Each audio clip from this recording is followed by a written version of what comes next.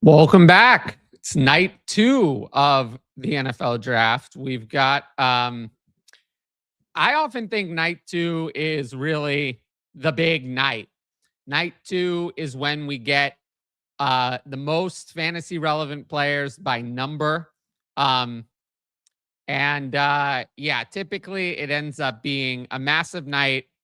And it also ends up being a night of where we're looking for the player who doesn't get selected. And that is often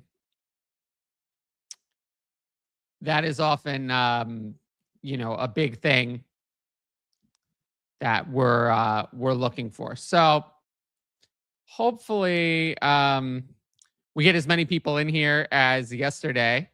Yesterday's stream was insanely well attended. I'm hoping for a repeat. Yeah, let's see. Putting out the promotions for this.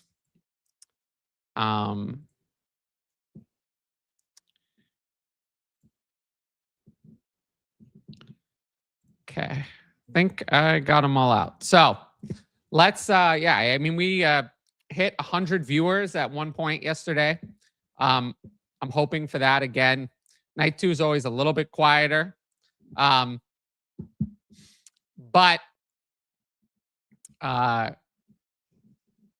hoping for a successful evening. If you have any questions, make sure to put them in the chat. It should be a very lively show. I'm going to be following along with the draft. I'm not watching it, so I don't know what they're talking about on the broadcast. So I'm going to be following it online and relaying the information when I get a chance.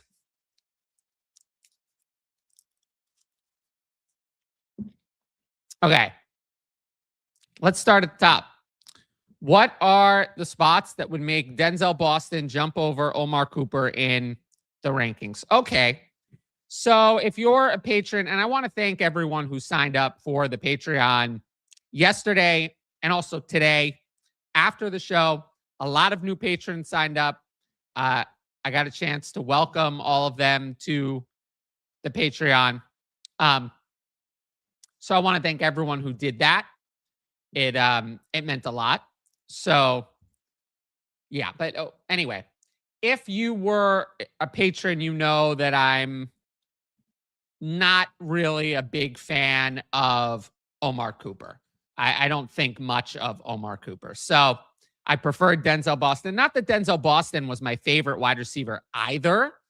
Denzel Boston is fine. I don't have like major issue with him, but he's not my favorite. So I would say, I mean, if Denzel Boston goes off the board immediately to San Francisco, maybe to the Bills or the Raiders, yeah, I mean, I would probably have him over Omar Cooper. What other round 2 wide receivers? Oh, I don't think any other round 2 wide receivers will jump Cooper. There are some that, based on their prospect profile, I like better than Cooper, but not better enough. Not enough to overcome the draft capital. So no, there will not be any, only Denzel Boston. There won't be any other round 2 wide receivers that go ahead of Omar Cooper for me. Yeah. I think it's more likely that a running back is picked in round 2 and pushes him down a little. Who are your top winners and losers from day 1? That's a good, expansive question. I would say, of the players picked, the biggest winner, obviously, is Jadarian Price. I mean, Jadarian Price, I did not think would go in round 1, and he did. So he gained a lot of value from that. I would say Ty Simpson is also a winner. I mean, Ty Simpson went way earlier than expected. So there's a big difference between like 29th overall and 13th overall. 29th overall, maybe you get a chance, maybe you don't. Who knows what happens. 13th overall means you're going to be the clear franchise quarterback at some point for that team. So those are completely separate things. So Ty Simpson would definitely be a winner for me. In terms of the players who were selected, losers, I mean, Omar Cooper. Omar Cooper went to a horrible landing spot and way later in the draft than expected. So Omar Cooper, definitely a loser. Kenyon Sadiq, maybe a slight loser. I mean, he got the draft capital right around that 15, 16 that I expected. The draft capital was right on par. Not my favorite spot. But Kenyon Sadiq is a raw player who needs a lot of time anyway, so he's not a big loser. I was not expecting Kenyon Sadiq to come into the NFL and be fantasy relevant in year one. I don't think that's going to happen. And then maybe I could throw Makai Lemon as a small loser. At the end of the day, I thought Makai Lemon floor was the Rams at 13. That did not happen. So Makai Lemon went later than expected. I've learned this with Treylon Burks, and people are going to cringe when they hear that name. I've learned this lesson with Treylon Burks. If someone falls to the 20s, you got to ask yourself. I mean, Treylon Burks even fell to 18. That was kind of far. It was my wide receiver 1 going into the class. Not that Lemon was my wide receiver 1. But you have to ask yourself, is this really an elite player?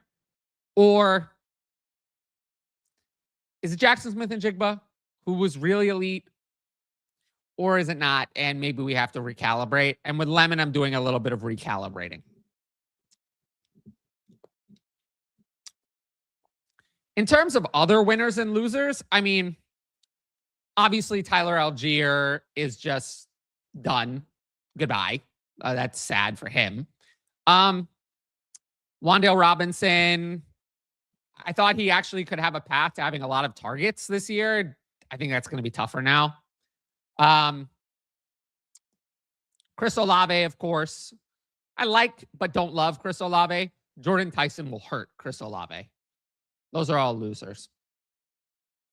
Devonta Smith, we're not getting like free and clear Devonta Smith at all. That's not happening.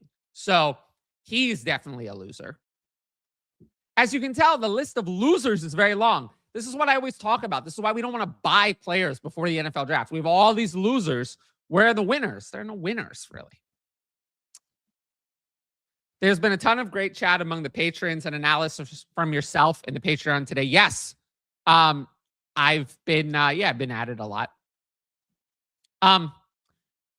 What's your favorite part of the Patreon experience as a content creator? I'm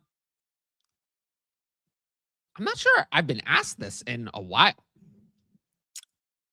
My favorite part. I won't do the cop-out answer of hearing that my patrons won a fantasy championship. I feel like that's an easy answer. And that's kind of a cop-out. I'll say of everything I do in the Patreon, I think the DMs are my favorite. I think the direct message, working with your team directly in direct messages is my favorite. If I had to pick one. Reed extension, yes. So Jaden Reed received an extension, kind of a small extension, 3 years, $50 million with this $20 million guaranteed. So yeah, I mean, it doesn't really do much for me. And I'm hearing from the people on Twitter, I see it. Well, if only Jaden Reed could play in 2 wide receiver sets, then he would be very relevant. Oh, I think now that will happen. It won't happen. It won't happen. We've seen it when all the wide receivers are injured. He still doesn't play in 2 wide receiver sets. It doesn't matter. Jaden Reed will never play in 2 wide receiver sets. So, yeah. Any early veteran trade targets after day 1? So what does this mean? This means usually someone whose value was damaged by the NFL draft, who I might be wanting to trade for on the cheap in some way. I mean, that's what this means. So off the top of my head, I mean, there isn't really, like, I was thinking about it. There isn't really that player that was damaged that I still want. Maybe Chris Olave, maybe, but he might still be too expensive. There really isn't that player who was damaged but not killed by the players on day one, where I'm like, wow, now I want that player at a cheap cost. There's not a specific example. How many running backs do you think get drafted tonight? I'm going to say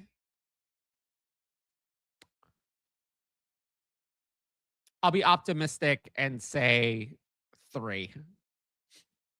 Maybe that's too many. Let's hope for 3. I mean, Mike Washington will be drafted tonight. And then let's hope after that. So for tonight, I've brought back a discount code. This time, 55% off. So an extra 5%. If you use code Tyler 55 for 55% off your first month, click the link and sign up for the Patreon. How many wide receivers do you expect to go today? I expect a lot. I mean, Denzel Boston, Germie Bernard, Chris Brazzell, Chris Bell, Antonio Williams, Elijah Sarratt, Zachariah Branch, Ted Hurst, Malachi Fields. Yeah, I mean, 11? Is that too many? Say 11. Thoughts on Casey Concepcion's landing spot? I'm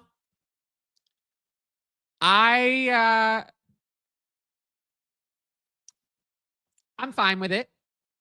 I'm fine with it. I don't have any issues with it.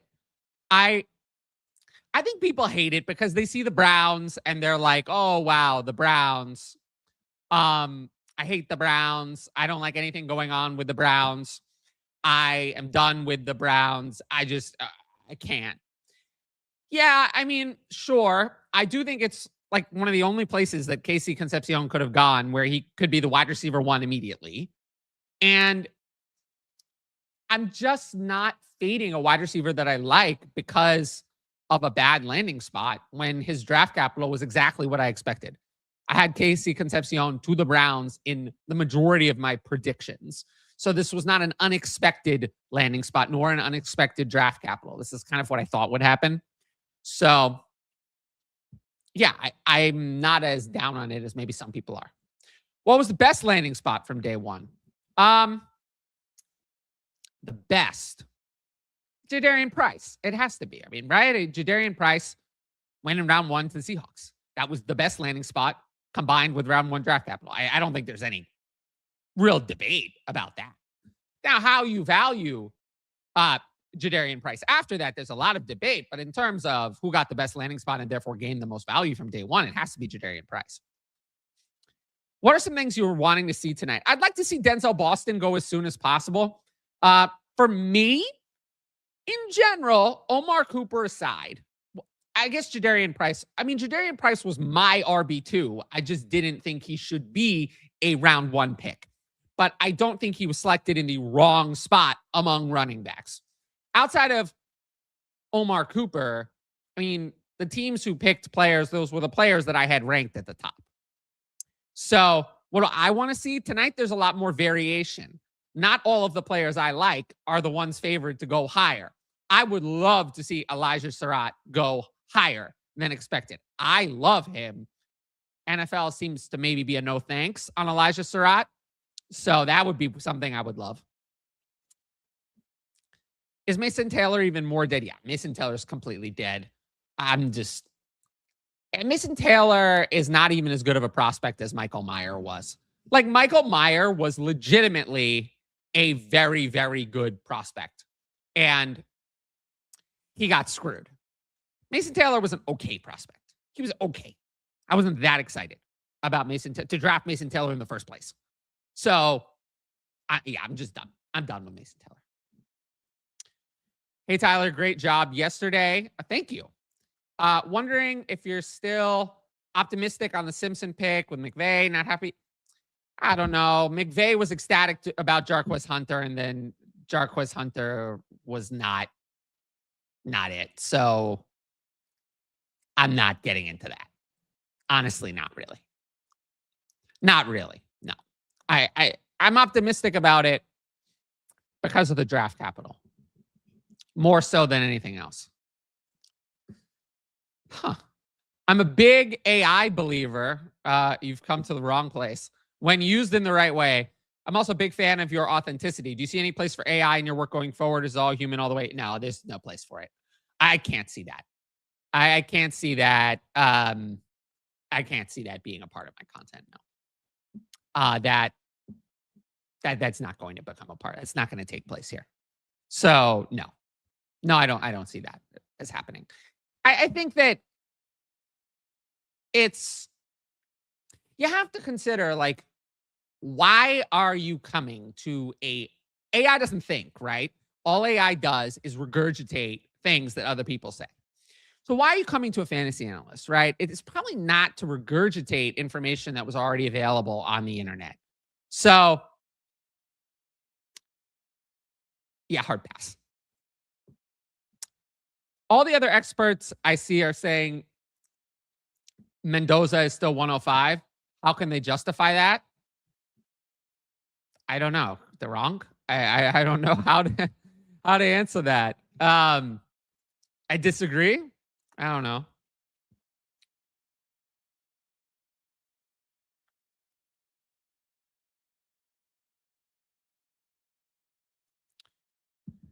I don't know how they justify that. I mean, that's on them.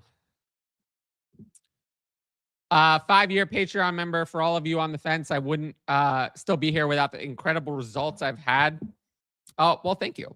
I'm glad that you're having great results. I have like 6 or 7 seconds this draft. Speculating as we start day 2. Do you anticipate I'll be making more trades or making more picks with that capital? Okay. So when it comes to making trades, in general, you should be trying to make trades down, not up, during or out, not up ever, down or out during the rookie drafts. You should always be trying to do that. It doesn't matter about the quality of the class. The quality of the class does not change that I want to make trades. I want to make trades in all classes. I wanted to make trades in 2024. A great class, but I still made a lot of trades in that class and did a lot of profiting. I wanted to make trades in 2025. I wanted to make trades this year. So we're always going to want to make trades, right? You can get more. I talked about this on yesterday's stream. Player takes, you're going to be right at best 60 to 65% of the time. And that's if you're elite. That's if you're God tier. You'll be right that much. But strategy-wise, you can consistently gain an edge over your league mates.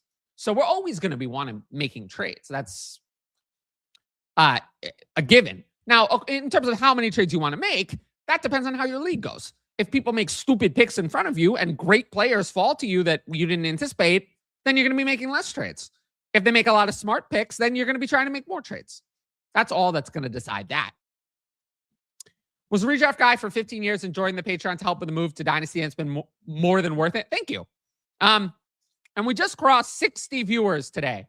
The night 2 stream is always more challenging, but I checked the numbers from last year, and that's more than we had at any point during last year's night 2 stream. So we're already beating last year. And I'd love to hit 100 again tonight. I'm not delusional. I know it's going to be harder on night 2, but 75. Let's shoot for 75. 75 would make me happy, I would say. But I appreciate this. I'm glad that I've been able to help. And I do think that I focus more these days. There is no good Dynasty content out there. There used to be. I felt like I inherited patrons and they knew what they were talking about a little bit more. Nowadays, I feel like I'm less focused on the transition from redraft to Dynasty. Most of my patrons are not new to Dynasty, or they're not brand new. It's not like I'm starting my first Dynasty league. Help me. most of the patrons have played Dynasty already. So nowadays, I feel like I'm more focusing on how do I help you learn how to play Dynasty properly. But back in the day, there were a lot of people doing Dynasty for the first time, especially during COVID and that period of time. So that was definitely something I focused on a lot more in the past, how to transition someone from redraft to Dynasty. And I'm glad you had a good experience with that. Not saying I don't still do it. It just doesn't come up as much. Most of the people watching my content, like it's usually that someone watches my content for a while before being a patron, and they wouldn't watch my content unless they played Dynasty. So I don't get this. Doesn't come up very much anymore. Do you think the Dolphins nab a wide receiver at pick 43? I think they might trade up higher than pick 43 to nab a wide receiver. I do think that the next wide receiver, the next pick the Dolphins make will be a wide receiver, yes. Okay. So cool that you do something you love for a living. What is it about Dynasty, fantasy, and content creation that floats your boat? Well, yeah. So which part of it? I mean, that's kind of a good question. I mean, different things kind of float my boat in different ways, right? How do I say this? I love myself. I don't have an imposter syndrome problem. So I kind of like creating content that's all about me. This is why I got rid of all of my co-hosts. They weren't doing anything for me. You know, I want to do it all myself. So I found that I like creating solo content. I've definitely had much more passion once I took all of my video content to be solo. I like the DMs. I mean, a lot of people think since I'm cranky that I am a more introverted person, but they're so wrong. I'm a very extroverted person. I just, Twitter is maybe not the best forum for me to be extroverted. I don't really like talking to robots.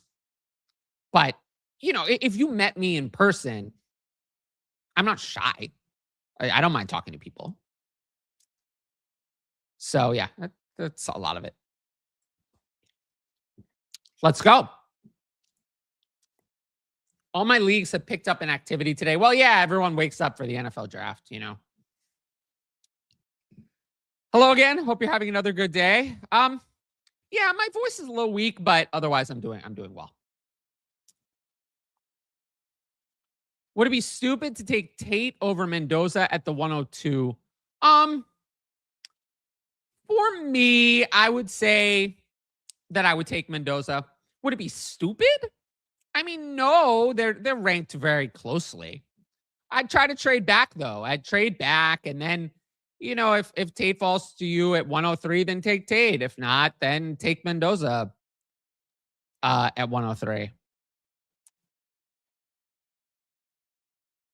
But yeah, I don't know. I wouldn't say it's stupid. At the end of the day, I like the top 4 players in this class. Saying I don't prefer Omar Cooper Jr. is putting it mildly. It is putting it mildly. Concepcion or Cooper? Concepcion. Cooper is bad prospect. I don't get it. So Concepcion was taken first. Better prospect. So Concepcion easily. Over under on 3.5 running backs taken tonight. Oh, under. I mean, you're hoping for 3. You're hoping for 3. I think it's more likely that it's 1 than 4. So yeah, under. There's just 4 tonight is not happening. I think you're hoping for 3. 2 is probably the most likely. What's up? 102 or Hurts? I know to wait, but I got the offer. My direct message. Oh, Hurts is a low-key winner. I mean, he's not going to have to go with no weapons now. There was a world where they kind of drafted someone in the 2nd round, and then they traded A.J. Brown, and that was it. Mekhi Lemon is a legitimate prospect.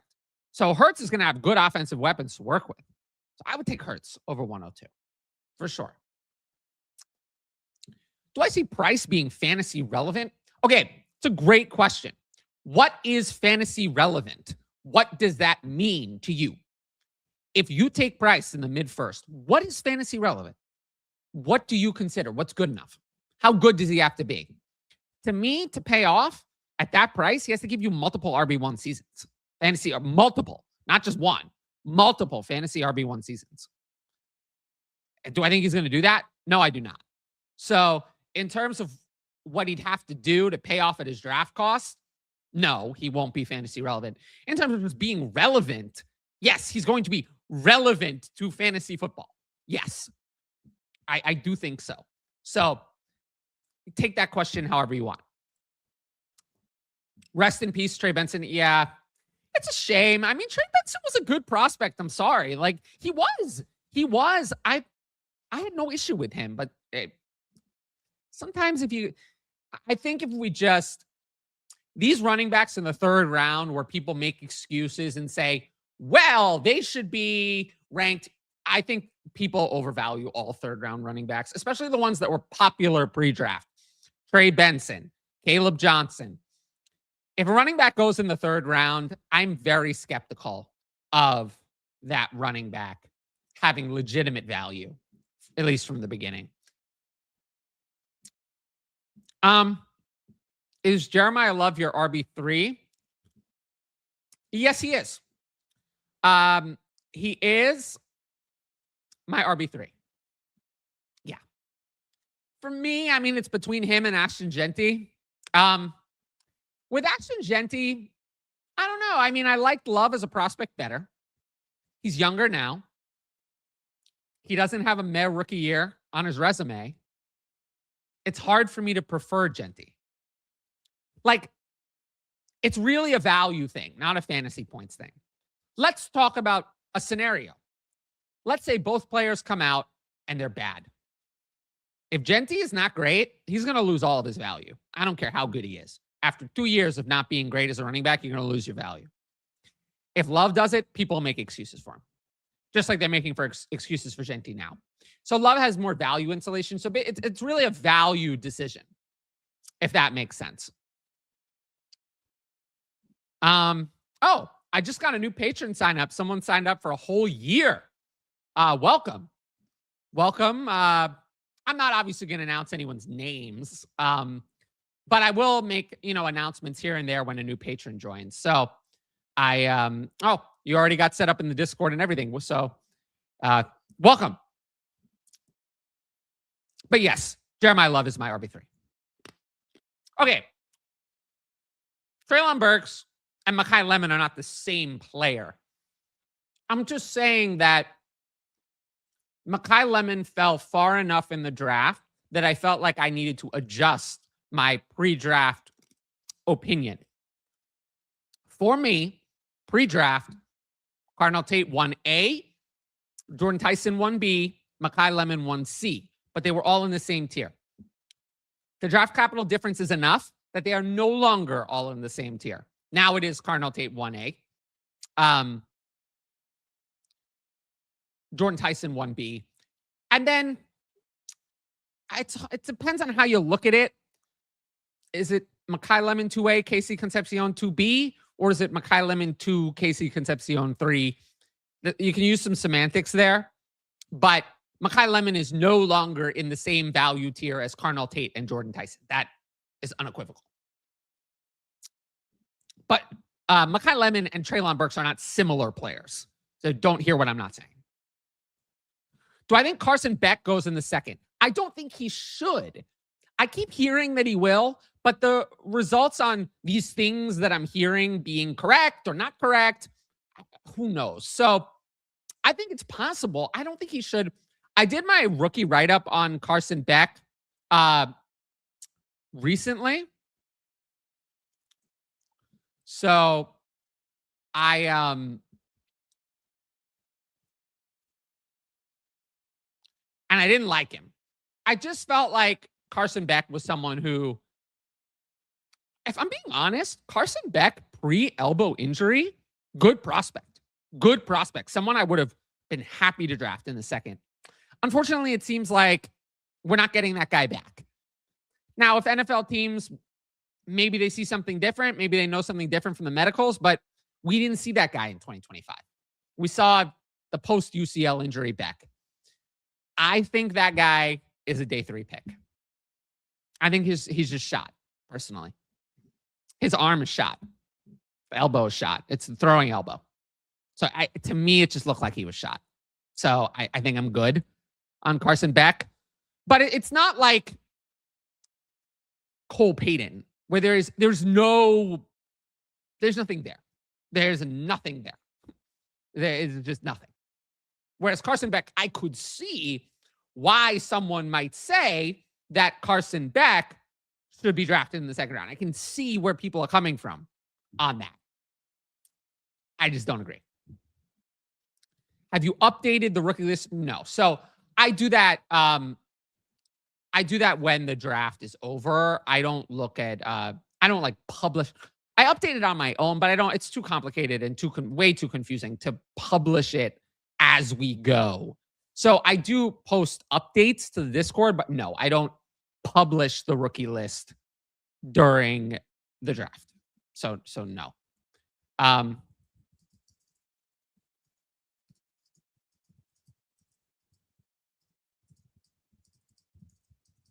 I don't do that.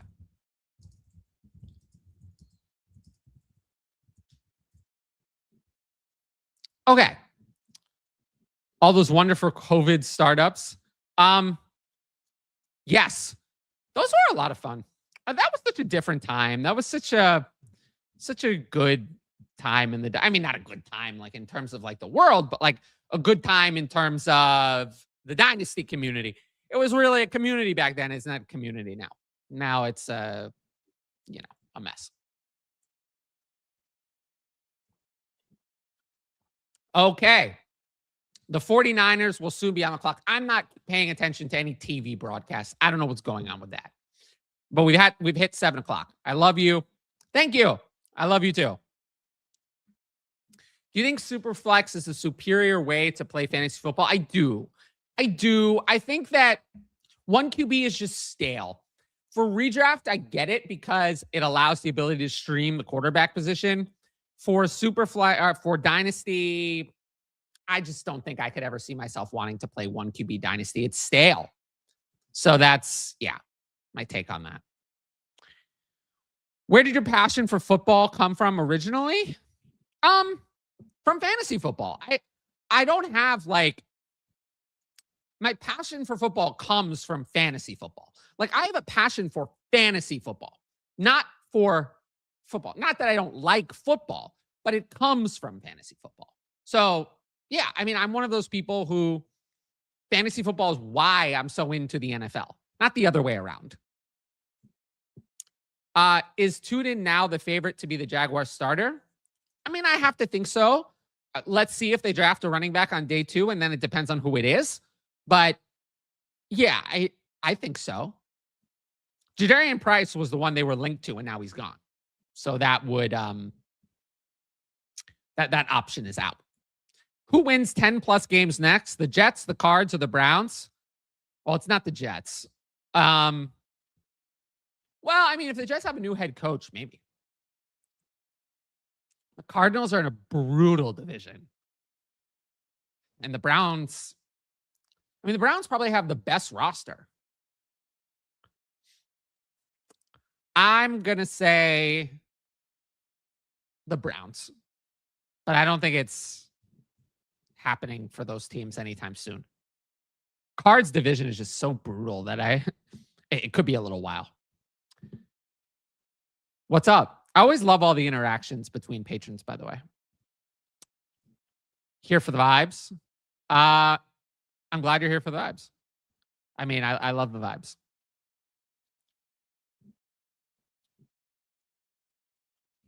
Might need another cup of coffee to get through tonight. I feel a little bit more tired. I love that. The title of this live stream, yeah. This live that title worked well in SEO last year, so I just reused it and changed it to 2026 for the live stream. But who will be relevant at the 106? I mean, I don't know. We obviously want to try to trade the 106. But this has been talked about in the Patreon to death. I can attest to the Patreon. Joined after my second year doing Dynasty. I came in second in my Dynasty and redraft using the tier list. And the start sit, yes, I do start sit in season. I think I'm pretty good at it. It's awesome. You're right, far more. Thank you. Appreciate that a lot. I don't want Beck to go to the Jets. I mean, okay. The one thing with a quarterback that I always think about is, does that team have their forever coach? Less so the GM, I don't care about as much. But does that team have their forever coach? And the Jets are a no. They do not. Aaron Glenn is a loser. He's a loser. And I don't want a loser coaching my team. That's what he is, a loser. I mean, you saw it when he coached last year. He's a loser. He doesn't know what he's talking about. I mean, he doesn't know anything about being a head coach. It didn't work. I mean, he was an embarrassment. Honestly, I found him very embarrassing to watch. I literally think you could have had, most 10-year-old children go and do a better job than Aaron Glenn. He's a loser. So I don't want that. He's falling asleep at the combine. That doesn't work for me. So that won't work. So whereas in contrast, like say the Cardinals, Mike LaFleur, I think could be their long-term head coach, right? I'm not sure that he is, but it's not a guarantee that he isn't like Aaron Glenn. So yes, I don't want Beck to go to Jets, but I also don't care about Beck because he sucks. I love this. So thank you for the super chat, Clinton. I want to say I've been a patron only a few months. You've helped turn my team around already. Wow. In only a few months. I love to hear that. You helped turn my team around already from our one-on-one talks. The Discord is baller AF. Thank you. The Discord is a lot of fun. I think I've finally gotten it right by separating my takes and putting them separately in the Discord from the discussion. People want to have discussion. They want to talk, but they also want to be able to access my takes in an organized way. So I think separating those two things has really made the Discord, and you've only been here a few months, so you've only seen it that way. But the Discord used to be a lot messier. It was impossible to find anything that I ever said. Like I said it, and then there were 100 messages, and I said something else, and you would never find it. So I'm glad that you're enjoying the Discord, because that's something I've really worked on in 2026, is making that a better user experience, because it was kind of to be honest, it was kind of a mess before. So thank you very much. Okay. I saw the odds flip to Beck before Nussmeier. I mean, that's certainly possible. 49ers are still on the clock, by the way. I'm at 102 and wide receivers, what I'm best. Okay. We don't care. We don't care about team need. We're not building for team need. You want to focus on value. Now, we don't want to trade forward. I'm just not going to do that. In terms of trading back, I'd take a look at that. It depends on what the offer is. Greetings from Germany. Enjoy the draft, guys. Thank you for the great content, Tyler. You're welcome. And thank you for watching from Germany, because I know this is an unreasonable time in Germany. I've been to Germany before. It was nice. I enjoyed my time there. But yeah, really enjoy the content. Thank you. I like making it. The 49ers are going to be making their pick. I'm looking for that. I'm waiting to see the 49ers pick. But I appreciate this. If you're serious about fantasy and not a Patreon member, go and get your first month half off, 55% off today. And get a true Dynasty fanatic expert on your team. Yeah. I mean, I'm a little bit crazy. I think that's my biggest edge, is that I'm crazy. Yeah. Okay. No, I get it. Wasn't trying to suggest that Burks and Lemon are actually similar. Just found it amusing. Burks' name was brought up, and they both have the AJB connection. Yeah, that's true. Do I think Kyle Pitts gets traded tonight? I would, if I'm ever predicting a player trade during the NFL draft, I'm always going to say I lean that they don't. But we'll see where he goes. I mean, it would depend on his landing spot. We don't have to talk about that in terms of hypothetical. If it happens, believe me, we'll focus on it. We're now transitioning to Superflex. Ooh. I honestly think there's no fair way to transition to Superflex. I prefer just starting over, personally. My Cowboys have no second rounders. Pickens is being shopped. We're going to see. We're going to see if Pickens is going anywhere. I personally, again, would lean toward no. My draft is on Labor Day. Rookie draft is on Labor Day. Yeah, that was a while ago. That's a while from now. That's too late. I like my rookie draft to be in May. Just randomly thought about this. Remember when your dynasty rankings had the pick equivalents next to them? Yeah. That's not happening again. That got people to say, wow, the dynasty spreadsheet says this pick is equivalent to this player. Let me go trade all my picks away. I don't want that. That's, yeah. I've learned, it was a great learning experience for me, that more is not always better when it comes to content. Just because you can do something does not mean that you should. And that actively hurt people's dynasty teams severely because they did not know how to use it. And that's something that I always make sure on the Patreon is to protect you guys from yourselves, because you're more likely to hurt your dynasty team than your league mates. And the big thing I do is protect you guys from yourselves. Because, man, do I spend a lot of time having people tell me that they want to do this horrible thing or that horrible thing to their dynasty team. And they just need someone to tell them, no, we're not doing that. We're not doing that. We're not going to be doing that. So that's why we don't have that anymore. Seems like Bill might have at least dodged a first-round running back replacement. If you get any value for Bill, I would sell him. Bill is not valuable to me. It's overrated. I recommended stashing Bill immediately after the draft, and people from the Patreon will know that. I recommended stashing him immediately. He was a player I talked about immediately post-draft. But then the second he became value, I was like, get rid of him, get rid of him, get rid of him, get rid of him. I don't buy it as a real asset. I liked him for free. But I was like, now people are getting a first for Bill. Like, craziness. If you get anything for him, I would sell. Yeah, I have no interest in him at all. Any QB you think could be interesting? Garrett Nussmeier is the only one that I'm like, okay, I could see this actually being an NFL starter. I'm not saying he will be, but he's the only quarterback I'm interested in remaining. Tyler's start sit is low-key undervalued. No one can be 100%, but Tyler has a great track record. Thank you. I do think I have a great track record in my start set. We passed 75. We hit 80 for a second on here. Oh my God. Is that real? Is that real? That can't be real. That cannot be real. The 49ers selected Dejon Stribling. Why? I did a write-up on Dejon Stribling. I did a write-up on him, and I thought he was bad. I was not a fan of Mr. Stribling as a prospect at all. I thought he was bad. I didn't get it. I liked him even less than Omar Cooper, who I don't like, but Stribling was way worse. So, yeah, this is giving Tutu Atwell or Tyquan Thornton or Dwayne Eskridge. This is just, that's insane. I'm sorry. That's just terrible.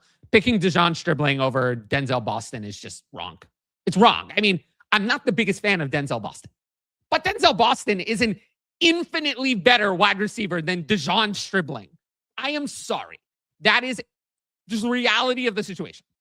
This is stupid. It's stupid. They reached on Pearsall too a couple of years ago. That pick was not great. So I'm out on that. Complete. I'm going to rank him decently, but we're going to see. We'll see who's proven right. My write-up on Stribling said round 4, a nice round 4 pick could work. I could see a role in the NFL, but actually being good, no. I didn't see that. Love last night. Looking forward to this. Well, it got spicy immediately. It's going to depend on where he goes. I'm never going to say I'm passing or drafting someone because if they fall far enough in your league, then I will take him there. But I'm not a fan of Carson Beck. Is Cook and Rashee Rice enough to move off Jeremiah Love? I assume that's what you're asking. I don't really like those players. I'd try to get something better. I'm a Cowboys fan, so I hope Pickens stays. I'm leaning that George Pickens stays. So I have the Cardinals pick. I don't know where we are in the broadcast. It's a guard, Chase Basantis. So not Carson Beck. I'd like to have the draft earlier, but I'm not in charge. Become in charge. Okay, I did a write-up. I did a write-up on Dejon Stribling on the Patreon. The patrons remember that write-up. I did a write-up on him. I did talk about him. I did break him down as a prospect, so I am familiar with the player. I don't like it. He's not good. I'm sorry. He doesn't have a production profile of any kind. I'm sorry. Like, that is the reality. Like, you can live in another delusional universe, but like, he didn't do anything. He had in his final year at Ole Miss 54.1 yards a game.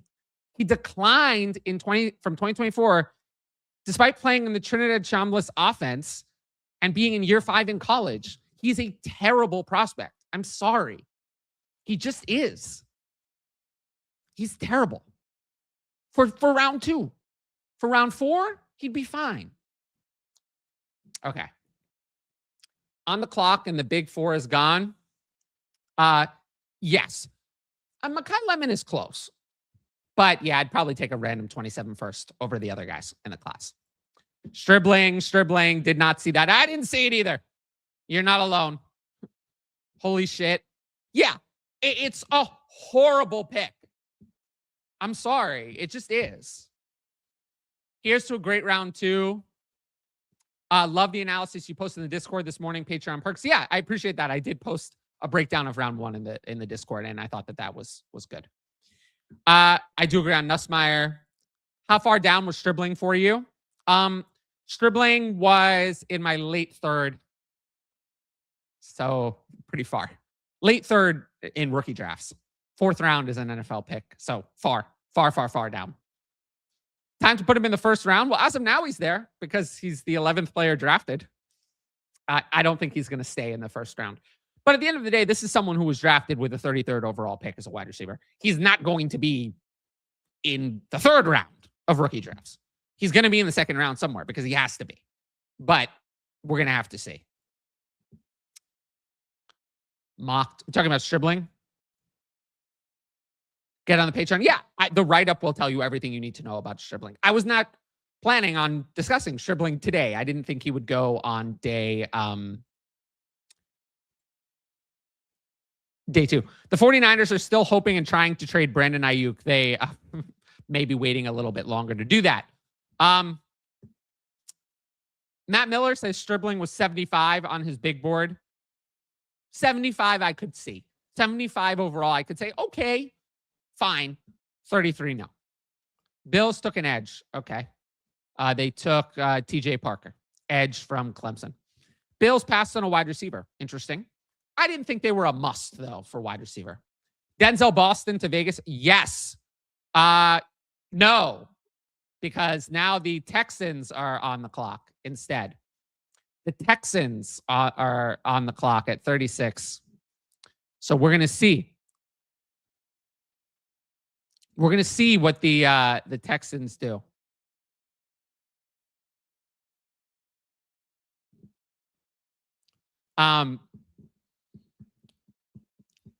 We will see. So we'll have to wait for that. Wow. We were shocked immediately. Immediately shocked. I don't know. I kind of like a little bit of excitement. Why not?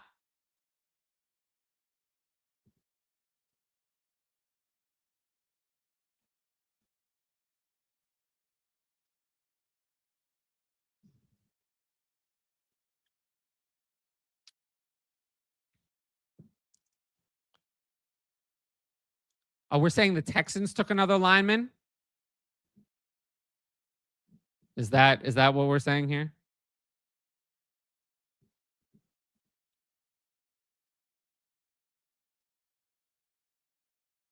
I mean, honestly, the Texans taking linemen. I mean, the Texans had the worst offensive line in the league. So if they're taking another lineman, I don't really have an issue with that. Right? Like that would not be a mistake for the Texans to do so.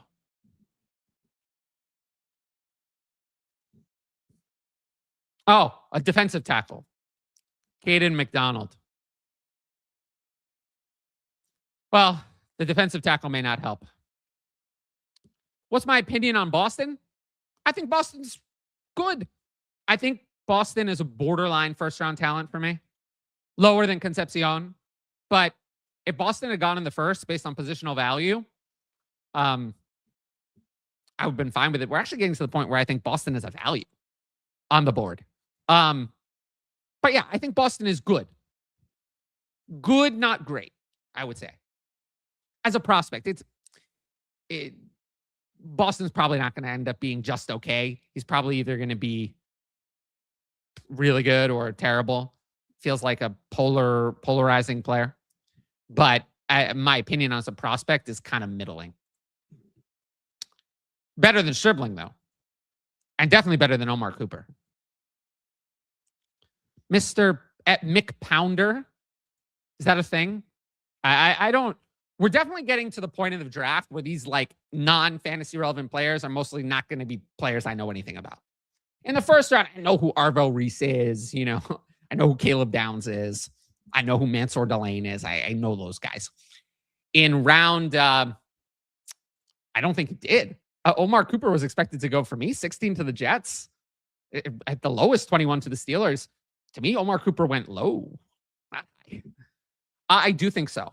I think the Giants are a candidate to trade back, but if Denzel Boston is there for them, and I think Denzel Boston would be a candidate to be taken by the Giants right now. Yeah, the Raiders, I think, have kind of a rough roster after the Max Crosby trade did not go through. So I think that the best move for them is to accumulate more picks. So I actually agree with their move.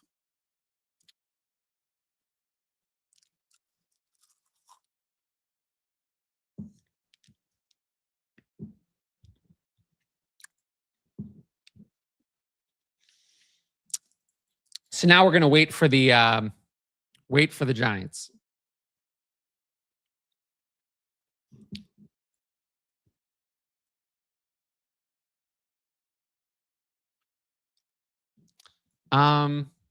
Okay. I am going to get myself another coffee because I feel like it's going to be a long evening, but I will be right back. I'll leave this up for you guys.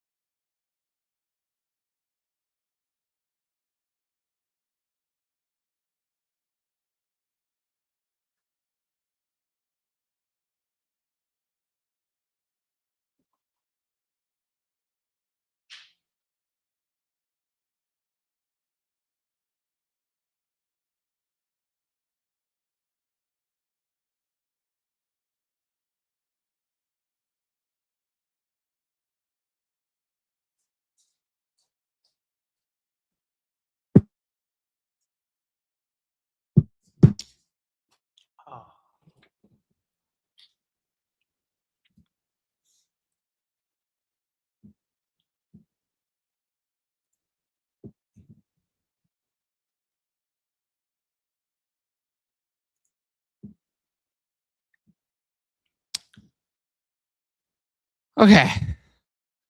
Finally joined the Patreon and must say the hype is real in a world like this.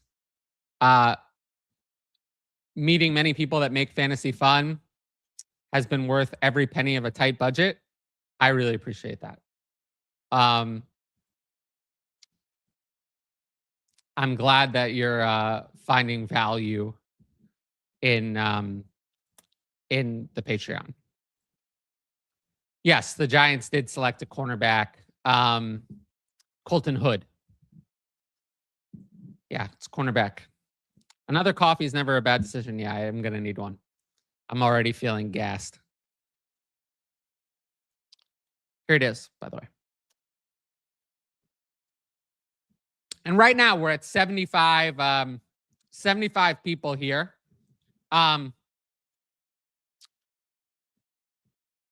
Yeah, again, a lot of people have signed up for the Patreon. For the rest of tonight, if you use code Tyler55, you get 55% off your first month.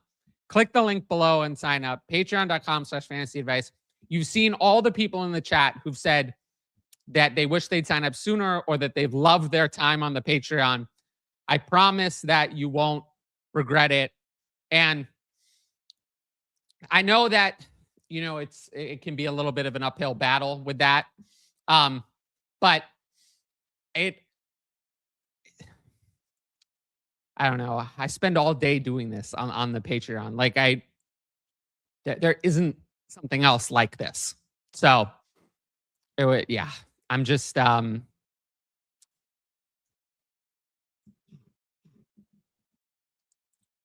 would just love to see more people sign up. You won't regret it. I promise.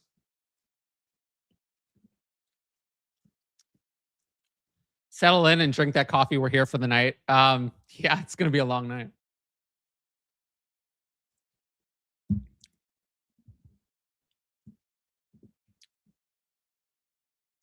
So the Raiders are back up now.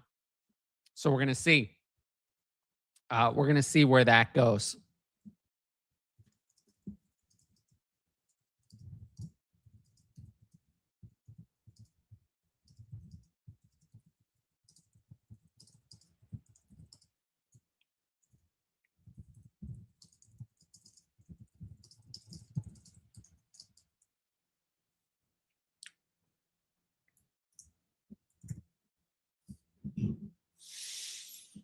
Okay.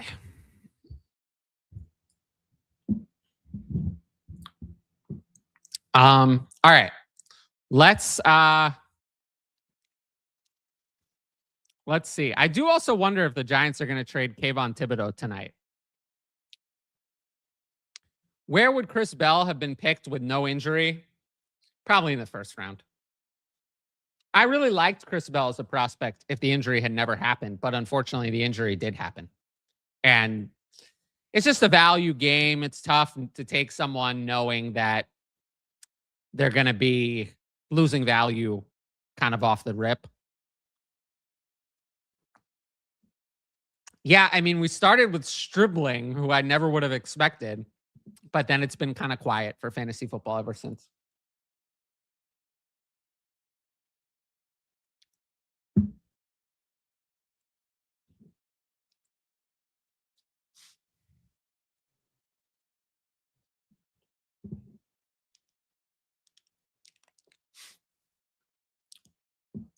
Yeah, I saw that.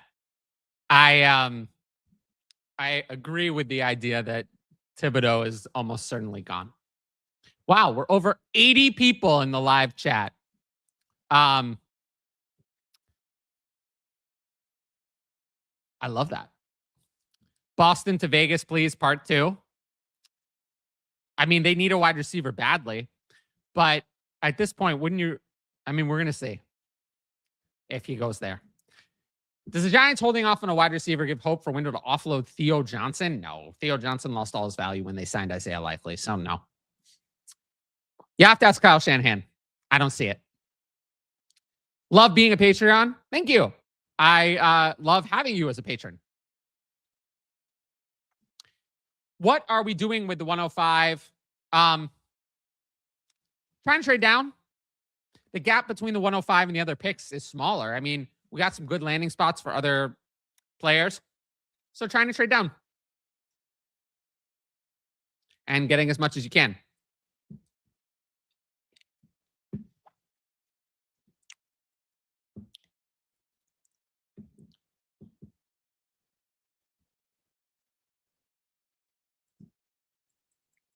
We're still waiting on the Raiders now.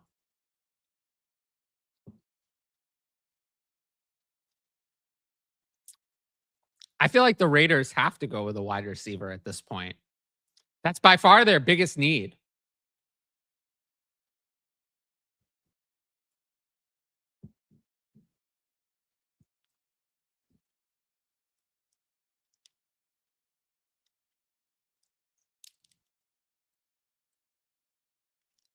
What are we doing with Chase Brown? Let's see what happens at the end of this evening. Let's see. That'll decide what I want to do with Chase Brown and exactly what I want to sell him for. Joined about a year ago, and all my teams are so much better. I think the advice you get allows you to think smarter, and it's a great community to be a part of. Thank you. Everyone's always helping each other. I do love that there's a very helpful attitude in the Patreon. Oh, man. This is not going to be the day that we want, I think. The Raiders went with a safety. Do the Raiders just not want the quarterback to succeed, I guess? Getting a little nervous. Can Chris Olave still be the wide receiver 1? Yes. I think he'll be the wide receiver 1 to begin, but Jordan Tyson's a better prospect than Chris Olave was. That doesn't mean he's better as an NFL player right off the bat. But yes, Chris Olave can still be the wide receiver 1 to begin, but he has lost a lot of value. Yeah, the Raiders took Traden Stukes, safety from Arizona.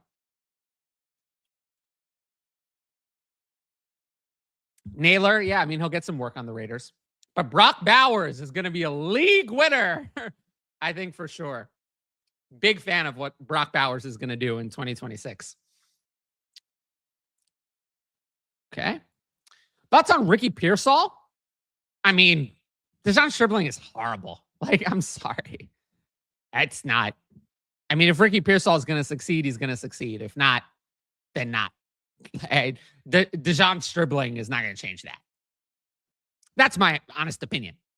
Like, let's put it this way. Who would I rather have? Ricky Pearsall or Dejon Stribling? I'd rather have Ricky Pearsall. Ricky Pearsall was a better prospect and has been good every time he's played in the NFL. Dejon Stribling is a horrible prospect. So I would rather have Ricky Pearsall for sure. Yep. Wonder what the Browns will get. We will see. We're waiting on the Browns. NFL does not seem to love Denzel Boston. I will just say that. I thought Denzel Boston would be long gone. His draft over under closed at 28 or 29. The NFL doesn't seem to be a big fan.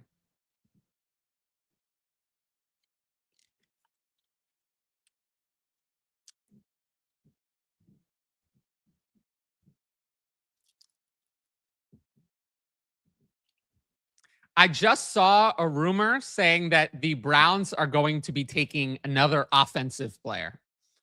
Uh-oh. It could be Denzel Boston. Is Woody Marks worth a stash? Sure. I mean, Woody Marks should be rostered in Dynasty. Let's see if the Texans add yet another running back. That would kind of kill Woody Marks. If they added 2 running backs to replace him, then he's probably done. If it just stays as is, or they draft someone late on day 3, then we'll see. Can't wait for this Jets pick. Carson Beck? You mean Beck? Is that real? Carson Beck to the Browns? It's not real.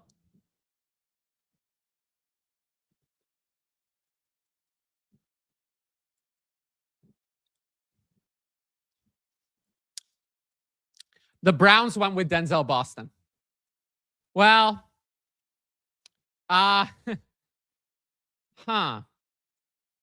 That sucks. Denzel Boston to the Browns. I mean, honestly, it's not a bad pick, but it's tough. It's just,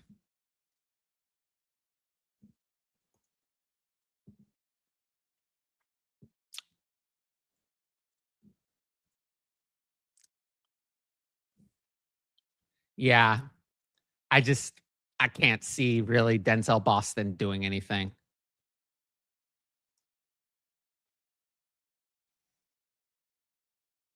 It definitely does, yeah.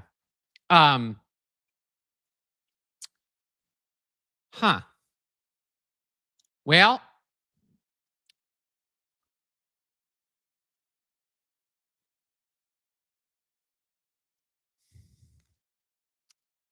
it's going to be tough. Sucks if you have 106. Who will be the Browns quarterback? Shedeur Sanders, I think.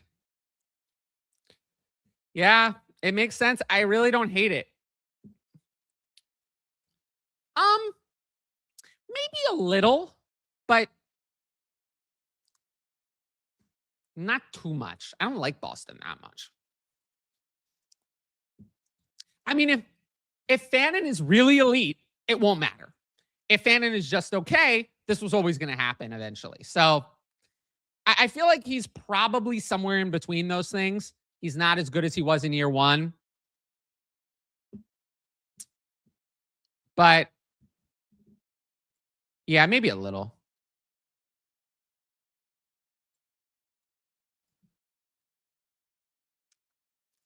I was really hoping Denzel Boston would make it to the Chiefs.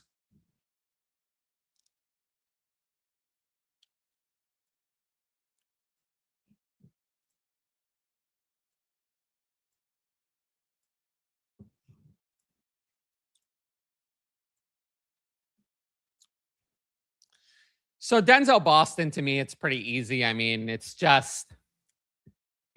I mean, the team told you, we like Casey Concepcion a lot better than Denzel Boston. So it's hard to like Denzel Boston all that much.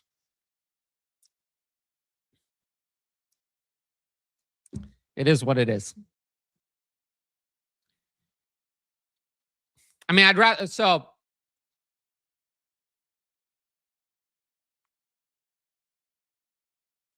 we have to see. I mean, there's still other players at this point. Shedeur sucks. Nothing's going to help Shedeur. The Chiefs selected R. Mason Thomas. Say edge. So now we're up to the Bengals. So far, this has not been a great day for, I talked about him in the Patreon. I did a whole write-up on Stribling. So far, this has not been so great for fantasy football. I mean, Denzel Boston. Yeah, it's just tough.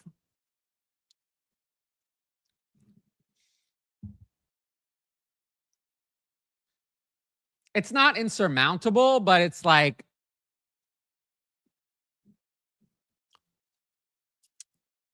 Casey Concepcion is going to come down a little, but not that much. Yes, and I do think now I'm going to get Casey Concepcion in every draft. Before, I thought maybe not. But like Casey Concepcion is not, it's not changing that Concepcion is going to be, you know, there's that group of three, Concepcion, Price, and Simpson. And Concepcion is still in that group. I think this might push him down so far that he's out of that group for some people. I don't know. Can I really take Jadarian Price, who's just such a horrible prospect, over Casey Concepcion just because Denzel Boston went there? Is that enough? I don't know. I really don't want to fade Casey Concepcion because Casey Concepcion went in the first round. He's a prospect I really like. And it's not like he didn't get the draft capital. He did. He did get the first round draft capital. I really don't want to fade that type of player. I feel like I would regret it. Lane. Or Jacoby Lane. I think he should be. I'm a big fan of Jacoby Lane. But do I think he will be? Sadly, no. I'm a big fan of Jacoby Lane, though. Now I'm done with Jalen Royals. Jalen Royals was horrible. No on Jalen Royals. Judy might be on the move. It's possible. The Saints went with defensive tackle, or the Bengals went with Cassius Howell, a edge, and the Saints went with defensive tackle Kristen Miller. Is Jerry Jeudy cooked? I mean, was he ever alive? I don't know.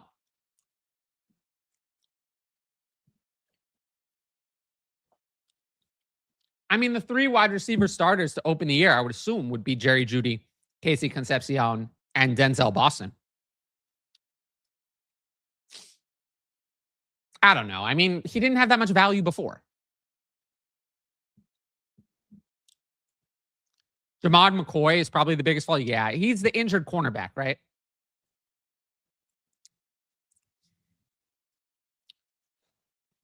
Okay. I'm kind of sad about Denzel Boston. We might get both Denzel Boston and Casey Concepcion at values, though. Like, I still have Denzel Boston ahead of Dejon Stribling. Like, Dejon Stribling is horrible. I don't care. I'd rather have Denzel Boston, who's actually good. Do you think Davante Adams can give us one more viable fantasy season? I'm going to lean no. The touchdowns, Davante Adams was bad on 97 yards of the field and good on 3 yards. I worry about that. If there's any regression from Matthew Stafford, then no. I think, obviously, Davante Adams is not going to be a fantasy 0. But if you're asking me, do I think Davante Adams is inside the top 24 or outside? I'm going to say outside. So if that's your category or for fantasy value, then I would say no. Is Jerry Jeudy cooked? Yeah, I guess there's no GIFs here.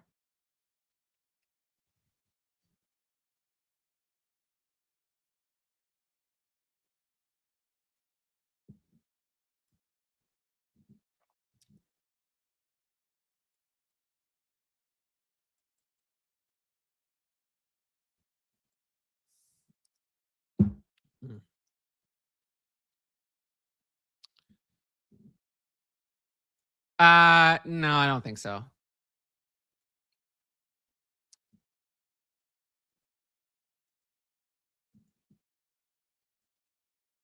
I think too many teams passed on Boston.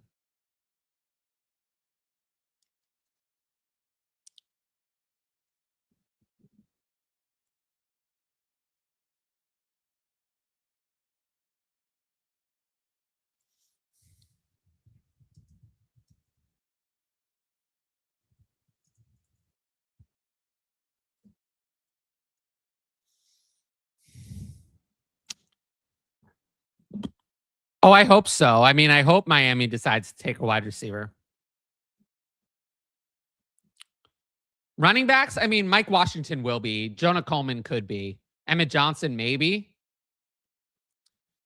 Well, we'll figure it out. Let's see. Let's see where they end up going, and then we'll talk about what we want to do. All right.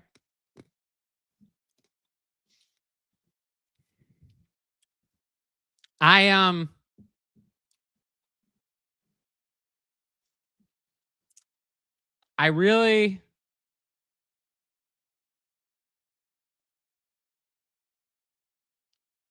I'm really hoping to see more people on the Patreon. I always struggle with these live shows. It's definitely putting myself out there. It's not, it's not what I usually do. It's hard because like I do better, I think. I do the video and then I see how it does later. I see how it does later. I don't see how it's doing as I'm doing the video. So I know I'm always putting myself out there with these, kind of like you're getting to see like a much more raw side of me than you usually see. Obviously, like I'm myself on the videos, but those are shorter and more a little bit. I have my script and everything. But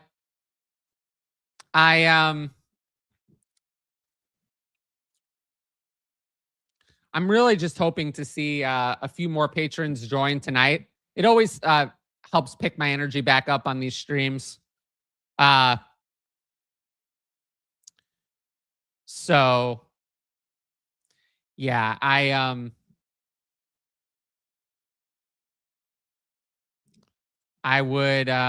love to see more people join. And I know there's been a lot of people in the chat talking about how great the Patreon is and all of that. And, this is not something that's done on the Patreon. It's not like the Patreon has a lot of live videos. That's not actually really a lot of what I do. It's a lot of live writing content based on news, but not so much videos. So I know I'm really putting myself out there, kind of an away game type thing. But yeah, it just really meant a lot to me how many people signed up yesterday. And it's true, the Patreon is the best. Lots of fun. Thank you so much. But it really did mean a lot. I really felt very supported in that. And yeah. So if people want to use this code and join, I promise you won't regret it. I know it's paywall, it's paid content. I hear what you're saying. I get it. I hear those things all the time. I understand that it's a massive obstacle to overcome, but there's so many people in the chat telling you that you should do it. And, they probably make a better case for it than even I can, because they're the ones experiencing it. I don't know how much the Patreon benefits you because I'm not you. I can't speak to that. Only the patrons can. So take their word for it.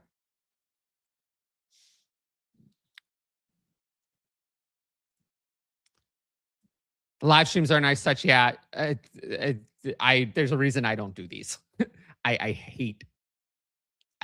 I'm not a live stream person. It's the smartest content decision I ever made was stop doing these.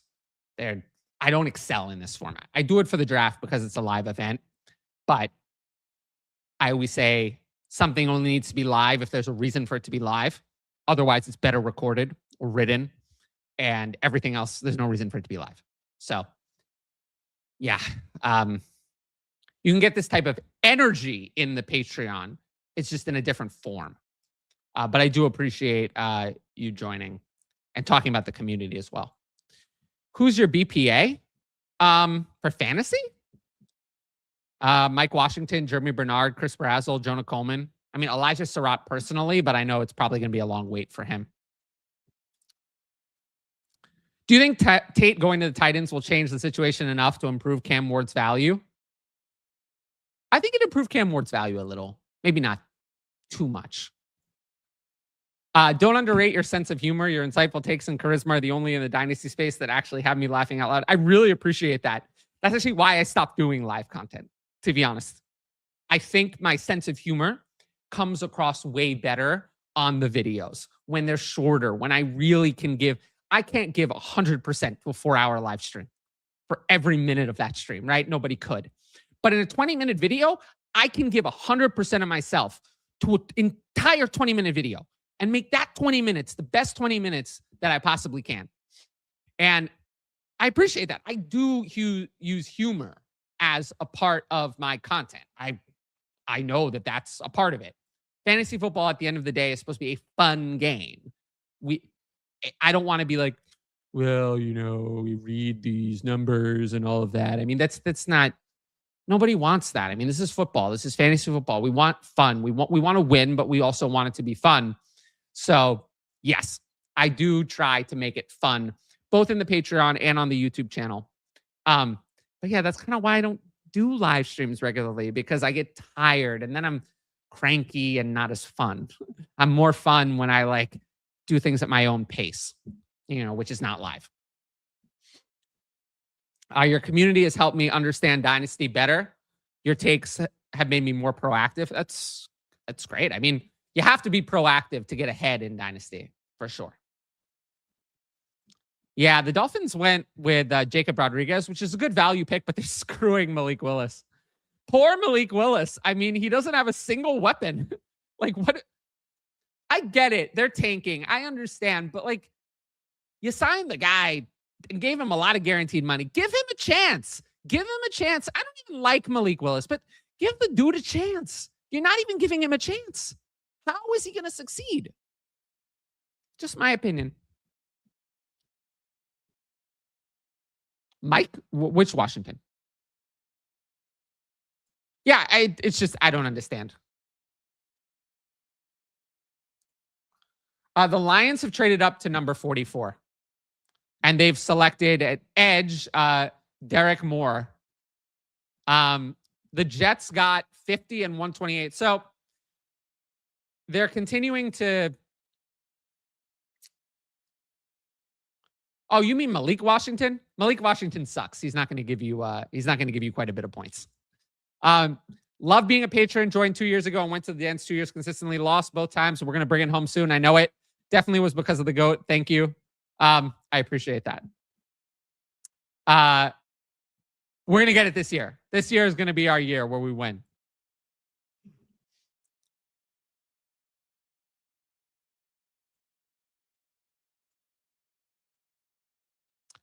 Okay, so far this has been a negative evening. A negative evening for fantasy football. The Ravens are now on the clock. The 49ers are trading linebacker D. Winters to the Cowboys for a 5th round pick. Okay. So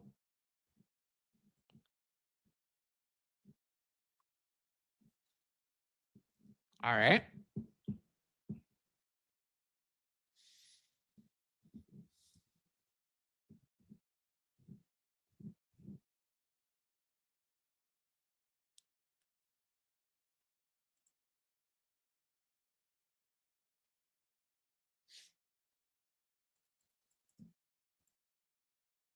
So now the Ravens are on the clock.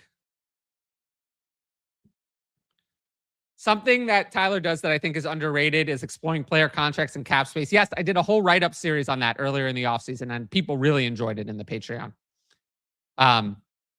Explaining, yes. Yes. My write-up series on that earlier in the offseason was great. Yeah, I mean, I hope you didn't pay anything from Malik Washington. Thank you. We're going to win this year, I promise. Yeah, sadly. This night has been depressing. It started off kind of hot with Dejon Stribling, I guess. But then, oh yeah, it's all gone way, way downhill from there.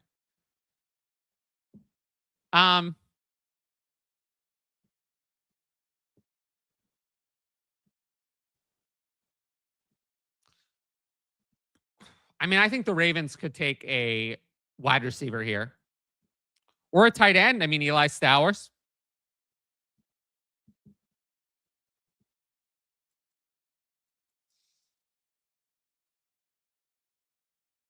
Let's see.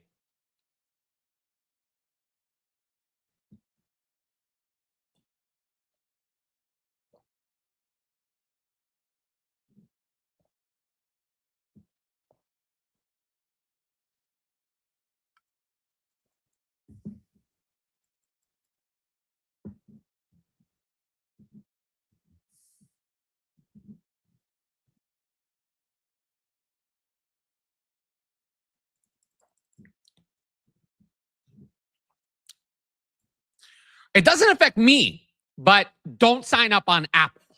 Do not use Apple to sign up for the Patreon. Apple will charge you lots of fees.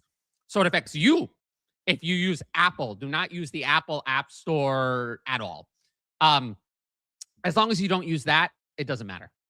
But yeah, it doesn't affect me. I get the same money either way, but you get charged extra fees. So yeah, do not use. It's not, unfortunately, this is only something I can tell people once they sign up. There's no way for me to communicate that in advance. But yeah, don't use Apple. Yeah, it's just one of those things where it's like, I wish it could be different, but it can't. I don't have any control over that. I think the biggest value is just how many times you save me from myself. Oh, yes, that's a big thing I do in the Patreon. You advised every trade. I was definitely making bad trades before becoming a patron. Yeah, I find that this is very, very common. Okay. What do you think about evaluating rookies now because of NIL? But since some of the players are staying more in college, changing teams frequently. No, I don't think it's really changed. I mean, it's changed some things, but no, I'm confident in my rookie process. I factor that into a degree. But no major changes. I still want early declares. I still want early production. That hasn't changed.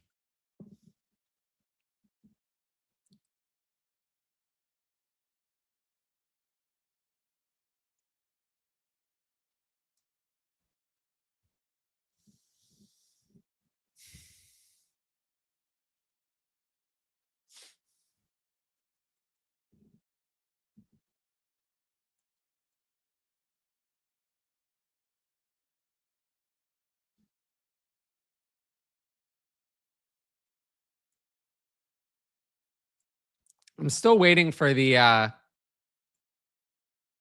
Ravens selection.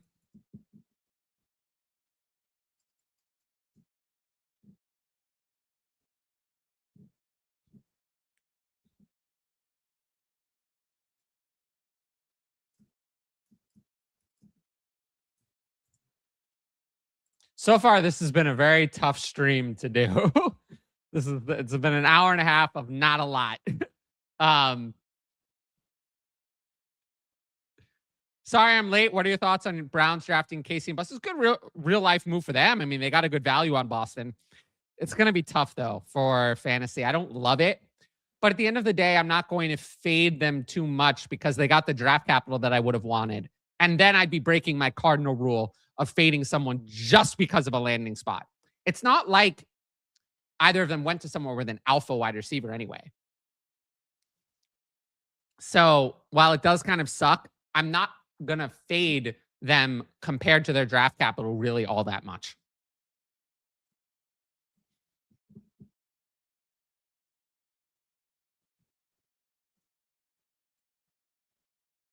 I'm still waiting on the Ravens pick. Oh, we're already a couple picks ahead of me. All right, all right. I'm still waiting on anything fantasy relevant, but this is not. People claim there would be a run on wide receivers. That has not happened, at all. Like at all. I thought there would be maybe 4 or 5 wide receivers off the board by now, but that has not happened.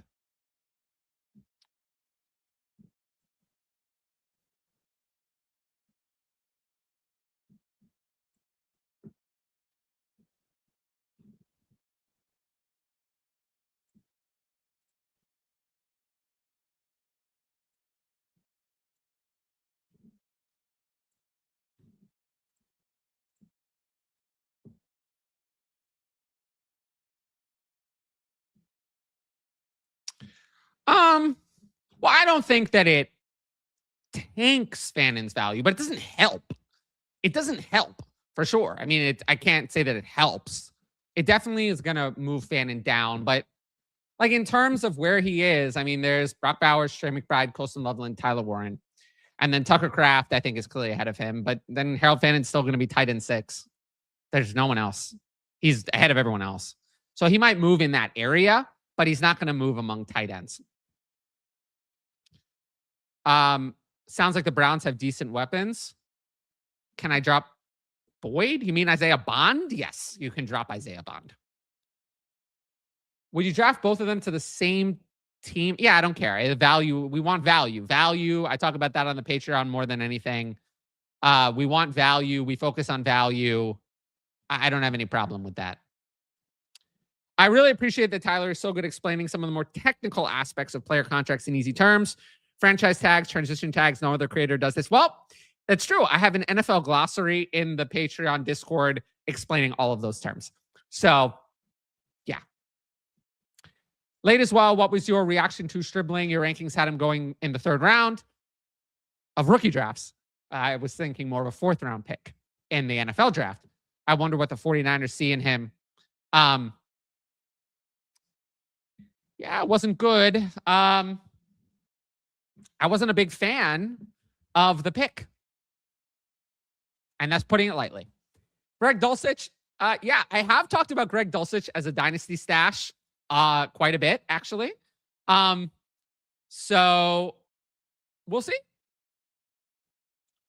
Tyler's done the best job of any content creator I watch when it comes to franchise tag, transition tag, guaranteed money versus contracts, etc. Yes. Most dynasty content creators have no idea what they're talking about as it relates to those things at all.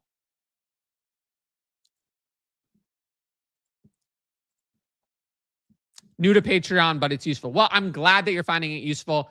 And I think you're going to learn even more as you go on the Patreon. It's going to be a very fun rookie process. Okay. Well, so far, this has been a depressing evening. We only have 2 players selected for fantasy football. One of them was one I didn't expect to talk about, and the other one went to a landing spot everyone's going to hate. So maybe we can be saved by some running backs being taken soon. The Steelers have traded into pick number 47 with the Colts. The Steelers, there was a report saying that they will be trading up for a wide receiver. They have traded up. So I would think this will be a wide receiver. And I have a feeling it's going to be Germie Bernard. But we'll see.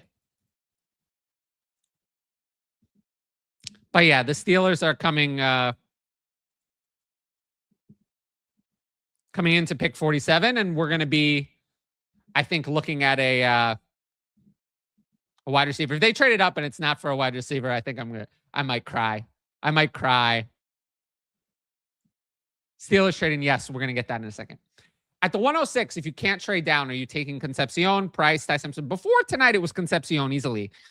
Now, I think it's still Concepcion, but now we're looking at Concepcion, Price, and Simpson being almost equal in value.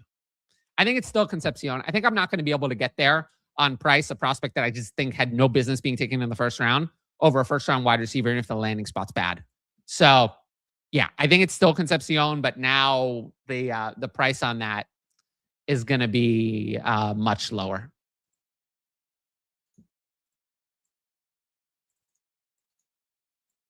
I really don't like the cost of Jadarian Price at all. I can't get there.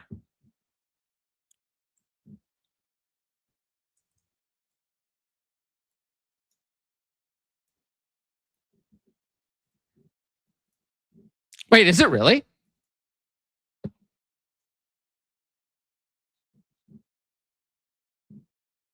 Is it actually Germie Bernard? Oh, it is. Wow. I swear I did not see that in advance. That was an actual prediction. Wow. Okay, it is Germie Bernard.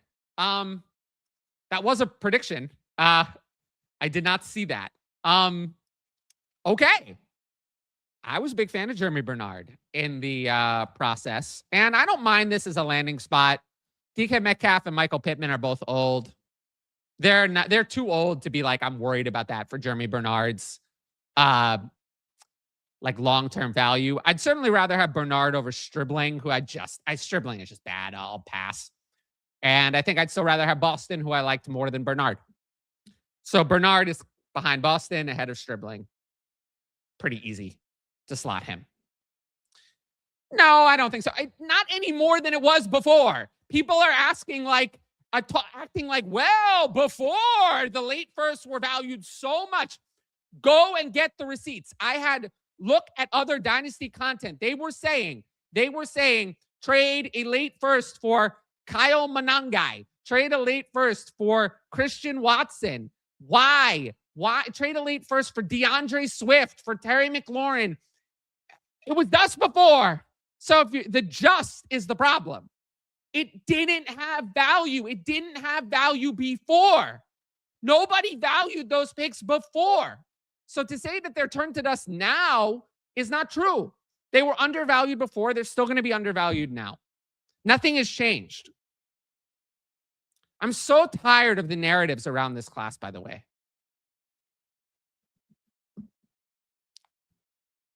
I was right. I'm happy to be right. And the Falcons are up, by the way. I think this could be another wide receiver. Maybe Chris Brazzell. That's what I had mocked in my mocks. Yeah, I mean, we want to trade down in every class, though. People act like this is something I'm only talking about with this class. Only this class I'm talking about trading down. I recommend that in every single class. It's not new. It's a strategy concept. Wow, I'm really on one right now. Thank you. No, I don't care if I have Zach Charbonnet already. That doesn't matter. It doesn't matter. We draft for value. I certainly don't fucking care if I have Zach Charbonnet, who's going to play in December, having anything to do with drafting Jadarian Price. This is, I know you're not a patron by this question. Patron would know better. No, it's irrelevant. It's totally irrelevant. Let's say for some reason Price falls during rookie drafts. It depends on what the offers are to trade down. So I always recommend trying to trade down. There's nothing wrong with trying, right? You never know when someone might love Jadarian Price and they'll give you an overpay. No reason to not try to trade down. So that's going to depend on your league. The 49ers are terrible at drafting wide receiver. You're not wrong. They have had a rough time of drafting wide receiver. Are we back in on Deontay Thornton? No. Deontay Thornton was horrible. That was another player. The same thing. I said, stash him after the draft. I was big on stashing Deontay Thornton. Then he got value, and I was like, sell Deontay Thornton immediately. Immediately sell Deontay Thornton. I had it right at the beginning and right at the end, because when players gain value having done nothing, you usually want to sell them.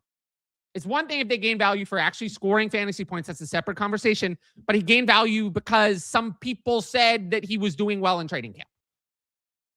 But he gained value. If you stash him after the draft, you can sell for a second. You gained value that way. No, I'm not back in. These landing spots, I don't think the Germie Bernard landing spot, I don't have any problem with that landing spot at all. When am I allowed to start shopping it? I prefer waiting for on the clock, but if you get a massive offer, I'm fine taking it now. Yes, I do recommend trading down in every class. Loving the fire. Well, if you like the fire, I mean, the Patreon is the place where you get the most fire. But I appreciate that. Thank you. I'm glad you liked it. I guess I needed just to yell to wake up a little bit. Get spicy. Well, I had to try. I don't know. Oh, the Falcons made an interesting selection. They went with cornerback Avion Terrell, who's now going to play on the same team as his brother AJ Terrell. Interesting. Let's fucking go. Yeah, let's fucking go. Why not? Thank you. I'm glad you liked it. Now we're moving on to the Vikings at 49. I'm glad you knew my answer, but you know. Never ask, never receive. Sure. I don't know what that means. Tyler's spicy today. That was kind of tame for me, honestly.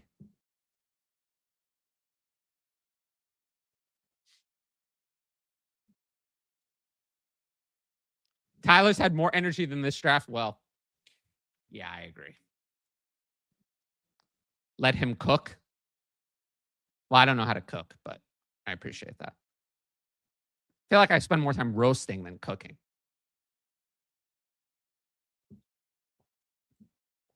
Thank you. Glad I sold him for 2/3 when he said so. I appreciate that. It's all about value. Dynasty is a value game.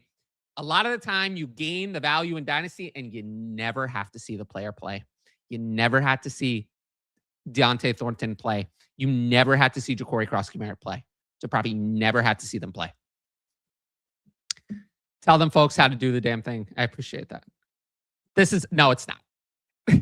It's not. If you watched 2021, Tyler, I was unhinged. Now I'm like, less unhinged. Oh, most so of any pick. That might be the one I want to trade down from the most 101. Absolutely. Absolutely, I would.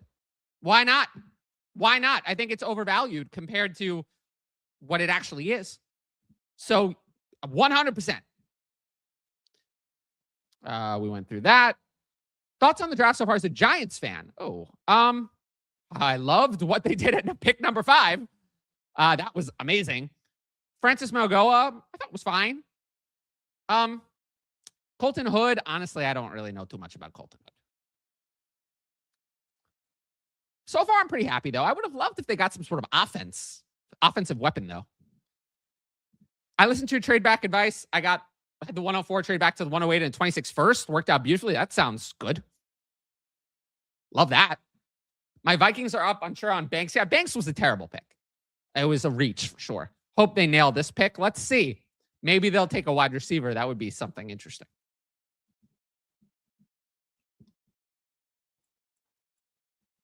I also thought the Vikings were a candidate for cancel that. The Panthers are now on the clock. What did you say about Bernard? I liked Bernard as a prospect a lot. The landing spot in Pittsburgh, I don't have an issue with it. Bernard's a good player. I think Bernard has opportunity to play in the slot. That's a place where he can succeed, but he can play outside. But he may not be asked to do that immediately, which is fine. Bernard is good, not great. I'm fine with it. I mean, the landing spot is good. Yeah. It's good draft capital. I think it's earlier. If you told me Germie Bernard at 47, I would say a little earlier than he was supposed to go. His mock draft number was in the 50s. Wide receiver 1 in Cleveland, Concepcion. The team told you they like Concepcion better. It might be online at DLF. I mean, you can go back on my channel to my old lives. I joined the Discord early 2025 season. No, in the Discord, I'm still pretty spicy. I haven't changed that much in terms of typing. I'm just like a little more, I don't know. I'm still pretty unhinged, but like not as much as I used to be. The Vikings must be in the Patreon. Yes, they traded down. What did they get? I'm working to find that information. So the Vikings got 51 and 159. The Panthers got 49 and 126 and the 196. And the Panthers traded up and selected defensive tackle Lee Hunter. Now the Jets are up.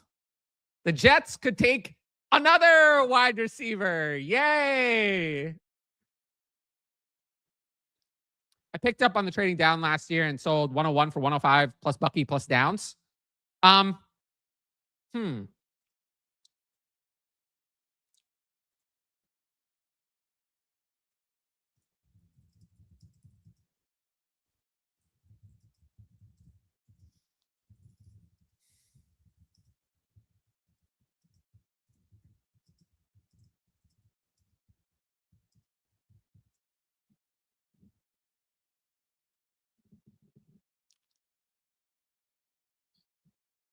I think that ended up being good.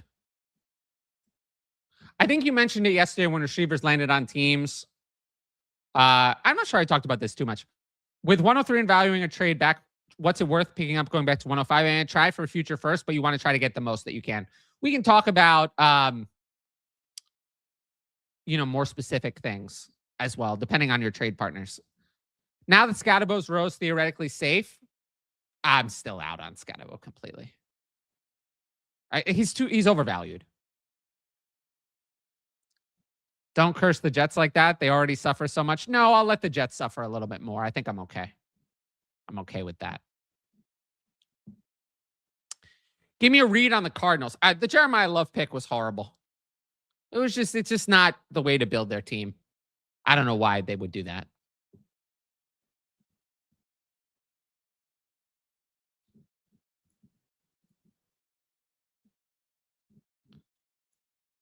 You mentioned the idea of a BTJ trade during the draft being the last window he'd be traded this offseason. Are we officially past it? Yes. BTJ is not going to be traded. I've always felt like BTJ is not really going to be traded, though. And that Travis Hunter is going to be a corner. Does Josh Downs have a chance to do well? Sure. I mean, let's see if the Colts take another wide receiver in the second. So that'll affect my decision. I don't think that Josh Downs is ever going to play in 2 wide receiver sets. So I think that's going to limit his upside. 105 ended up being Tet. Well, that worked out great then. Same, I traded out of 101 for Henderson, Hunter, and Worthy last year. Honestly, that didn't work out so great. But, you know, at the time, the value seemed pretty good. I have won 1 QB league for my rookie draft. How should I use your rankings? Oh, I mean, you can always ask me in the DMs for those. And then, you know, you just have to adjust the quarterbacks. There's not that many quarterbacks, so you just kind of adjust. Tyler's ruthless in the DMs. I'll ask him about a trade, and he'll go, now, why would we do this? Yeah, I can be. Did the Pickens trade window close in real life, too?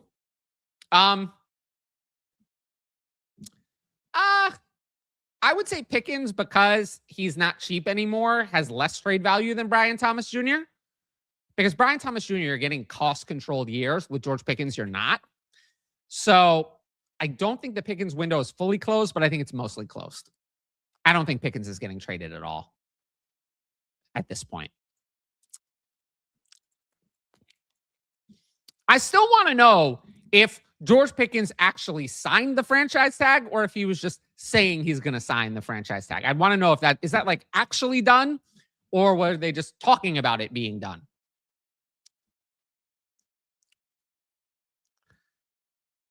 It's rough, though.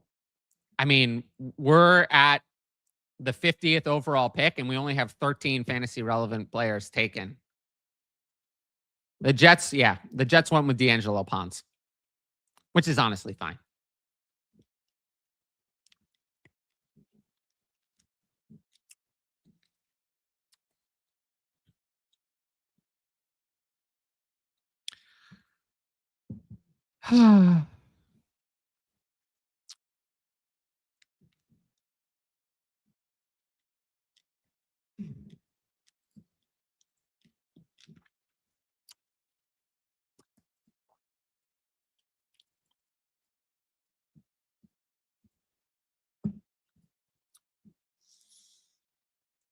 I moved Kraft and Rome for Pickens and Kincaid. Why? That was a mistake.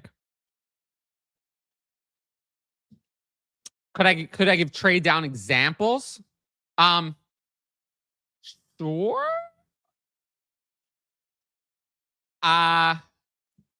Sure, I can. I mean, could you get like 104 and a 27 first or more? Start with 103 and a 27 first. Start there. Those are a couple examples. But if you don't want to fuck it up, Patreon, we can just go over it and then you won't fuck it up. Jonah Coleman's not falling. Jonah Coleman was never going off the board in the first 2 rounds. I said we need 18 relevant players in the first 2 rounds to chug a beer. Should I put the beer away? Yeah. You can put 18 in 2 rounds. I don't think you're going to need that beer. Washington, I think there's a shot. Coleman, no. I mean, I could be wrong. I don't know. But I don't think so. Yeah, I mean, I thought that day 1 was overall a positive fantasy experience for Dynasty. Day 2 has definitely so far been a negative. A lot of players not picked. Dejon Stribling doesn't help. And Denzel Boston obviously didn't go to a great spot. So, yeah, day 2 has definitely been a negative so far. Yes, I mean, I'm not a big fan of the Jets either.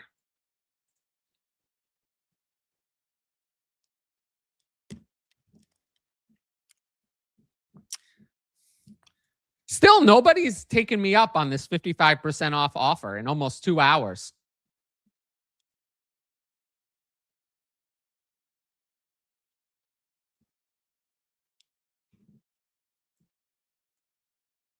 I would really love to see a new patron with the offer. Someone did sign up yearly earlier, so I do appreciate that.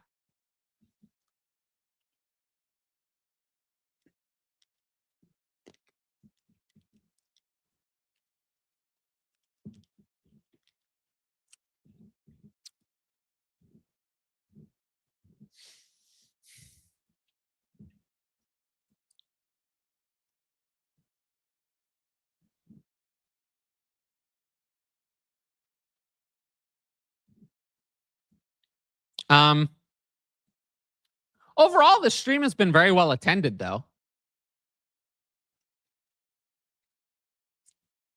So that's been nice.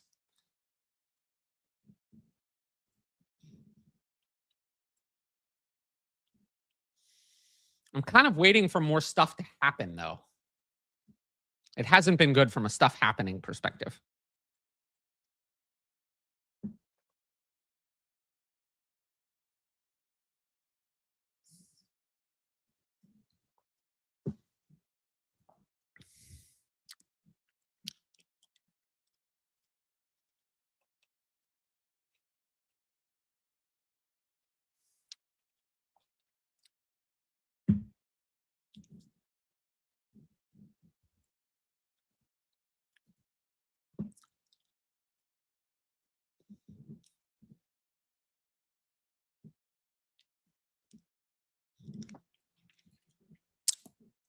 All right. I'm gonna get another Gatorade and then I'll catch up on the chat. My voice is really starting to fade.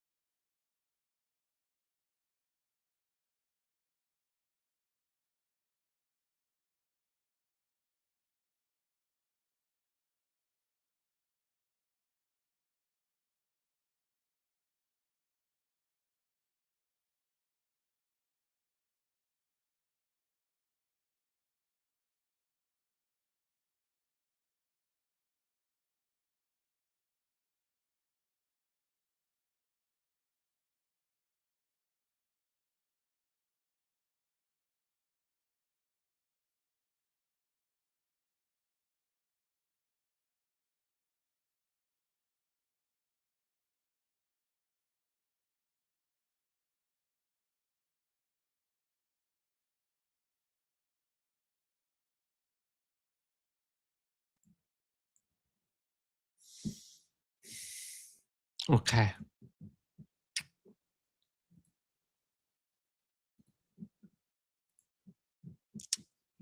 Let's resume the chat.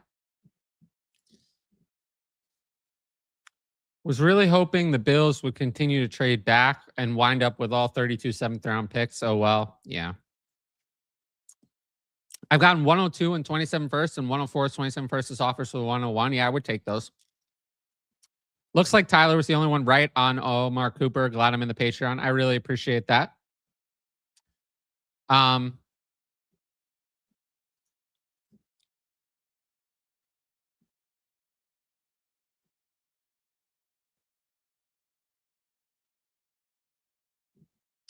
Jets and Browns are taking all the rookies, sadly.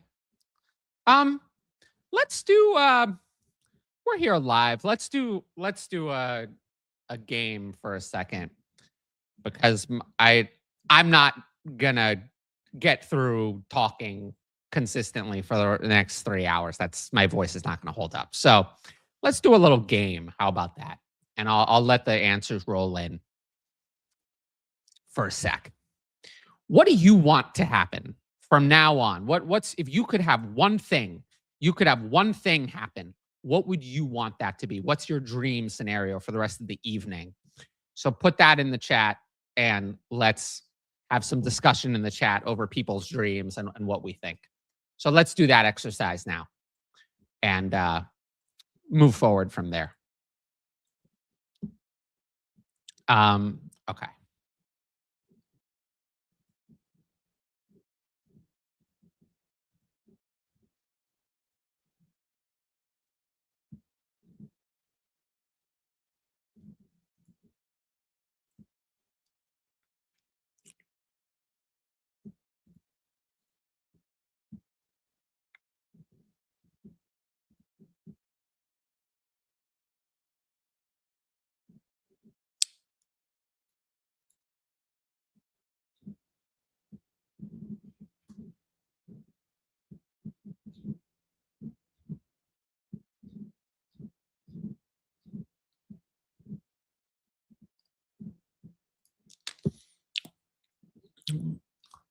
Put it back.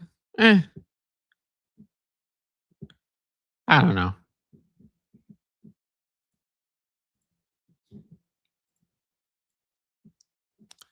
I mean, I kind of liked having the 60% sale like special for yesterday.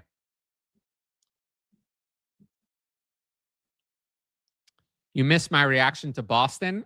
It wasn't very positive.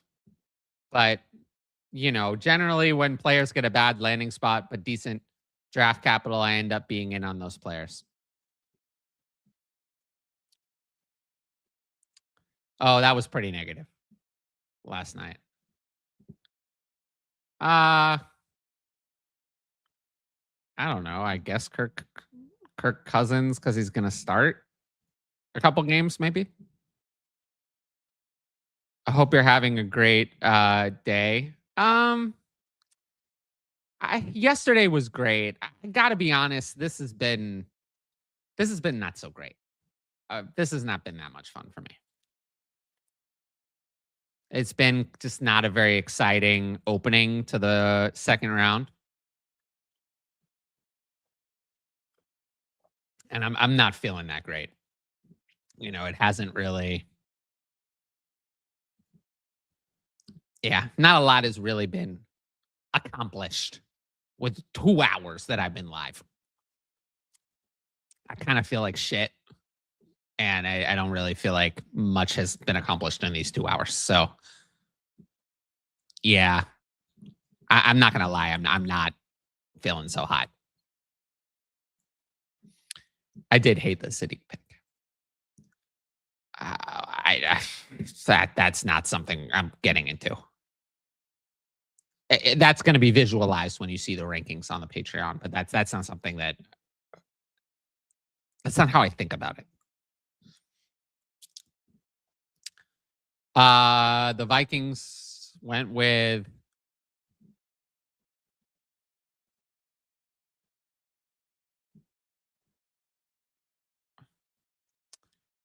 I don't know who that guy is either. So I can't help you.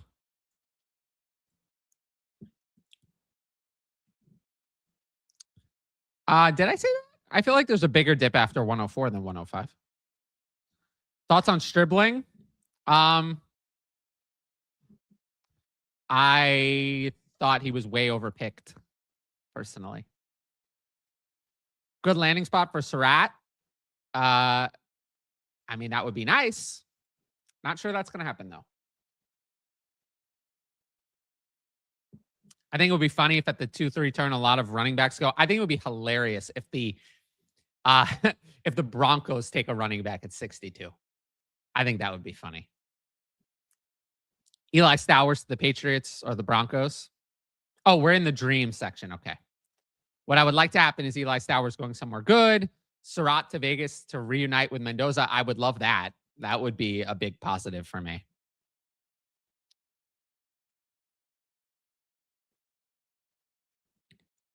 Stowers to the Eagles is your dream. The Colts went with linebacker CJ Allen. Stowers to the Eagles could happen right now at 54.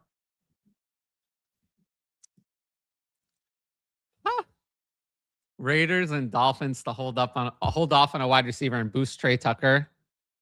And Dulcet sell value to do some consolidation moves, wishful thinking.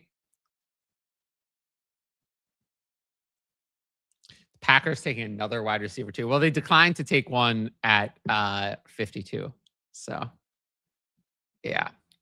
Running back to Washington, I think that's very possible. The Texans to fire Nick Caley and draft Elijah Sarratt. That's probably not going to happen. I fleece a league mate in a trade. That is a great dream scenario. I love that for you. A future first for the 110. Stowers to the Eagles. Maybe Stowers really will go to the Eagles. Let's see. I'd like enough fantasy relevant players to justify my 12 remaining picks in the second and third round. That would be nice. Draft day 2. Yes. It's been a lot less fun than draft day 1. I dream for the Cowboys to take a linebacker or cornerback and build a championship level defense. I don't know about a championship level defense, but D Winters might help them. What are your thoughts on Lemon to Philly? I'm fine with it. I mean, I wish he had gone earlier, but I don't hate the landing spot by any means. Trade back to 104 and 109 for 101. No, you can get a lot more than that. Prediction where Sarratt goes. Let's see. I need like a list of picks. 67 to Vegas. I'll say for Sarratt. Have the Eagles actually picked Eli Stowers? Am I behind?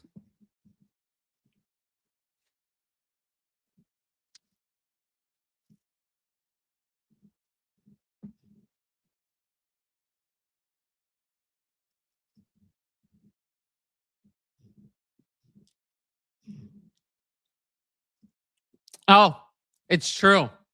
The Eagles have picked Eli Stowers. Yeah. It's fine. I mean, I'm not opposed to the selection. It's good draft capital for Stowers. I thought his mock draft database number was right around here in between 50 and 55. So he went in an expected zone. Unfortunately, he went to the Eagles. Okay, we talked about that. What makes the pick more valuable? Well, the pick has paper value. So it is trade value. You can trade it. Same with this. So much about Sarratt and the Texans. What would I need? Oh, Patreon signups. I mean, Patreon signups will turn it around. That'll turn my mood around immediately.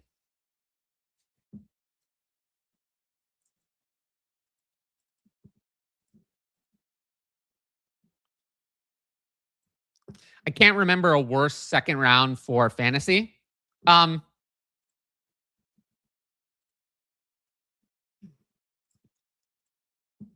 don't think this has been the worst ever, but it has not been great. I don't know if the Jaguars are going to go running back.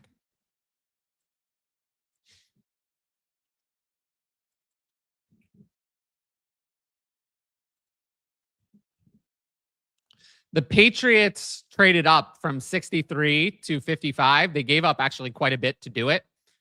It looks like a fourth and a fifth they gave up, and they selected edge Gabe Jackas. So the Patriots are clearly planning as if they're going to have A.J. Brown.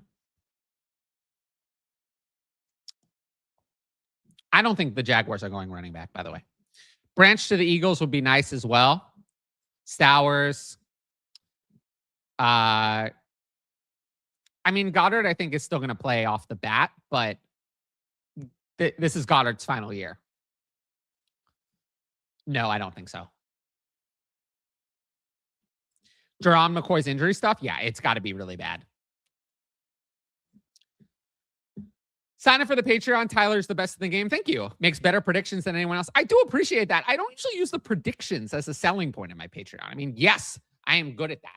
But it's the dynasty strategy that I always talk about. But I really do appreciate that you like the predictions. In a 1-point tight end premium, where are we drafting Sadiq and Stowers? In a 1-point tight end premium, Sadiq, 1 point? That's a lot.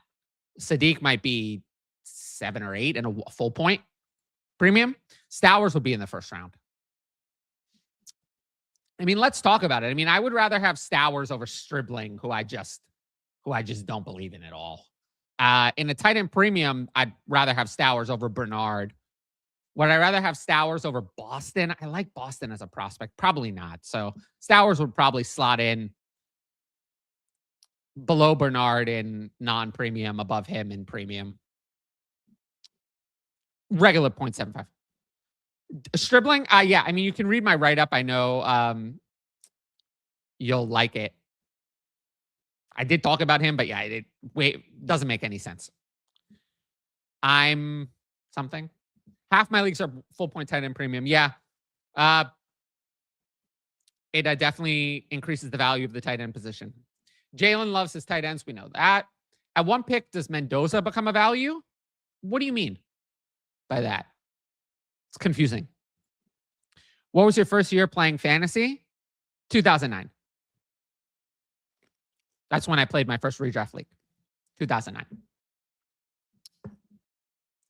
Okay, so the Patriots made their selection, and now we're up to the Jaguars.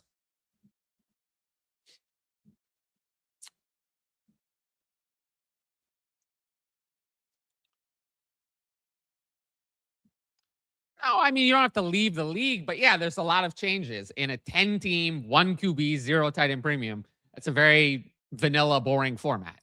So you don't have to leave. I can still help you. In DMs, I can help you with any league.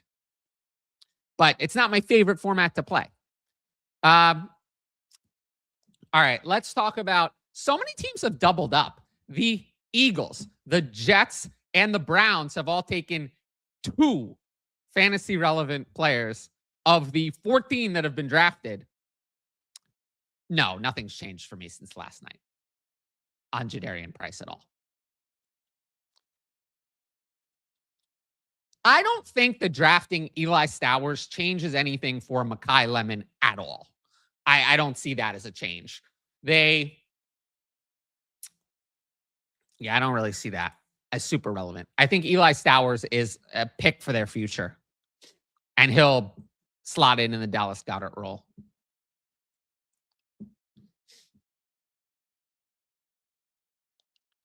I will say that I do not love the Eli Stowers landing spot. It is okay, but it's a lower passing volume offense, and the way that he plays is not a great fit there.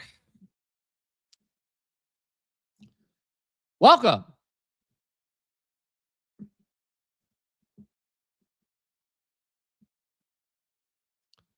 Although,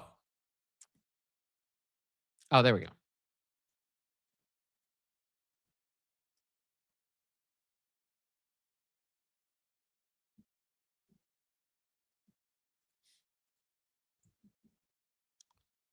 Welcome to the Patreon. Should be getting that email saying that you joined so I can get you set up soon. I love it. Being untrained by the Patreon to stop thinking like a redraft dummy has been hard, but it's been so worth it for the longevity of my roster. I'm glad that you appreciate that. At what? Okay.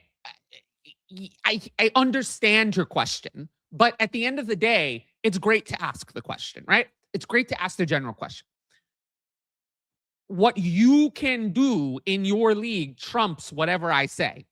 If at whatever stage you can trade the pick that would be Mendoza for an overpay compared to taking Mendoza, you should do the trade. In some leagues, you can't do that ever, in which case you should just draft him.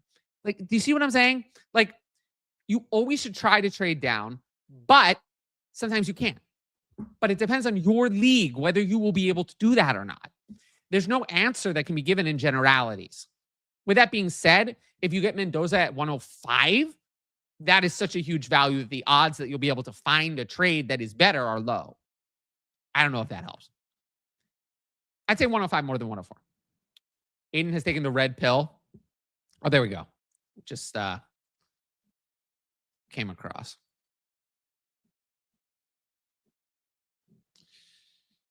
Okay.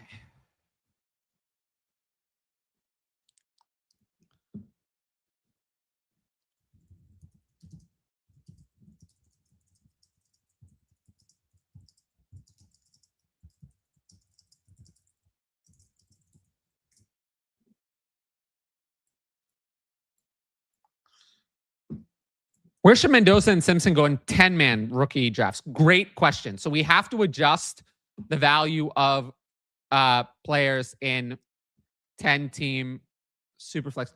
The Jaguars have drafted a player that I've never heard of. Nate Borkercher. A tight end that I've never heard of.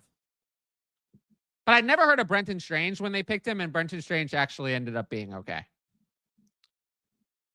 But I've never heard of this player, so I'm going to assume that he's not relevant unless someone tells me otherwise. Now back to this. In a 10-team Superflex, I think Mendoza would be 104 for me instead of 102. And Simpson would be way later. What's the minimum in terms of draft capital we need to fall back from 102 to 103? Maybe an early second. Yeah, I have not heard of that player. I do not know who this is. So I would assume this is a nobody. Keon Coleman stock rising with no wide receiver selections. If it's rising, I'd be selling. I have no interest in Keon Coleman. Donovan Bernard. Donovan Bernard? Is that his name? Jonathan Bernard for 2 third-round picks. Okay. So the Vikings will have an extra 3rd-round pick. And Bernard agreed to a 4-year, $100 million extension with the Eagles. Okay. I don't know who this Nate Borkercher is. I've never heard of this player.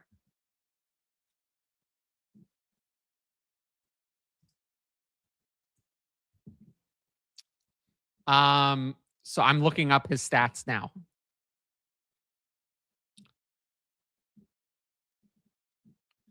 He has a career 417 college receiving yards and never broke 200 yards in any year. So I will not be drafting that player. Any info on Judy's contract? Yeah, I mean, I have the info on it, but it's at like 17 million a year. I mean, I could look it up if you want more detail. I mean, Judy's only 27. So Jerry Judy, yeah, I mean, his money this year is guaranteed. Next year, he's due $22.98 million in cash, of which none of which is guaranteed. So yeah, he'll be gone after next year. Traded or cut. I don't know. I don't know who that is. You've helped me in my vanilla league. It's the deal I don't make that helps me the most. Do you think Love will produce more than Genty? I think it'll be similar. personally, than what Gentie's rookie year was. Yeah, he is, because he's never done anything. Yeah, because he's a blocker. It's not a good sign. Yeah, that I've never heard of him. Yeah, I agree that means that's not a good sign for his fantasy. So the Vikings traded Jonathan Bernard for number 98 in a third round next year. So the Vikings will have an extra third round pick. And I guess the Eagles have gotten all of their picks out of the way. So I don't love the Eli Stowers landing spot. I just will say that. I don't love it. I don't think this is a team that would maximize his fantasy upside.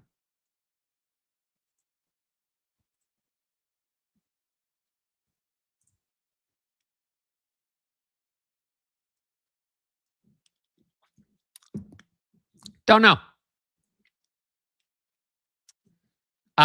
The Bears are up, and their pick is in.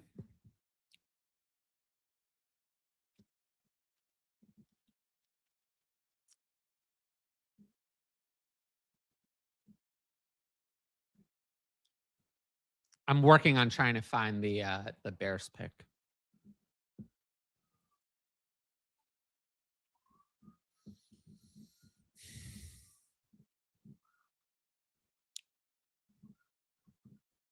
And then after the Bears comes the 49ers, the Texans, the Bears again.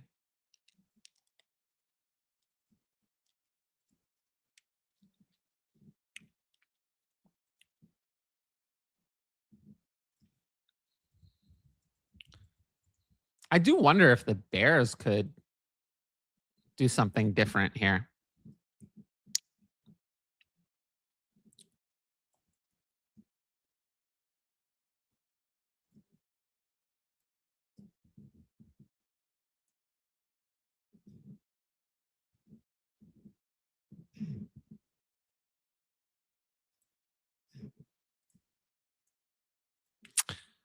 Well, at least his Raz is good.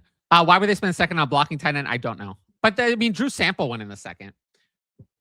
But if you looked at the mock drafts, we didn't see anything relating to this Nate person being drafted. So I would assume that we're not interested.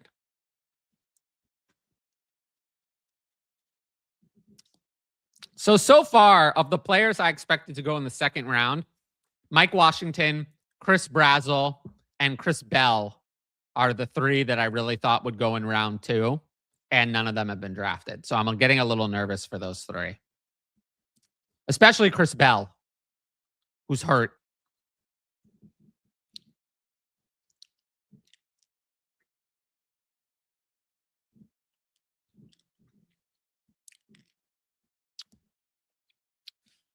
They already did that, but maybe they'll do it again.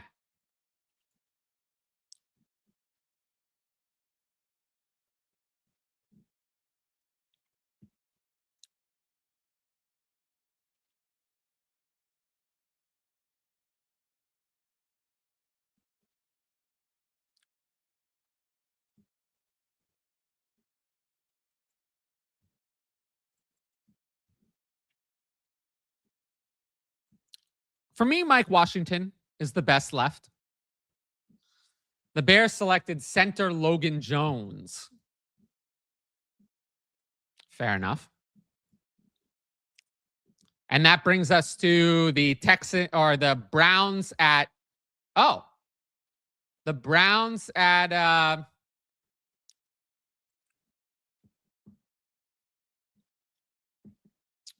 the Browns at 58. The 49ers move back again. The Browns move up.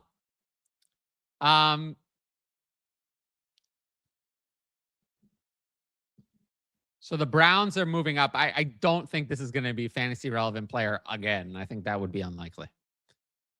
Is Lynch just that bad, or is Shanahan contributing? I don't know. It's hard to know who's responsible exactly for what.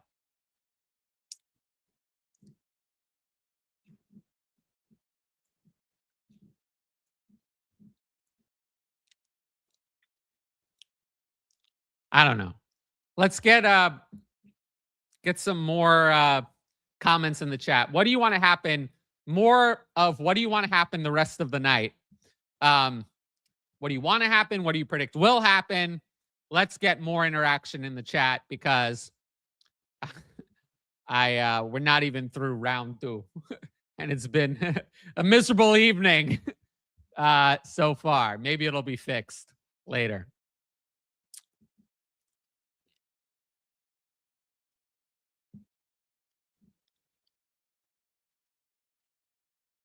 Yes, the Browns did trade up.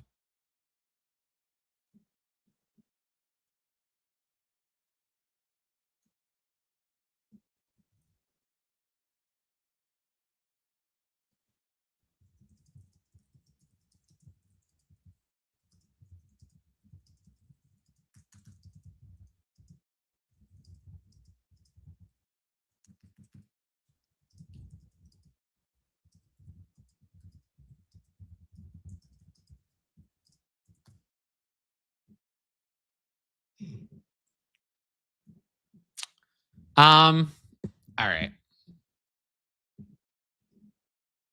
We are waiting. The Browns selected safety Emmanuel McNeil-Warren. Honestly, the Browns are getting really good value on these picks. Emmanuel McNeil-Warren was mocked way earlier. It's interesting. The Browns have like drafted well a lot, but it hasn't seemed to, go anywhere. It is, yeah. I agree. Another good value pick by the Browns. What offensive players have been grabbed? Yeah, we've had only 4. Denzel Boston, Germie Bernard, Eli Stowers, and of course, DeJon Stribling, which was a disaster. We had 10 fantasy relevant players in round 1, 4 in round 2. I don't think that was what I expected. The Rams take a wide receiver at 61, you're hoping? That would be nice.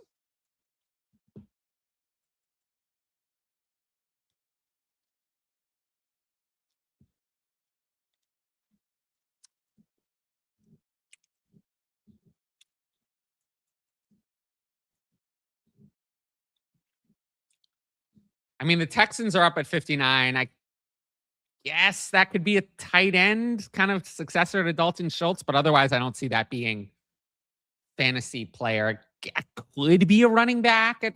I don't think so. I would be shocked if Washington doesn't go tonight. Coleman is not 100%. Yeah, I hope so. Ted Hurst to go to a sneaky good landing spot. Everyone passes it. Yeah, I'm not a big fan of Ted Hurst, but let's see where he goes. The Texans pick at 59 is in. We're going to wait for that.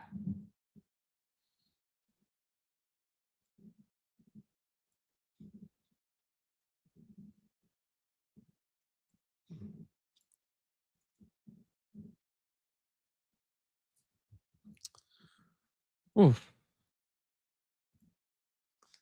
Another player I've never heard of. Marlon Klein, tight end from Michigan. Bernard already went tonight. He went to the Steelers. Who is Marlon Klein? Marlon Klein, a tight end that I've never heard of. Let's see. Marlon Klein played at Michigan, and he had a total of 364 yards in college. Okay.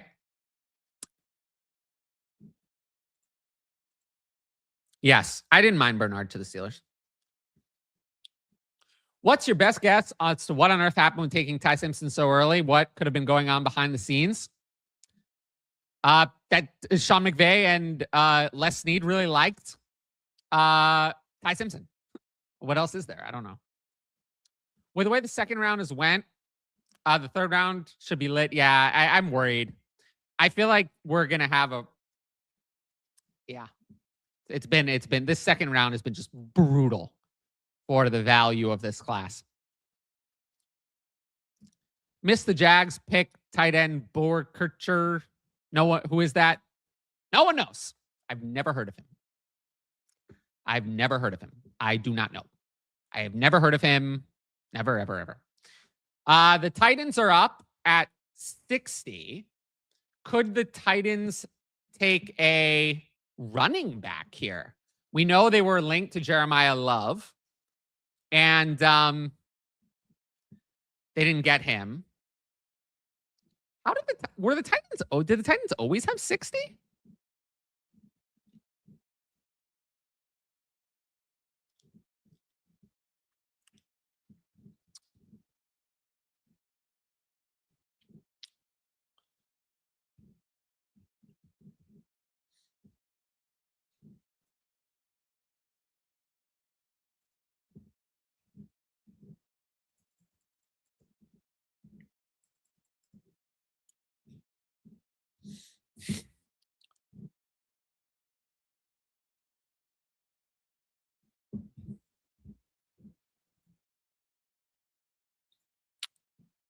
They traded up. Well, yeah. See you back maybe when some players that we care about have been picked. Apparently, Klein had an elite week 1 and then he got an ankle injury. Yeah, I'm going to have to do some research into these two that I've never heard of. I broke down a lot of tight ends pre-draft. They were not included. We talk about how we never want to trade up in startups. That's true. We also never want to trade up in rookie drafts. Honestly, this year, I don't think I'm going to be wanting to pay to trade up in a rookie draft. I'll be interested in trading down. I don't think I'm going to be interested in trading up at all.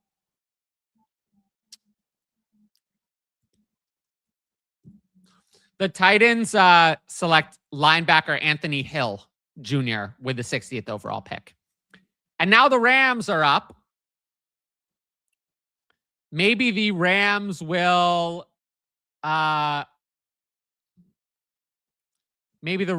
save us. Well, those players have not been selected yet. So we are going to see. We are going to see what that looks like. Yeah. Nah, that's fake.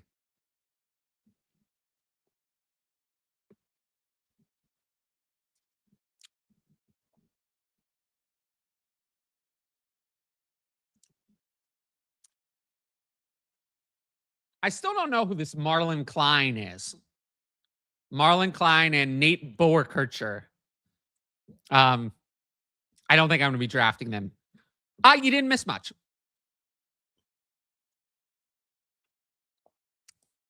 Dejon Stribling started off the day in just a bizarre way. Denzel Boston went to Cleveland. Germie Bernard went to the Steelers, and Eli Stowers went to the Eagles. That's it. Oh, and 2 blocking tight ends that I've never heard of were drafted. Maybe that's my fault. I don't know.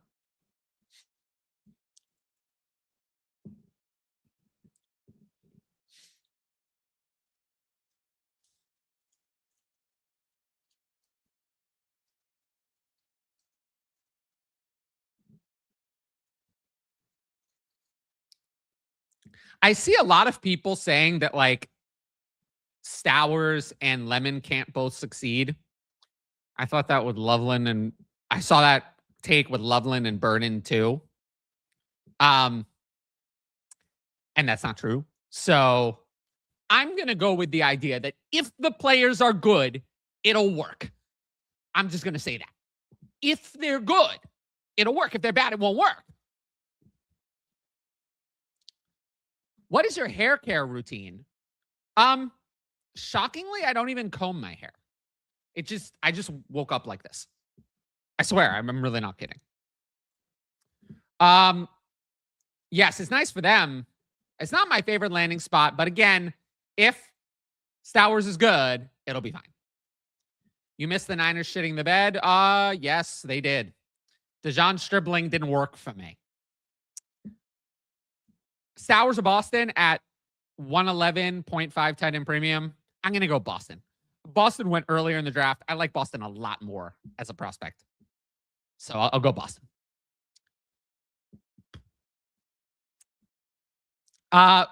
Blue Marlon Klein is as mysterious as Taco Bell meat. Where is this man from and what has he done? Yeah. I don't know. Why get an O-line offensive lineman when you get a blocking tight end? Yeah, why possibly do that? I'm curious. Do you ever go through the players you liked last year and determine which you were correct on? Great question. Before this draft, a few days ago, I did exactly that on the Patreon. I went through every rookie from last year and how those picks went over time. Less of a focus on what I was correct about and more of a focus on the value of the rookie class. But yes, I did go through the entire class last year and do this. So yes, I did this week. On the Patreon, of course. On the YouTube, I don't do stuff like that on the YouTube. On the YouTube, I talk about what's going on now and what's happening in the immediate future. I don't go talk about what happened a year ago on the YouTube. That's not. Yeah, you can go search for it in the Discord. It's in there. It's a write-up. That type of stuff I would do written, of course. It's more efficient to do that written. It's presented much more cleanly. But yeah, that's the type of stuff I do for the Patreon, but it's written. If you like written content, I do a lot of that on the Patreon. Most of the Patreon additional content is written. I don't know. I don't know what's going to be easier or harder. This is it's reading too much into it. Let's see. It is what it is. We have to do the draft. It is what it is. Yeah, I would be sad if you're a Niners fan. Max Klare went to the Rams. Yeah, so we're getting a lot of teams who are like, we had the Jets undo their selection last year, Mason Taylor with Kenyon Sadiq. This is even worse, I would say. Max Klare can kind of do everything. So if you're taking Max Klare, I mean, the Rams do play a lot of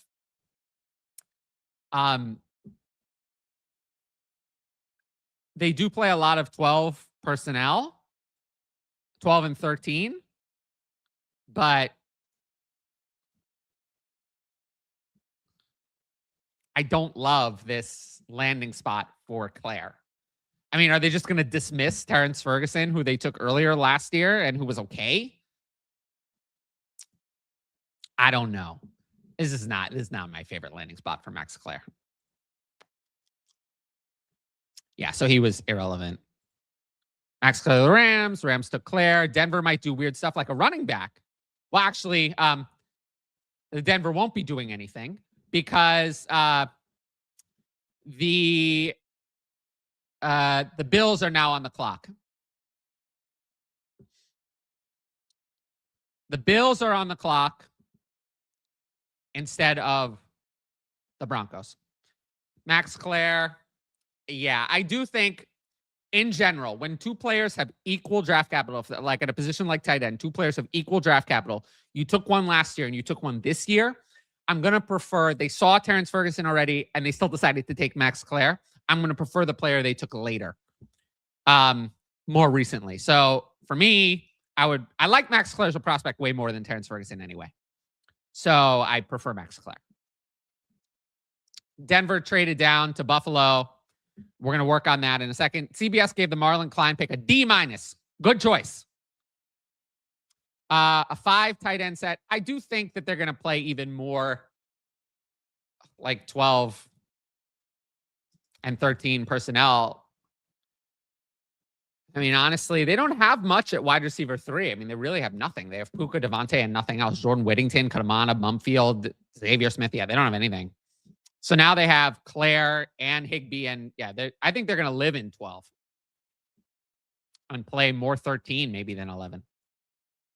I don't know if it's terrible. I don't think it's any more terrible than everyone said it was. I really don't.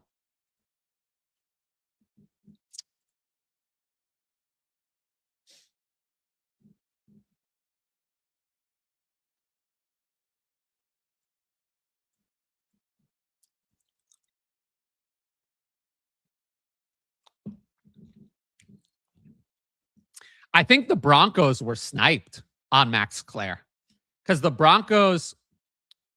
Oh, thank you for that. The Broncos traded down immediately after Klare was selected. So I think they were sniped.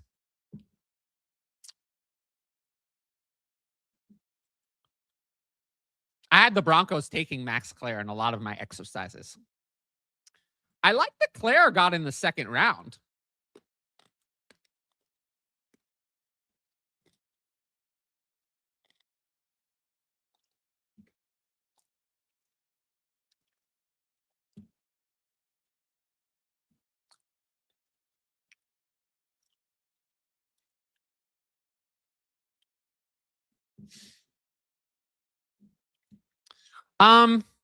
Chris Brazzell, Chris Bell. I'm surprised for the real life NFL draft that they are still available. Personally, those two I fully expected to go in the second round. Mike Washington, I thought probably would, but I'm not as surprised because he's a running back. But Chris Brazzell and Chris Bell, just black coffee. I don't put anything in my coffee. Any sort of black coffee is good. I'm waiting for the Bills selection. Could be a wide receiver. The Broncos put in a lot of work on Nate Boerkircher. Okay. I'll look into those two. I'm not anticipating spending time drafting them, but we'll see what the teams say. I have to figure out if those are really going to be used.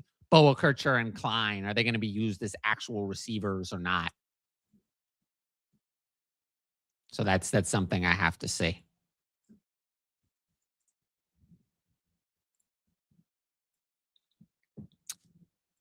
I've heard that too. So maybe the character concerns on Brazzell are an issue. I don't know.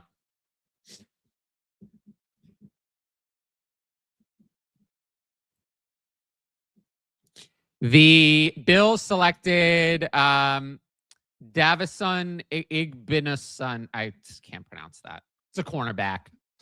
And that brings us to the Chargers at 63. How many quarterbacks do I think will go in round 3? I'm going to say we've never had a draft with only 2 quarterbacks on the first 2 days. I'm going to say 2. Garrett Nussmeier and someone else. Maybe Carson Beck. So I'll say 2. I'd be shocked if it's 0. I think I'm going to say 2. I think 1 is more likely than 0.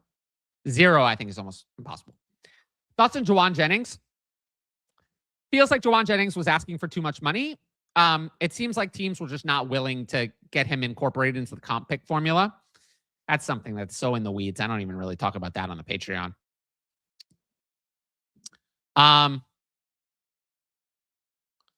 But yeah, I mean, we'll see. I would assume he's going to sign post. I really don't think the Juwan Jennings career is just over, but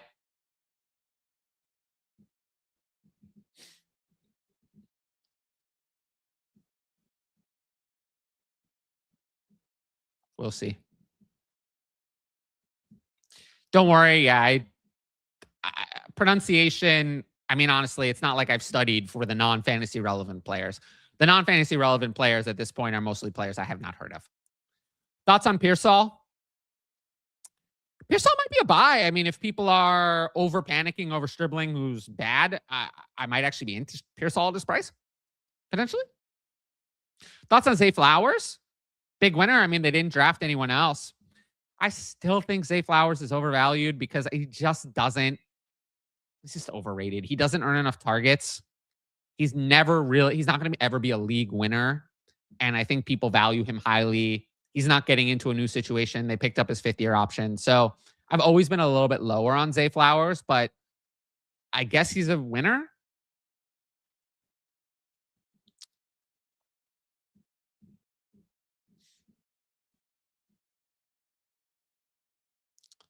All right. I'm waiting for the Chargers pick.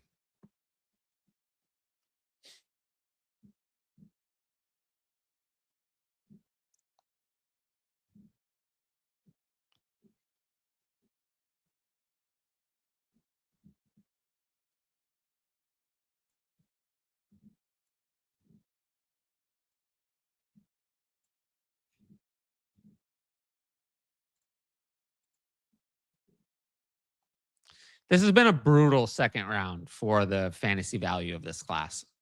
It's been about as bad as it could have been. The Chargers took Jake Slaughter, center, Florida. And that brings us to the Seahawks at 64. Obviously, it won't be a running back because they already took Jadarian Price in the first round. I don't know. I can see the Seahawks investing in a wide receiver, though.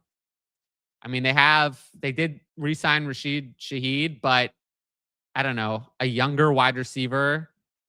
I don't know what they think of Torrey Horton, but I could see, probably not. I think the Seahawks will probably go to a non-fantasy relevant position here, and that'll take us to round 3.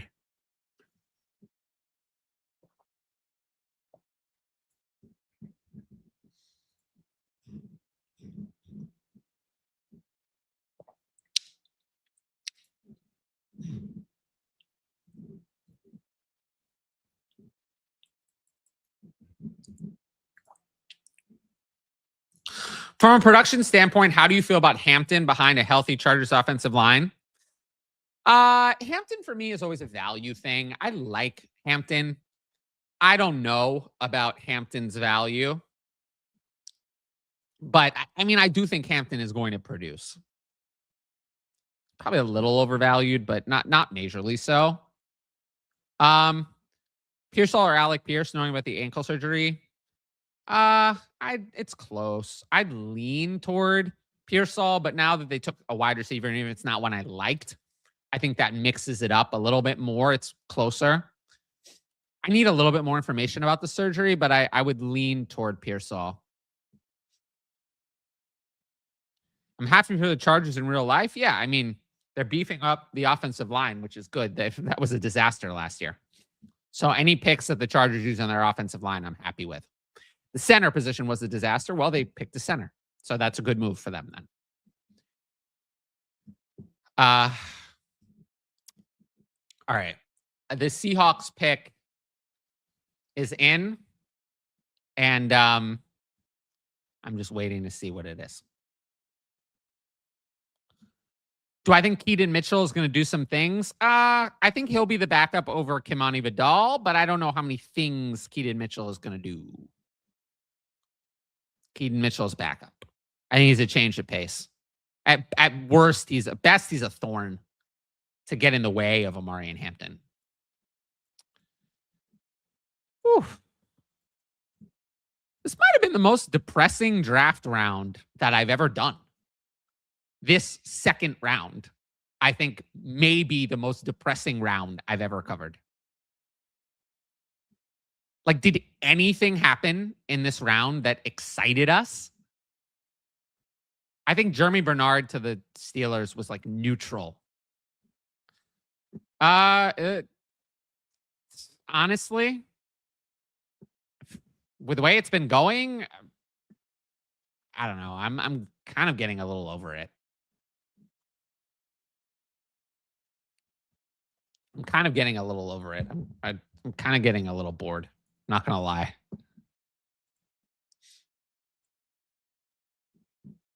I guess.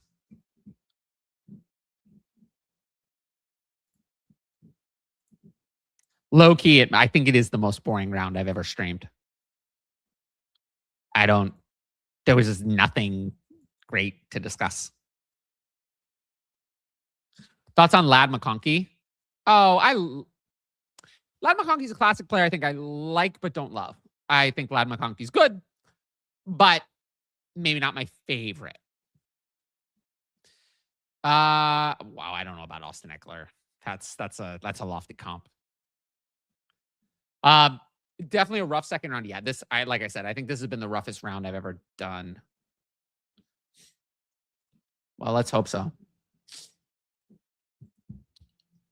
Still waiting on the Seahawks selection.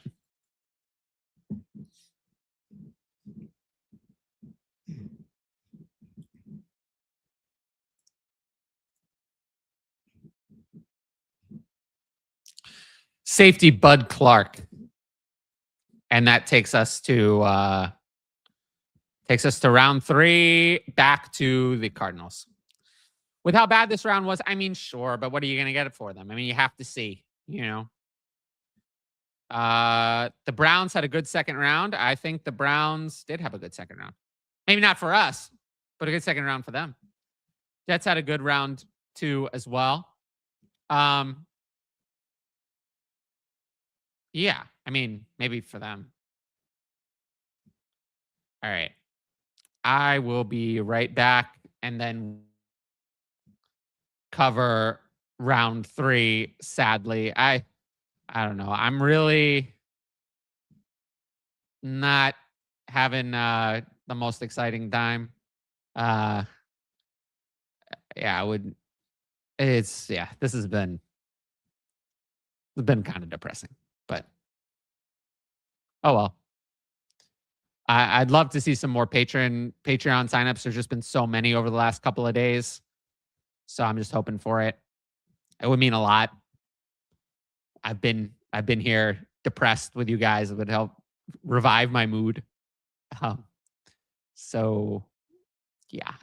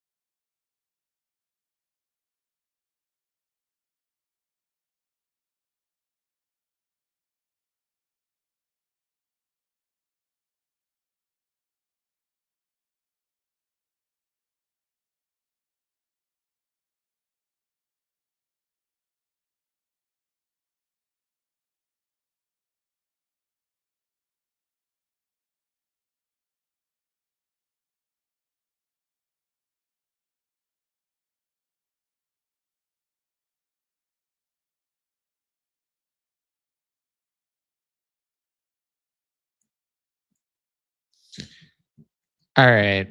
I think we need to spice things up. Not necessarily spice things up, but I I got to be honest, I'm kind of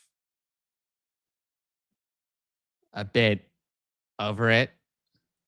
So, I'm going to say this. I'm leaning toward just kind of wrapping up the show. Um but I'll say this. For if you guys give me more Patreon signups, I'll keep the show going. But I'm just not I'm not feeling it tonight. The second round was just so depressing. Um but yeah, I'll go to the 3-hour mark and then I'll see from there. I just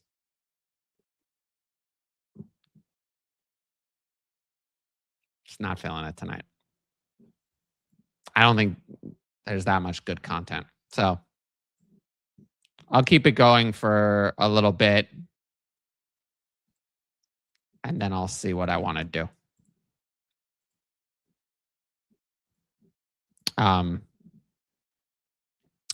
But yeah, I mean, I'll always be covering it in the Patreon. But yeah, this has been brutal. I agree. This has been brutal. This has not been the most fun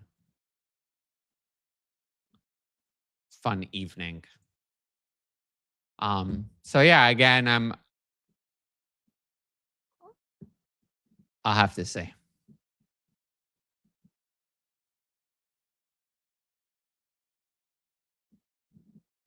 No round 2 running backs. Yeah, there were no round 2 running backs. Yes. Carson Beck did go to the Cardinals with the first pick of the 3rd round. I mean, I don't know. These types of players don't usually succeed, but I guess in Superflex with the state of the draft, I guess I'll have to draft him somewhere. So we'll see about Carson Beck.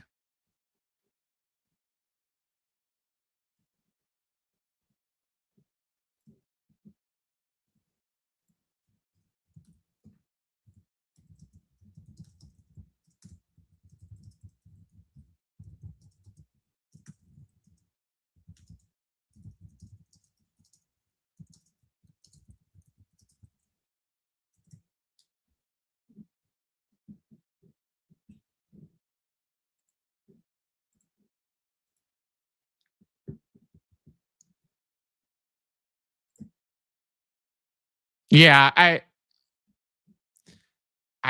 not. Yeah, I don't feel like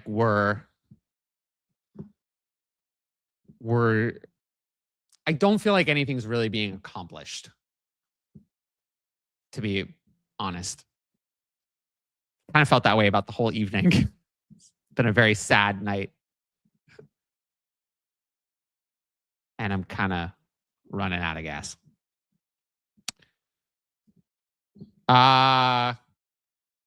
Seems expensive, but honestly, with the way things have fallen, depends on format. If there's a tight end premium, I'd take Kraft easily.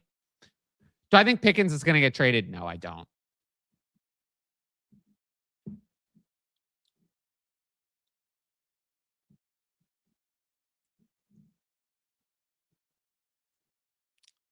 Any non-Patreon subs, please be our heroes and keep it going. It's worth the discount price. I get it. If you're wiped, I am. It's a lot, but the stream's been the best part of this draft. I am glad that you've appreciated that because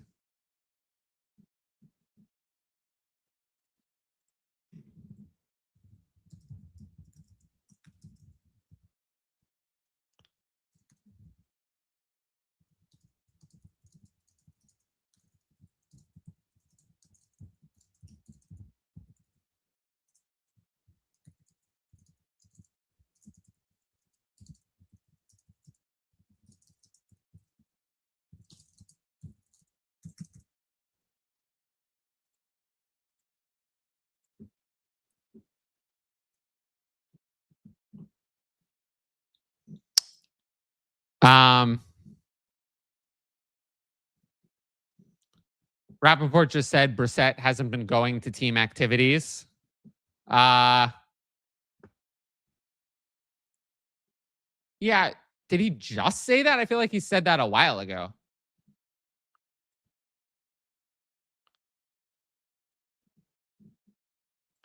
I'm annoyed at how round 2 went. Yeah, me too. The Broncos at 66 also passed on fantasy relevant players and went with a defensive tackle. And the Raiders at 67 went with edge rusher. So, yeah. The Raiders once again passed on a wide receiver. No Elijah Sarratt.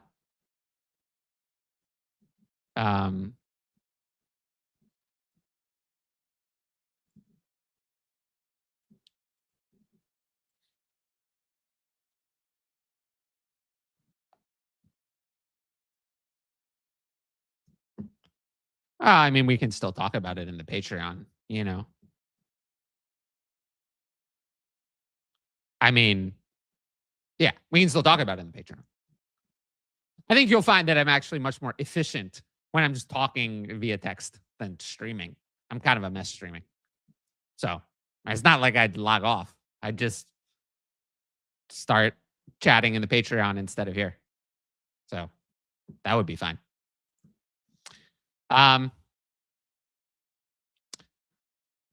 Question about the annual. I've been waiting to sign up for the annual because I've been waiting to see if I join a second league. Walk me through how I'd upgrade from one team to multi-team. You can do that on the Patreon. There's a guide actually in the Patreon Discord of how do you change your Patreon tier. If you go to Patreon how to and resources at the top, that'll tell you exactly how to do that.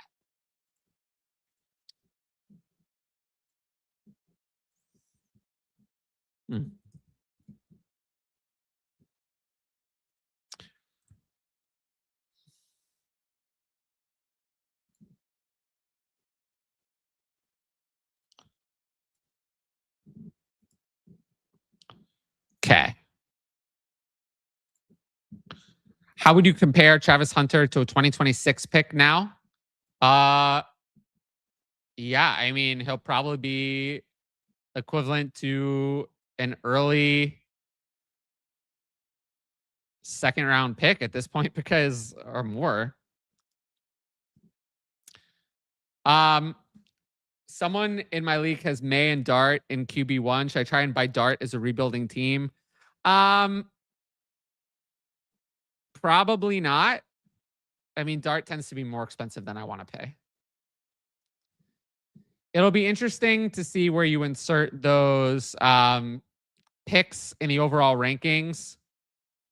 When the draft is all over, that's going to be a depressing process. But yes, we will see that. Based on how this draft has gone, are we still hopeful our second rounders are fantasy relevant? Yeah, that's not looking so good.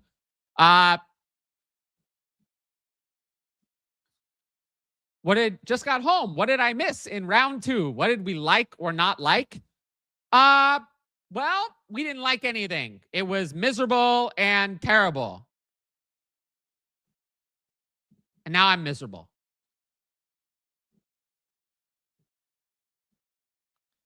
The draft is huge for... Oh, what hobbies do I have? I talked about this yesterday. I like board games, walking around outside, stuff like that. I don't know. I always hate these questions. Who would I comp players to as a prospect? I don't comp. I think comping is a bad way of doing things. Just made it to the stream. Let's go. I love it. So we did get just recently, I see, a new patron. Well, not new, but returning patron. I appreciate that. I will keep the stream going for some more amount of time than I would have otherwise because of that. So we'll see how I feel, but I'll extend it at least another 15, 20 minutes at least, if not more. Thank you for coming back. I've heard a lot about how deep this wide receiver class is. Do you think this has anything to do with the lack of wide receivers taken in round 2? No. I think if teams wanted those wide receivers, they'd select the wide receivers. So I don't think that's an excuse. Great. I understand. I'd rather, at the end of the day, this is content.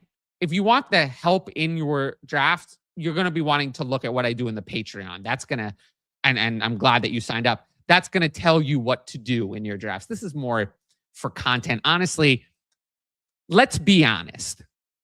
This is for promotion. That's why this live stream exists. It's for promotion. That's why the whole YouTube exists. It's for promotion. The YouTube would not exist without the Patreon. If you're new to the channel and you don't know that, that is the reality. The Patreon is why the YouTube exists. It wouldn't exist without it. Period. There is no other way to see that. That is the reality of the situation. So this live stream, even more so than the other content I do, exists to promote and help the Patreon move forward.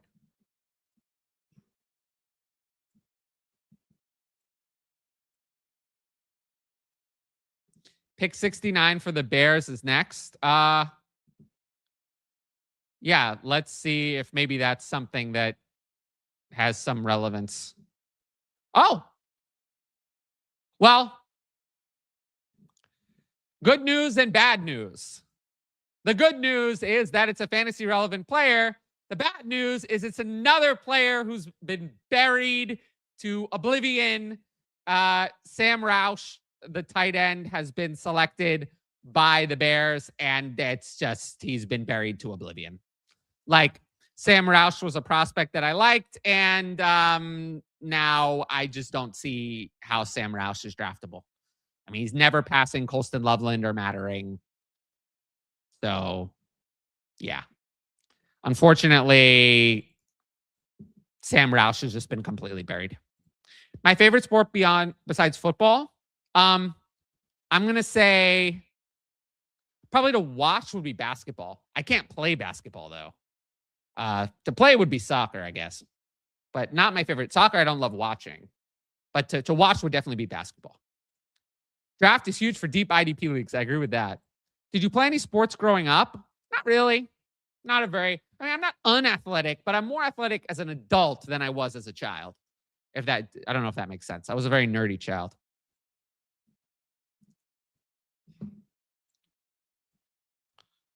Would you trade Ladd and Nico for Justin Jefferson in half PPR? I also extended the ask to the current patrons if they wanted to go yearly to help keep the stream going. And someone took me up on that. So I appreciate that. Would I do this trade? I would take Justin Jefferson here. Probably covered it already, but how are you feeling about Concepcion and Boston? I feel the draft capital for them was okay, but I don't feel great about it. Obviously, with the way the draft has gone, Boston is still going to be ranked pretty highly because there's no other choice. Welcome back. I assume this is about the rejoining of Patreon. Dang, Chris Brazzell didn't make it in the second. Yeah, that is rough. I really thought he would. 49ers took Romello Height, defensive edge. I just upgraded to annual. Let's go. I appreciate that. And I just appreciate everyone. Like, I appreciate all the support. And I appreciate you guys. I know that I'm I really try to go and do this show for you guys. This is putting myself not in a position to succeed, and I know it. I'm all alone for over 3 hours. This isn't my specialty. This is not what I'm good at. So I'm doing my best. I just appreciate all the support. I don't know. I was almost crying earlier, actually. Not on the stream. Just how much support there was inside the Patreon yesterday for just all the people who said like nice things about the show and the Patreon and all of that on the show yesterday. That was really sweet. Roush to Bears. Yeah, unfortunately, there's just no hope there because he's never going to pass Colston Loveland. So Roush is barely draftable. I mean, there's just nothing. There's nothing there. He's going to replace Cole Kmet, and Cole Kmet had no value. So that sucks. Since second are looking like poo, would you break your rule and use them to trade up? But to trade up for what? To trade up for what? That's the thing. How use them to trade up? So not really, no. What is Poles cooking? Maybe Kmet is moving. Sure, but that doesn't make me interested in Roush. I wasn't interested in Kmet before. So no. What is this draft? Washington save us. Washington's pick is in. Maybe they'll help. We just restructured Kmet. Yes, that's true. Kmet is going to be there for this year. Would you send the 302 for Chris Rodriguez? Let's wait until the draft is completed before we talk about sending anything for Chris Rodriguez. I signed up for the year for my first subscription. I really appreciate that. I watch a lot of Dynasty content, but your videos content are the most useful. Thank you. Yeah, I really appreciate that. And, you know, I just hope that people enjoy what I've got cooking post NFL draft. I think people are really going to like it.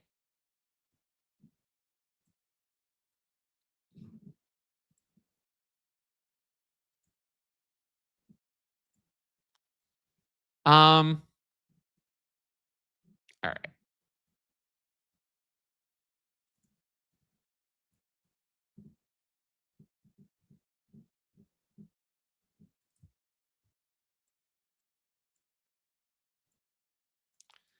I'm still waiting on the Commanders pick.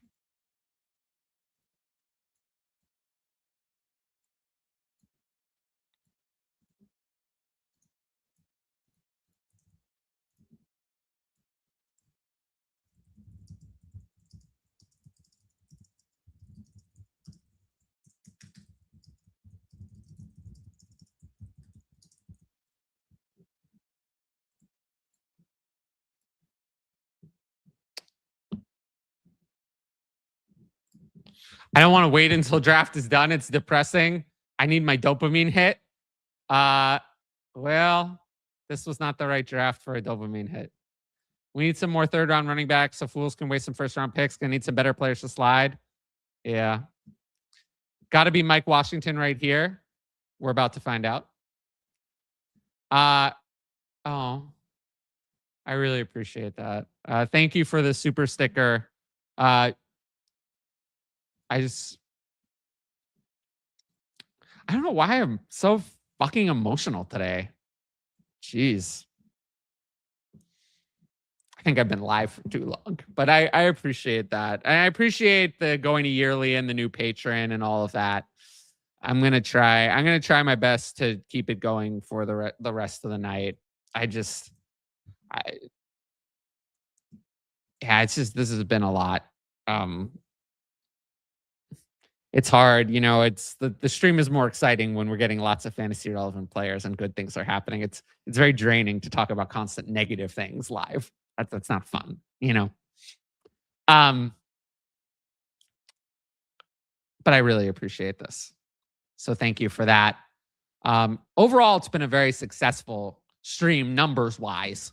Just the depressing nature of the topic, I think, has kind of put a damper on things at this time. I'm still hoping we get some more exciting things in round 3. But I appreciate this. Can we cut Darren Waller? I'm going to say at this point, probably. If you need a spot, I mean, I haven't heard a single thing about Darren Waller at all. So I think you can. Speaking of fantasy relevant players, this is not a fantasy relevant player. How likely will Deshaun Watson start? I'd say 60 to 65% Shedeur Sanders. Whatever the rest, Deshaun Watson. Okay.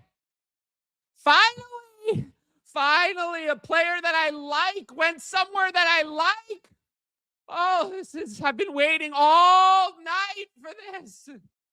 Oh, I can barely breathe. The Commanders took Antonio Williams with the 307.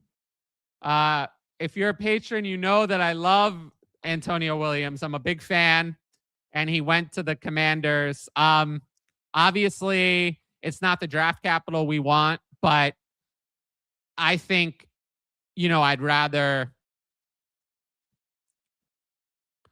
think I'll be deciding between Antonio Williams and Dejon Stribling. I like Antonio Williams a lot better as a prospect. And how do I evaluate that? It's all good. Have a good rest of your night. And I hope everything's okay with whatever came up. Wow.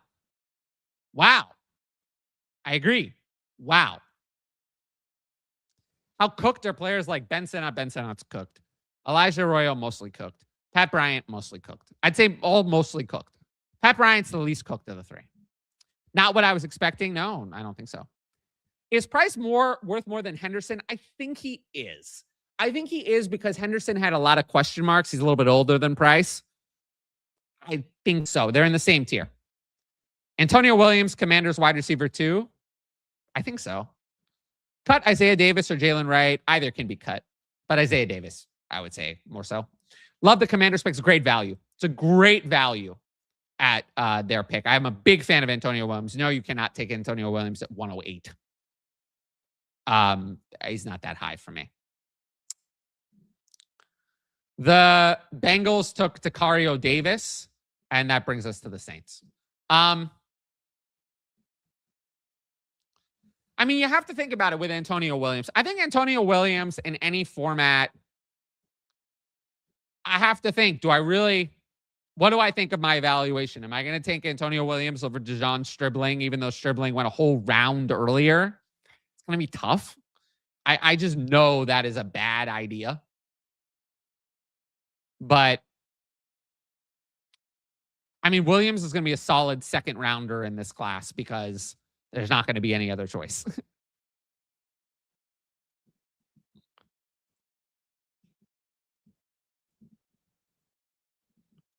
Okay. I think I'm getting my shit back together a little bit. Anyway.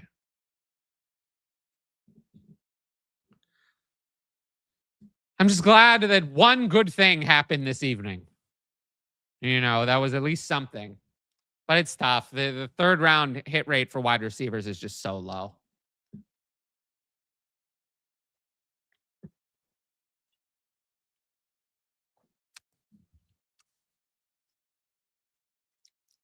At this point, there's definitely room for a running back to get in the pretty early second. I think we're too late. We're past the point of a running back getting in the first. I don't think that can happen.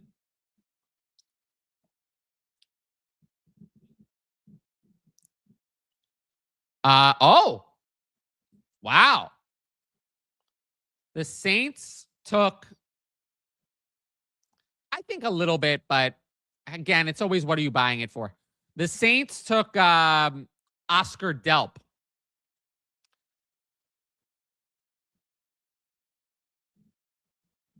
Oscar Delp went to the Saints. So I think he'll be a backup for now. And then he'll be the successor to Juwan Johnson. I didn't mind Oscar Delp. At the end of the day, I'd rather have Oscar Delp over Sam Roush, Sam Roush unfortunately just went to a permanently buried spot. So for a tight end, it just is what it is. So I'd rather have Oscar Delp over Sam Roush, but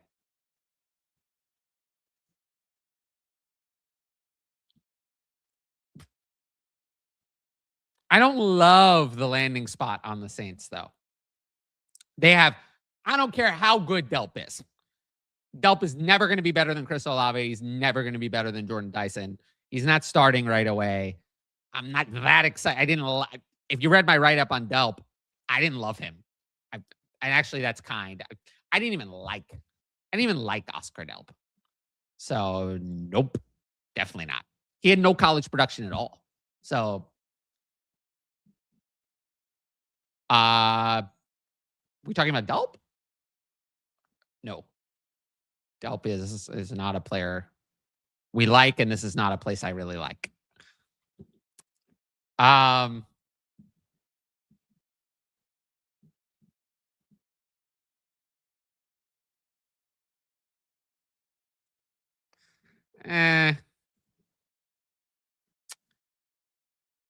No, I don't think so. I can help you with this in the Patreon. You're thinking about this all wrong. You're not even starting in the right place. You're talking about I'll just say this. I said this in the Patreon earlier. If you're running your rookie draft with the idea that you're going to be drafting Jadarian Price, you're doing something wrong. You're doing something wrong. So you're not even starting in the right place. So you're starting all wrong. So we're going to work on that. We can have some re-education in the Patreon, but this is just a horrible way of thinking about things. What do you think about drafting quarterbacks late in one QB rookie drafts? Is it a valid strategy or better to ignore that type of player? Okay. In a 1 QB rookie draft, I would like the QB that I'm drafting to have rushing upside.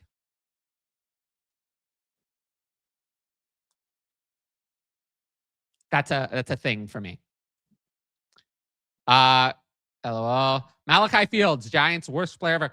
To be honest, Malachi Fields at 310 is not horrible. Where I had a problem with Malachi Fields is where people were telling me that Malachi Fields should be a first-round pick or an early second-round pick or was a top wide receiver in this class. Now, should Malachi Fields have been drafted over Chris Brazzell or Elijah Sarratt? No. Chris Bell? Probably not.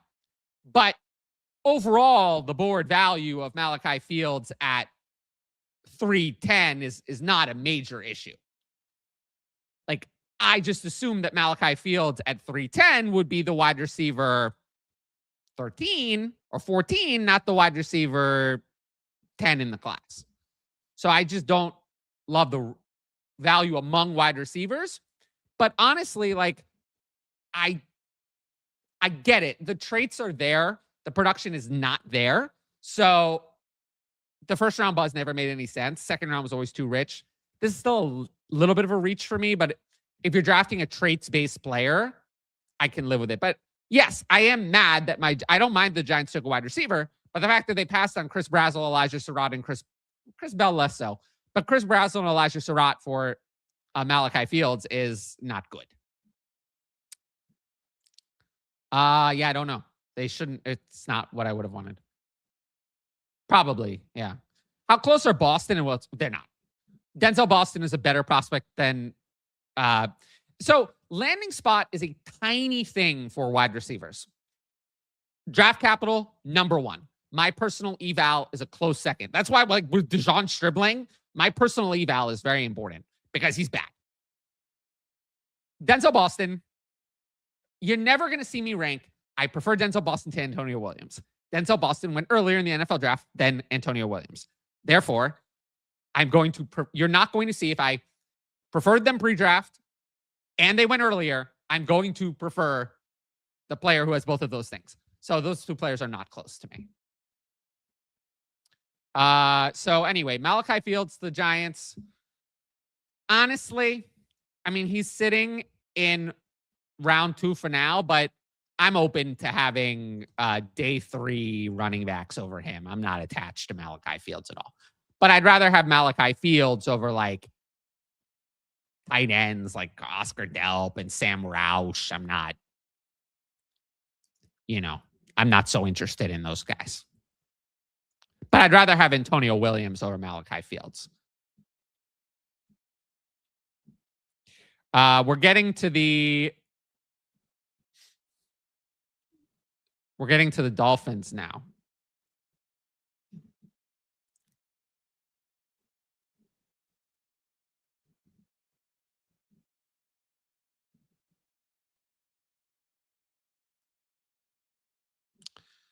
What do you mean?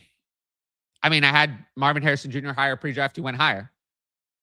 So what was there to overlook? This whole thing with Marvin Harrison Jr. is revisionist history. 95% of people had Marvin Harrison Jr. as a better prospect than Malik Nabers. Somehow, though, we always hear in retrospect, well, everyone knew that Malik. No, they didn't. No, they didn't. Every single person had Marvin Harrison Jr. as a better prospect. These people, I don't know. So I don't know. I don't understand the question. No, it's not going to be hard. Doing the rankings process is not hard.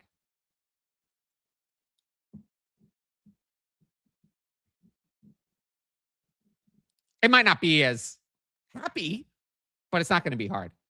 So let's talk about this. So Antonio Williams at 307, I think I'll be looking for a reason. So let's talk about that. Antonio Williams at 307, I think I'm going to be looking for a reason to rank Antonio Williams above day 3 running backs. Malachi Fields at 310, the opposite. I'm going to be looking for a reason to rank day 3 running backs above him. So they're not that close in value for me.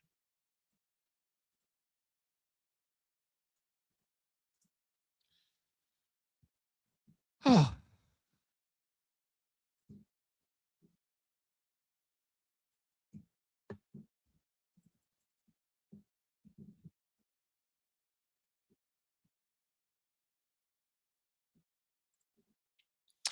Greeny on ESPN had to apologize for connecting Denzel Boston to David Boston. Like, they're not related. I don't know why people have been saying they're related. Yeah, I don't know.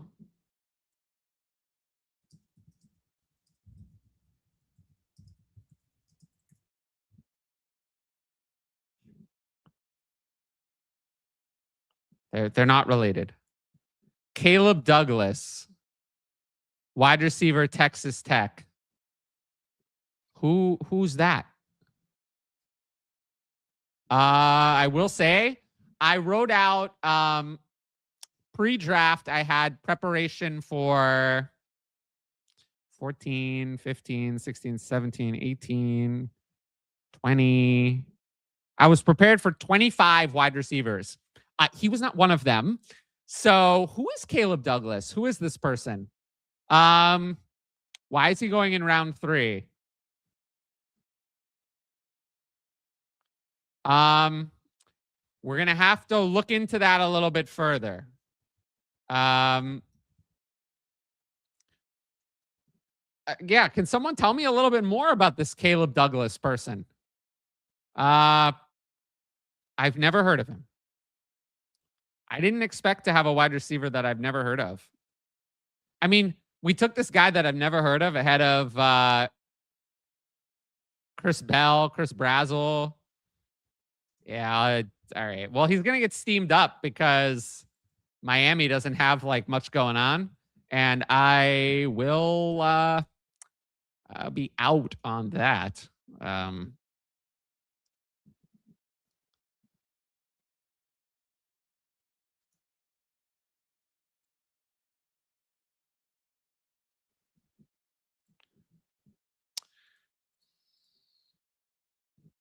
Caleb Douglas. Yeah, I don't know. I've never heard of Caleb Douglas. Probably miss your thoughts on Germie Bernard, buried behind Pittman and DK. I don't think he's that buried. Those are older players. Those players turned 29 in the middle of this season. I'm not too concerned. I like Germie Bernard. HA in London and 205. What the fuck? This makes no sense. You're getting H-Chain London and 205. It's the London side easily. That trade makes no sense. So I have the 111. What running back? Yeah, we need to be a little bit. We need to wait until the draft is over, and then we're going to analyze what running back we may or may not be trading for, depending on the board. You'll see my overall rankings on Sunday, and that'll tell you. That'll give you a much better idea of what you're going to want to trade for. Who is Caleb Douglas? Poor Malik Willis. Poor Malik Willis. I don't even know who Caleb Douglas is. Yeah, it's hindsight. We're relitigating 2024. I'm not interested in relitigating 2024. My best we don't focus on filling needs. 4 fantasy relevant players in the last 5 picks. We're on a tear. Well, you can make it 5 out of 6. Yeah, I've never heard of him. How do you feel as a whole about the class with Jets and Browns taking 4 of the higher rookies? I don't feel great about the class, but I didn't feel great about the class before. You're aware of Caleb Douglas. That makes one of us. I was not aware. Why is Sarratt getting passed over? Yeah, the NFL, I think, is just wrong. But at this point, I'm sad. Is there something wrong with the consensus top receivers that I don't know? I mean, Bell, it's the injury. Brazzell, I know there's the character concerns. And Branch had the arrest and some other things. Sarratt, I don't know. I don't know with him. He's good, and I don't know why people don't see it. There's no concerns with Sarratt at all. Drew Allar went to Pittsburgh. Drew Allar is going to Pittsburgh. I did a write-up in the Patreon on Drew Allar. I said that I was not a huge... It was pretty neutral. I'm not a huge fan. I think I preferred Drew Allar over Carson Beck. Who has a better path to start? I don't know. I think for now, I'll probably rate them in the order they were drafted. But I think they'll be similar. But I'm just not that excited. We generally drafting these 3rd round quarterbacks is not a profitable endeavor at all. I would assume that Aaron Rodgers is coming back. But this ends the Will Howard situation.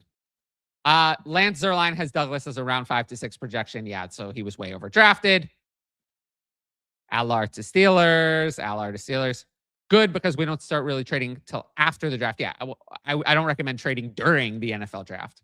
Rip Will Howard, he was never alive. Drew Allar. Yeah, I mean, Will Howard was a waiver ad, and now you can put him right back. Allar is going to get developed by McCarthy. Yeah, that's, I mean, not ideal. I don't think I would want my quarterback to be developed by Mike McCarthy. Allar would have gone first. Yeah, I talked about that in my write-up, that I thought Allar would have gone in the first last year if he had come out. And he made a mistake by not coming out. The Packers drafted Chris McClellan, a defensive tackle. Yeah, I agree. I'm not a big fan of doing the rookie draft before the NFL draft.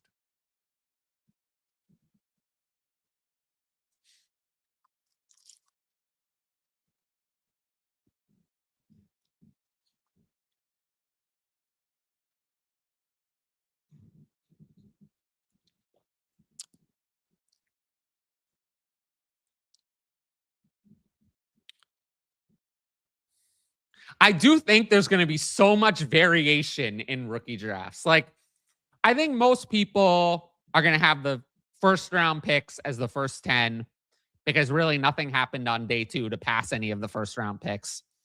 But then, I mean, some people are going to like Denzel Boston. Some people are going to be afraid of the Browns. And Eli Stowers is going to be all over the place. I've seen lots of different takes. I don't know what people are going to do with Max Klare. DeJon Stribling, how are people going to handle that? Are they going to... I think it's going to be all over the place in terms of what people do. So we're going to be looking to trade down because I think we're going to let other people make their choices and have their convictions, and we're going to focus on building value.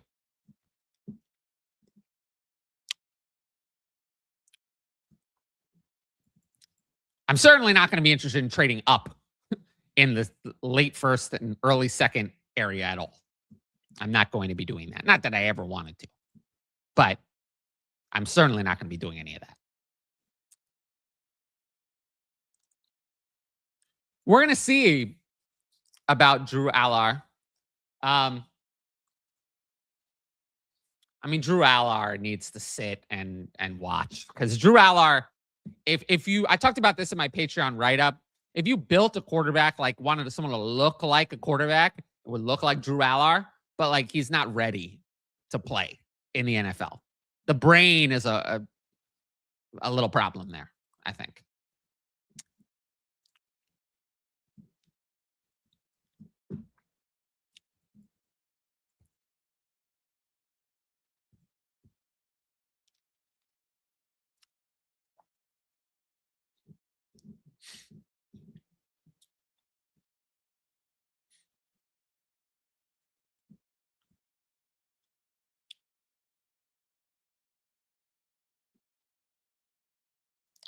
Maybe I can sell my 202 for multiple picks. That might be a good idea. Who are you thinking 102? In the regular 12-team Superflex, I'd go with Mendoza at 102. Let's hope Rodgers returns another year to mentor Drew Allar. I don't know if we want that. I've got a startup on Monday. I feel like a lot of the landing spots may drive down rookies. Any players you keep an eye on?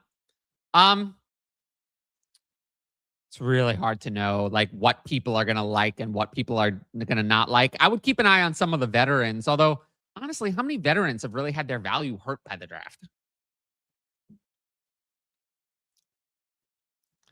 Is Diego Pavia getting drafted? I wouldn't, but I think there's a likelihood that he will be drafted. Not today, I don't think.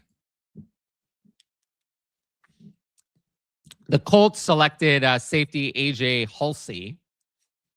So that brings us back to the Falcons again. Yeah, I don't think that's Rodgers' specialty, mentoring people. Oh, I don't know. By day 3, I mean, who cares? I don't care. Quarterbacks being drafted in the 5th, 6th, 7th, like not being drafted at all. All I care about is quarterbacks being drafted today. So already there's been 2. And no Garrett Nussmeier. So I would say maybe we get a 3rd one today and Garrett Nussmeier. Drafted overall, I don't even care about that. Like, I'm not going to be ranking quarterbacks or drafting in the 7th round in Superflex. Yeah. Well, I hope so, because Drew Allar is not ready to play.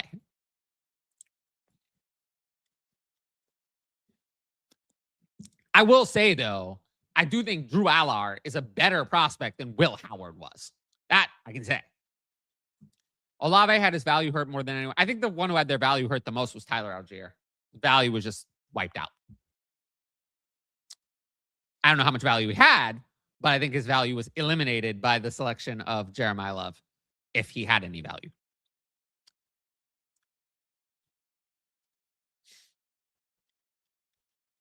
But yeah, there's not that many like huge veteran losers.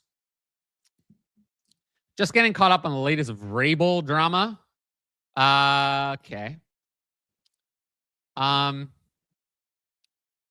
Do we think this may affect the upward trajectory of the Patriots? I don't think so, personally. Would Tyler Algier be good to buy cheap? Probably not. We drafting Beck in the 2nd? Probably not. Probably not, no. Usually you do not get a good return on 3rd round drafted quarterbacks in the 2nd round of rookie drafts. It doesn't usually work out. Okay, we have another fantasy relevant selection. The Falcons have selected wide receiver Zachariah Branch with the 15th pick of the 3rd round. So Zachariah Branch is not my favorite wide receiver in the draft, but he's not my least favorite. So I'd rather take a chance on like a wide receiver like Zachariah Branch over drafting a Carson Beck or a Drew Allar in Superflex. Zachariah Branch, I'd rather have over. I think it's really deciding kind of. I'm obviously going to rather have Antonio Williams. I think you're deciding really between Zachariah Branch and Malachi Fields. I had Zachariah Branch significantly higher pre-draft. I mean, what's a better landing spot? The Giants or the Falcons? Neither is great. I think the Falcons probably have a little bit more opportunity. So I'd probably lean Zachariah Branch over Malachi Fields, but I think they're in the same value bucket for sure for me.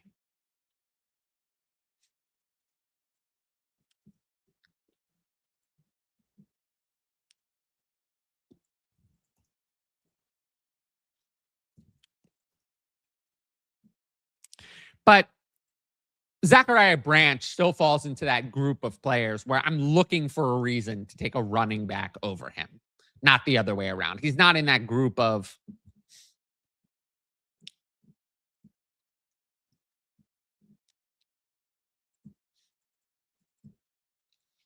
wide receivers I like actually want.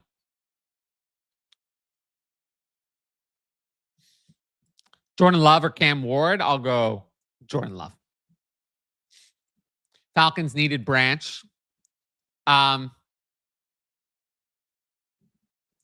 I mean, I do think wide receiver was a big need for the Falcons.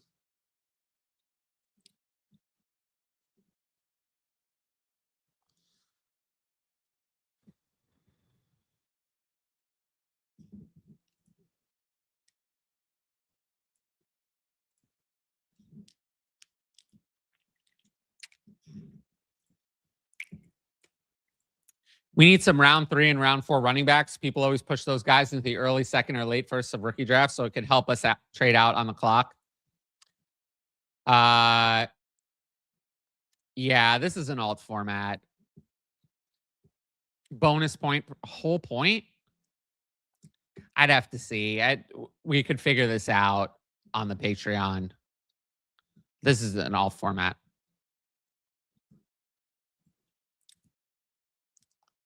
In general, you know, I do really well with taking those types of very specific questions on the Patreon, much more so than, you know, obviously I don't really take those types of questions on the YouTube.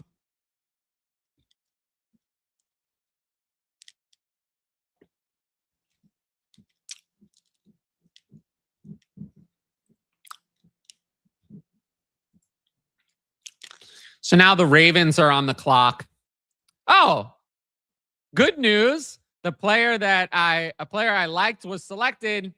The bad news is he's been buried to wide receiver Siberia. Jacoby Lane was taken by the Ravens. So unfortunately, that is not going to be great for him. And yeah, I will not be. I'm glad that Jacoby Lane was taken ahead of. I told people Skyler Bell, Bryce Lance, these are not good prospects. And I'm glad that Jacoby Lane was taken ahead of them. But man, I mean, being banished to Baltimore in the 3rd round, I'll pass on that. I mean, I think I'd rather take Jacoby Lane. Okay, at least that's a player I've heard of over Caleb Douglas, who to me is not a real person. But like, Jacoby Lane is not going to be a player I'm very interested in.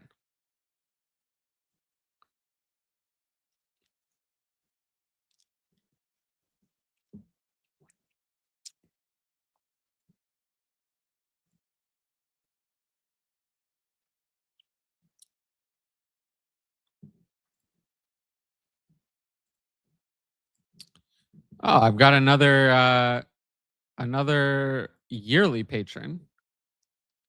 All we really care about in day 3 is running backs. That's correct. I'm really only running backs on day 3 are going to be super relevant. Just switch to yearly. Love the Patreon. Thank you for going to yearly. Going to yearly is the best way to get the best price, and I really appreciate that. Siberia, yeah, it's Jacoby Lane is almost no path. He's in that group of players. I'll be looking for any excuse to draft a running back over those players.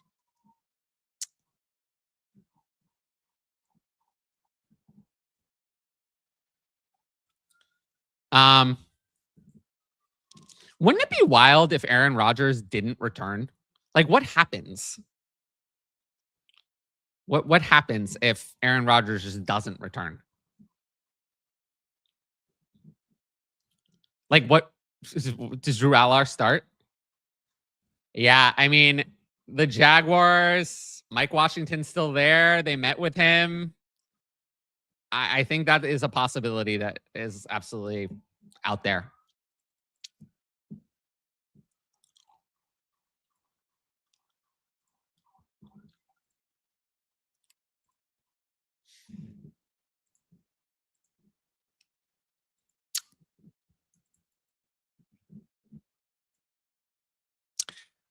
The Jaguars have not selected any relevant players to us. They took Albert Regis, defensive tackle. So now the Vikings are up. Yeah, I don't think that's going to be super easy, honestly. I don't think that's going to be very easy. It's the 10 players picked in the first round. I mean, that's easy.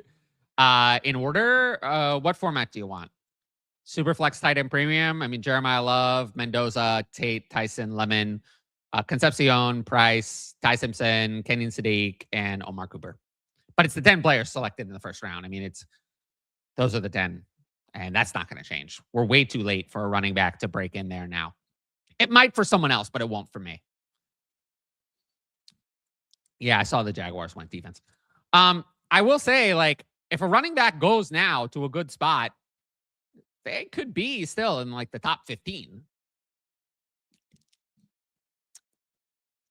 The player I'm like really struggling to rank. I mean, to me, Denzel Boston is like the clear 11 right now because of the draft capital and the prospect profile. And in tight end premium, Eli Stowers, he has so much upside, is the clear 12. In non-tight end premium, Germie Bernard is the clear 12. But those are the clear 12 and 13. After that, it gets kind of like messy. I would assume the Vikings have a strong chance of taking a running back. And if they do, that player probably is going to be 14 overall for me. If that is not someone horrible. But yeah, I mean, I would say just join back. I guess Lane landing on the Ravens kills him. Yeah, it does. I mean, round 4 running backs could go ahead of him. Yeah, so I think for me, the top 13 is closed. Boston, Stowers, and Bernard. I think it's too late in the game for a running back to get in there. I've learned my lesson of the Caleb Johnsons of the past. It's just too late. We're too late for a running back to get in there. But at 14, I think things are still open because there's just nothing. There's no one player that stands out in that grouping. So I would say we have some room in the. Wow, it's a little late for coffee now. I think the night is almost over. We are most of the way through. This round has been flying by. I guess the third round clock is a little bit shorter.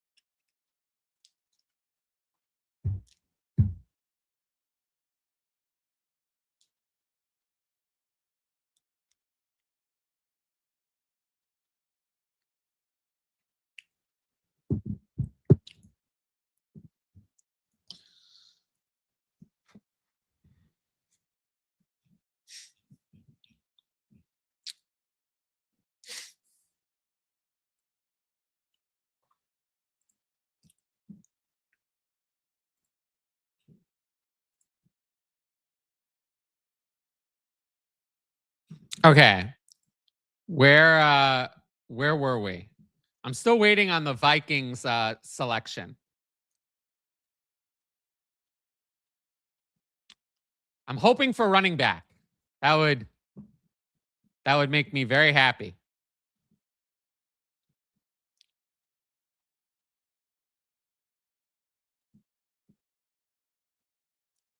Or at least something to kind of tune-in managers. Yes. They will be liking this draft. Do the Jaguars have any more picks? They have the 100th overall pick.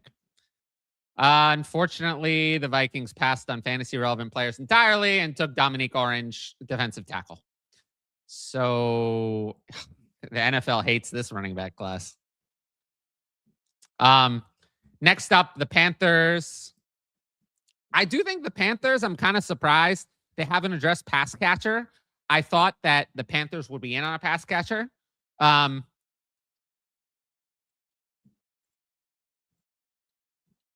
They have 88 too? Oh, they do. I didn't see that. Thank you for pointing that out for me. So yeah, not over for Tuden. I saw that. Yeah, the Vikings did go with a defensive player. Oh man. This has not been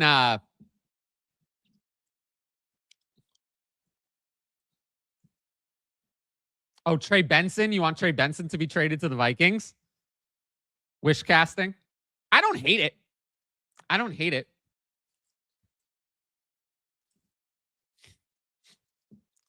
All right. I will be right back, and then I'll be able to, I think, stick around for the rest of the stream in the chair.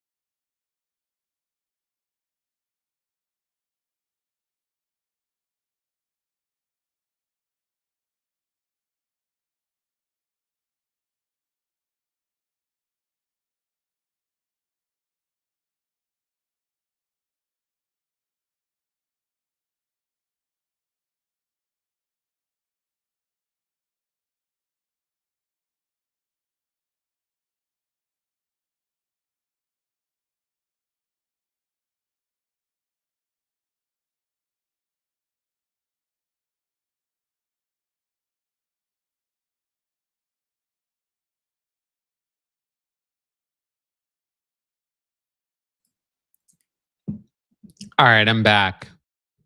The Panthers went with Chris Brazzell. Yes. Okay. Chris Brazzell, I mean, is a great value at this point in the draft.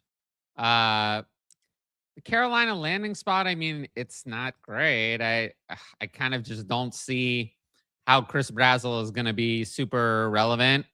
I mean, he's never going to be relevant there with Bryce Young and Tetairoa McMillan ahead of him, right? I don't know. I like Chris Brazzell so much more than Malachi Fields. I think Zachariah Branch has much more of a chance. I don't know. I mean, he'll probably slot in ahead of Fields, but behind Branch for me.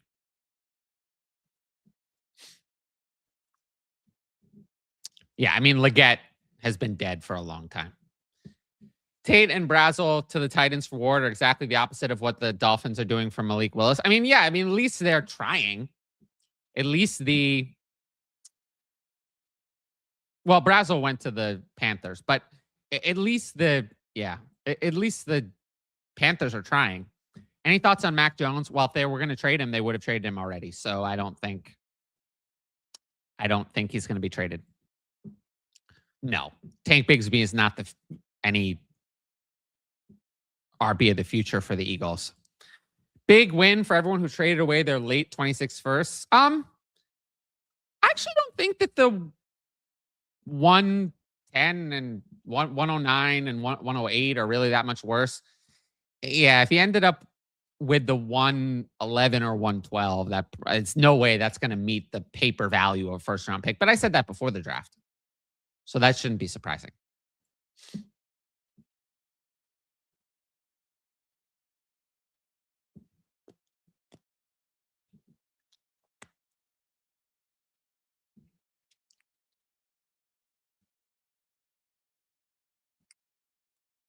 Is there anything else you want to cover on this stream? I feel like we've kind of beat it all to death at this point. You know? What else is there to say?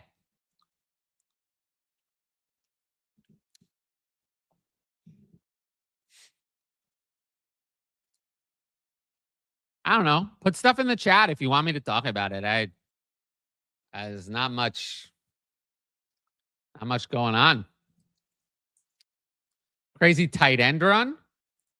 You mean now or before? Oh, okay. The Buccaneers selected, I guess you mean before. Some of those tight ends I'm still working on having heard of. The Buccaneers selected wide receiver Ted Hurst.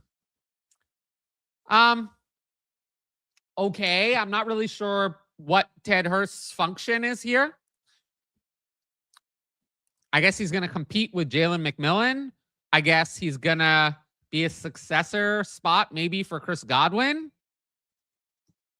I mean, I like Ted Hurst, actually. I mean, Ted Hurst was a player I thought a nice third-round pick. He deserved it.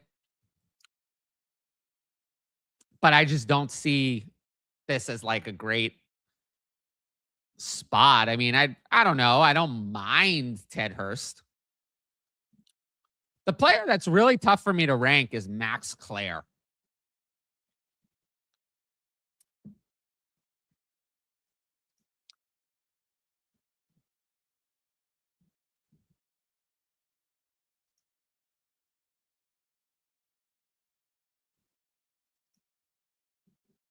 That's a tough to rank player for me. Hurst, yeah. I mean, Ted Hurst, I think it tells you something about Jalen McMillan that they don't love. All the wide receivers you like have had bad landing spots. Yeah, I mean, Chris Brazzell, Ted Hurst. Although I'm not sure that this landing spot is that bad, honestly. Chris Brazzell, maybe not the one I wanted, but not all of them. Antonio Williams, one of my favorite relative wide receivers in this class, absolutely did not have a bad landing spot. He had the best landing spot possible. So not all of them. Antonio Williams had a great landing spot. So at least there's that.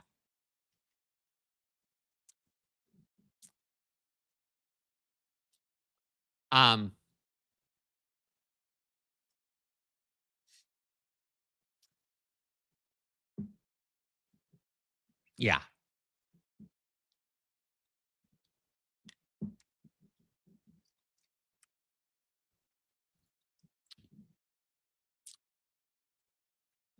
Off topic, but thoughts on Stroud. You have him so much higher than other content creators.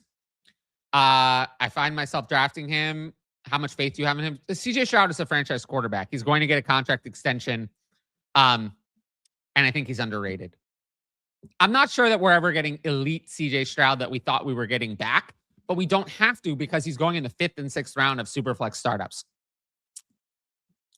You missed the Carson Beck and Drew Allar talk.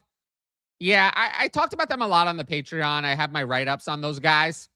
I'm not really a fan of either guy.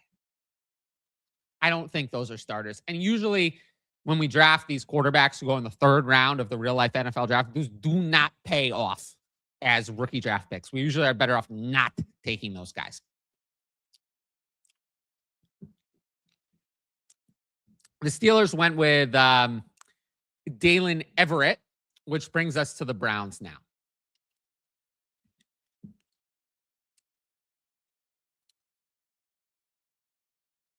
The Chargers traded pick 86 away to the Browns for a lot, actually. 105, 145, and 206. So the Chargers traded up a lot, or the Browns traded up a lot to get here.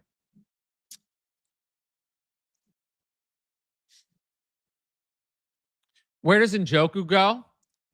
Titan, not the Panthers now, I don't think. I think the Panthers have enough pass catchers.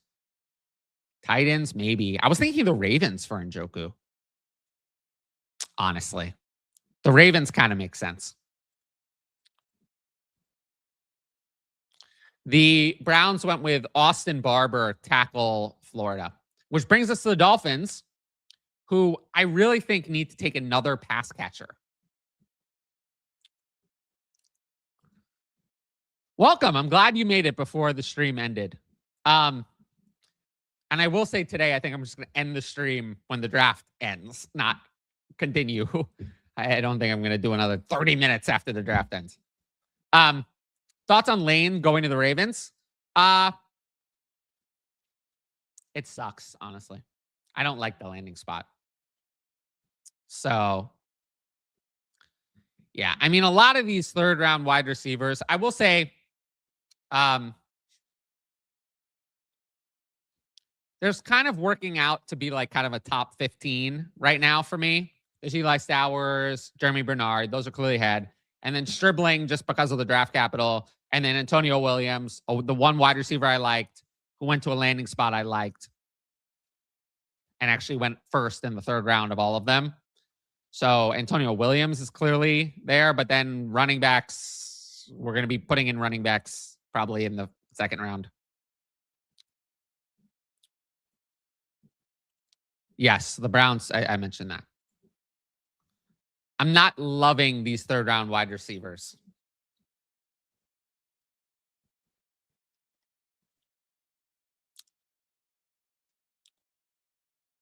And then I have to sort out the 3rd round wide receivers versus the 3rd round quarterbacks. There's going to be a lot of sorting out to do. Doing the rookie rankings is going to be a little bit of a mess. The Dolphins selected a tight end I was not prepared for. Will Kaczmarek, Ohio State. I've never heard of him.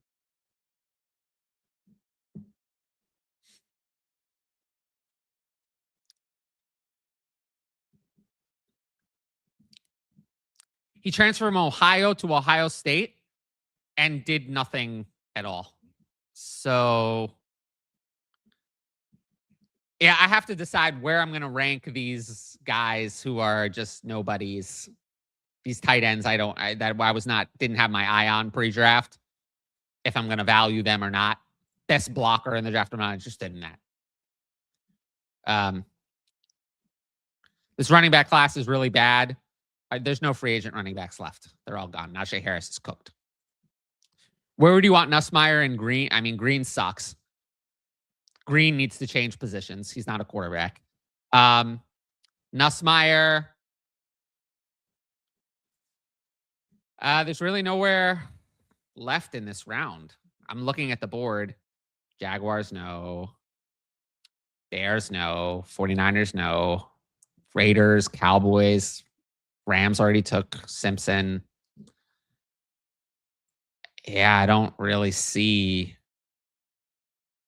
a spot for Nussmeier or Green in this round. If Mike Washington doesn't go tonight, I'm going to be very disappointed. Yeah. We have had so far 0 running backs taken on this entire stream. 0. None. Mike Washington not going tonight, honestly, would be shocking. The other ones, not so much.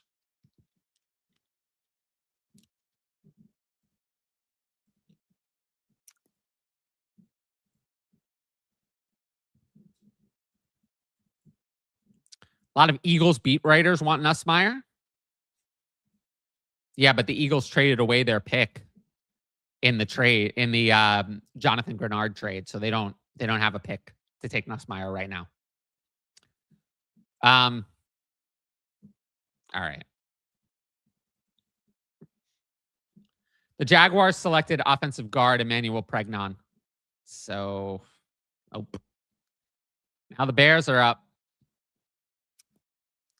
Yeah, I mean, these guys were not in mock drafts. I mean, mock drafts rate all of the tight ends. They rate these guys, and they were not rated.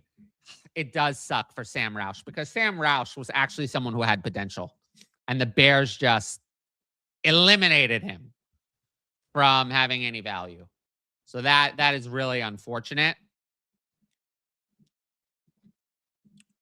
I don't really understand that one. I mean, I'm not going to draft Sam Roush. I'm not going to draft a tight end 3 on a team right now. What is the big hype with Burden? I do think Burden's a little overvalued, but I like Burden. Burden was a good prospect. Burden was someone very productive in college. So there is reason for hype for Burden. That's not unreasonable. He was a good prospect. Not as good as Rome. Rome was a better prospect. But there should be reason for some hype. I do think he's a little overhyped, but Burden is a valuable dynasty wide receiver, and there's no doubt about that.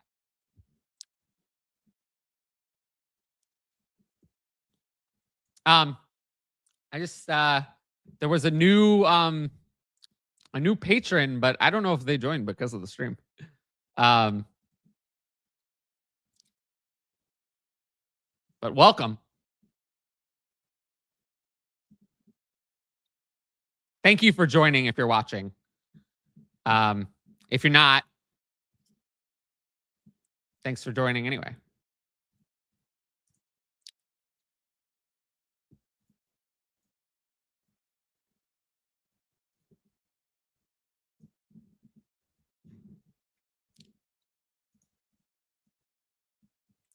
I'm hoping for a few more running backs, some running backs tonight.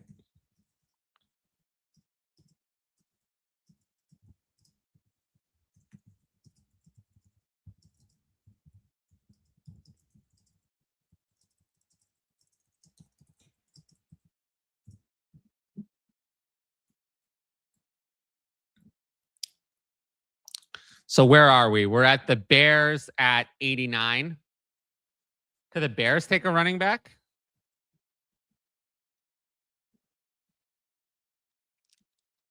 Is it me? No, it's not just you. I think teams are seeing what the Rams did with that 12 and 13 personnel and wanting to take some more tight ends.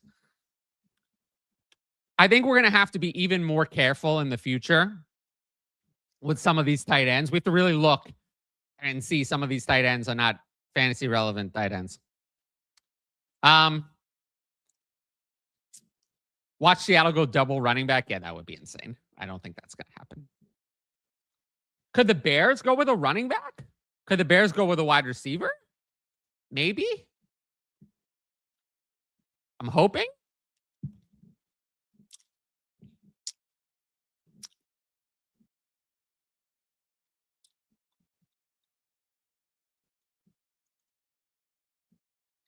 The Bears pick is in. I'm waiting to see what that is. Man, I thought this year's running back class was bad, but I didn't know it was this bad.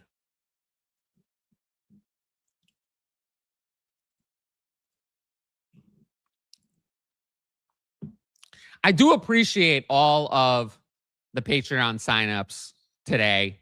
I will be working my ass off for the patrons. I know this has been a disappointing night for the NFL draft, and I get that. And we're going to be working, I'm going to be working my ass off to get you the most value out of your rookie drafts that we possibly can. I mean, it is what it is. There's no point in lamenting what we could have done or might have done or possibly could have done or whatever. We're going to do the best we can. And we're going to see. But we're going to try to get the most value we can. You always have to do the best with the cards you're dealt. Xavier Thomas, wide receiver. I'm going to be honest, that's another wide receiver I didn't prepare for. Well, who is Xavier Thomas?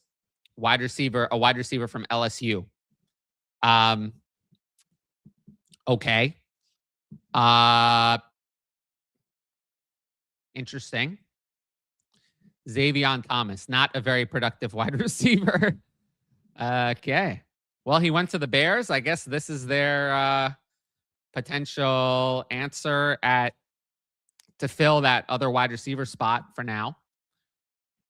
I don't think this was a player I was looking at very much. And I don't think this is going to be a player that I'm really going to be targeting. I mean, I'll draft him somewhere because he's a third-round wide receiver. But, yeah, overall, I think... I mean, I'd probably rather have Caleb Douglas because at least I've...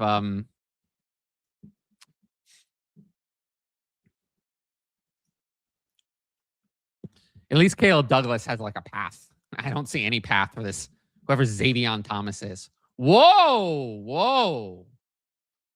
Big news. Big news. The 49ers have taken a running back. They took Kalen Black. Kalen Black sucks. I'm sorry. The 49ers... Yeah, another wide receiver I've never heard of. What the hell is going on? I'm confused. Why? I don't know. Yeah, they took Dejon Stribling, who's bad. And now they took Kalen Black. I mean, Kalen Black is awful. I did a breakdown of Kalen Black. I basically said he sucks. Yeah. But he is a running back. He's a running back, and that means that he's going to San Francisco. We know that every running back who's ever gone to San Francisco, except Tevin Coleman, has always succeeded. So that means Kalen Black is probably going to be a second-round rookie pick. Oh, my God. I don't like that. Kalen Black is so fucking bad. He's such a bad player. What are the 49ers doing? I mean, Kalen Black to me was a UDFA. So, sure. I mean, I'd rather have him over Xavier Thomas or Caleb Douglas or probably over quarterbacks like Carson Beck and Drew Allar. I mean, yeah. I think the conversation with Kalen Black is going to come versus Antonio Williams. I just like more, but it's going to come with like Zachariah Branch, Chris Brazzell, Malachi Fields, Ted Hurst. I think he's going to be somewhere in that grouping. For now, I think I'm going to put him last. I really wish they took a running back I liked better. I'm really not a fan of Kalen Black. He's so old. Turns 25 in October. It's just a terrible prospect. Weirdest draft? Yes, I will work my ass off for the patrons to fix do the best we can. Elijah Sarratt is still on the board. Kalen Black. He sucks. I'm sorry. He sucks. Go reread my write-up. He is terrible. He's terrible. I'm sorry. That Mike Washington was right there. Right there. And you take Kalen Black. Why? He's bad. bad. Really fucking bad. Need Sarratt in Buffalo. I want Sarratt to go to the Raiders and go back with Mendoza. He was great with Mendoza. Let him go back there. No, this is very different. This is a 3rd round pick. Why? They have not been. Yeah. 3rd round, Trey Sermon. How did that go? Not well. Next year, 3rd round, Tyrion Davis-Price. Not good.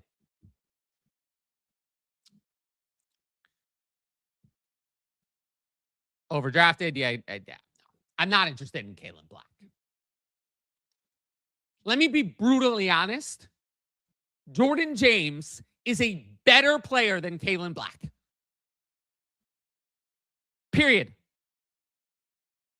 I'm going to have Kalen Black rated higher because he went in the 3rd round and I have to. But I am sorry. The 49ers are in la-la land. They wanted a 1st round pick for Mac Jones.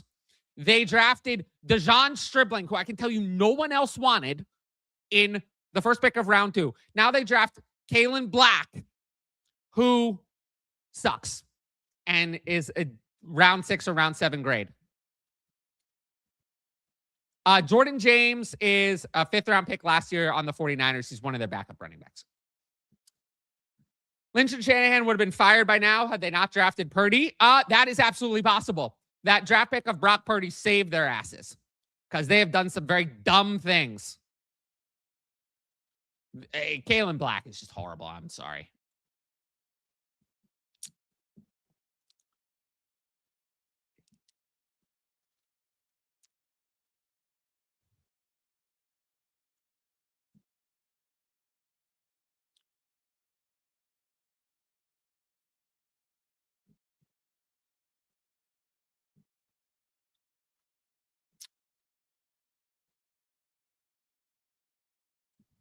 I cannot imagine I'm going to be drafting a lot of Kalen Black.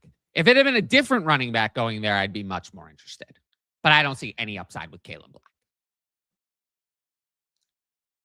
Raiders are fucking killing me. They took Trey Zune, center. What are you doing? Like, why are you not getting weapons for your quarterback? I mean, clearly the NFL has completely rejected Elijah Sarratt.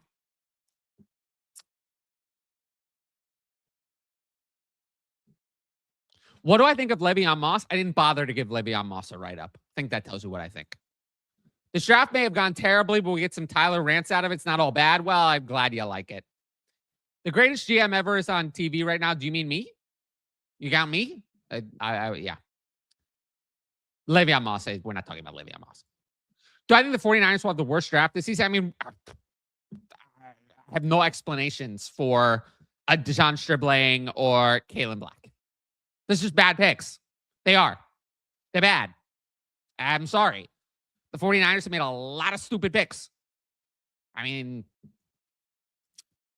Matt Millen? Yeah, no, he's horrible. Moss going next. I'm sure he will. I'm sure the Cowboys will now select Le'Veon Moss. Kalen Black.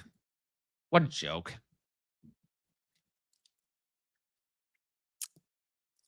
So Jacob Sanderson, another analyst, a good friend of mine, he says the 49ers took his wide receiver 22 at wide receiver 6 and his running back 20 at running back 3. That was his opinion. I agree with that opinion. It's about where I had those guys. Stribling at 22, Black at running back 20. I think it's a little bit higher on Black, actually, than running back 20. But, yeah, they made an error. That's true. He did do that. That was one good thing that he did.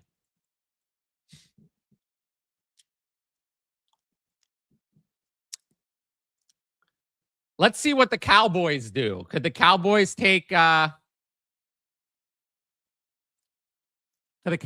something fantasy relevant?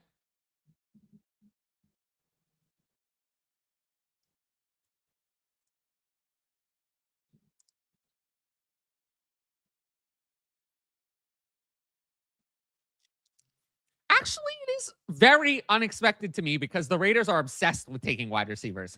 So actually, it is kind of shocking to me that they haven't taken any. That's their favorite position to draft and overdraft. See Henry Ruggs. So actually, I disagree with you. It's very unexpected to me. Yeah, it's their favorite position to draft. They love drafting and overdrafting wide receiver. So they didn't choose to do that. Cowboys, yeah, took an edge. Jayshon Barnum. Now we're back to the Rams. What will the Rams do? Maybe the Rams will take a running back. Jacob Sanderson? Yeah, I mean, he does good content. Very smart guy. Known him a long time.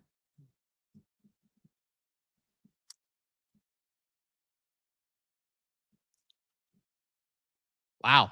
I must be really tired. I just said something nice about another content creator. That's how you know something has gone horribly wrong. Because usually I can't find anything nice to say. But occasionally some people say something nice and good out there. It's not all bad. All right. Rams are up. Maybe they will take a running back. Good point. Kalen Black must be immune to the substation. Great idea. I'm not drafting Kalen Black in the second round where he's going to go. That's just out of the question. I'm not doing that. I mean, yeah. He is so bad.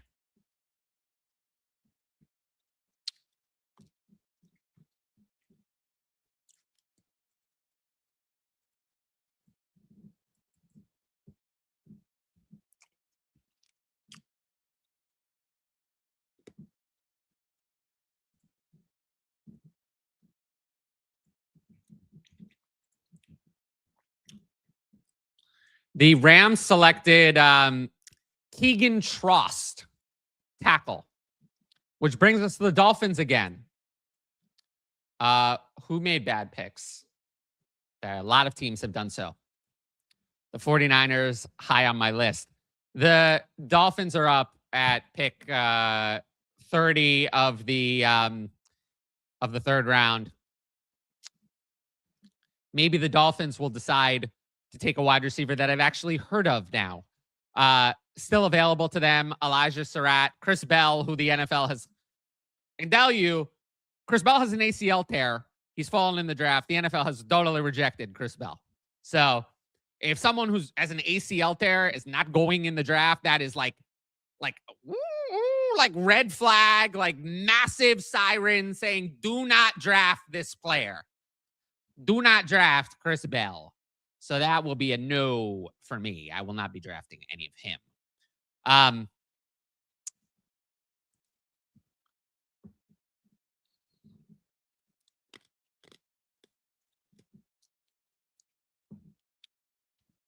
still can't believe the Bears took Xavion Thomas when, like, Elijah Sarratt was still there.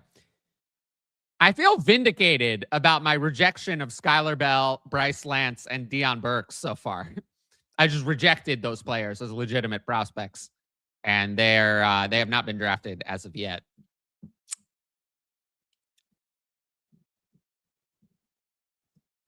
We're still waiting on the Dolphins. We're going to see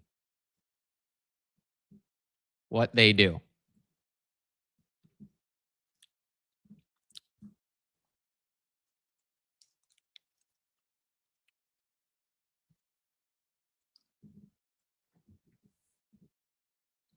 Could the Dolphins take Garrett Nussmeier? I didn't even think of that. Clearly, the NFL not a big fan of Garrett Nussmeier.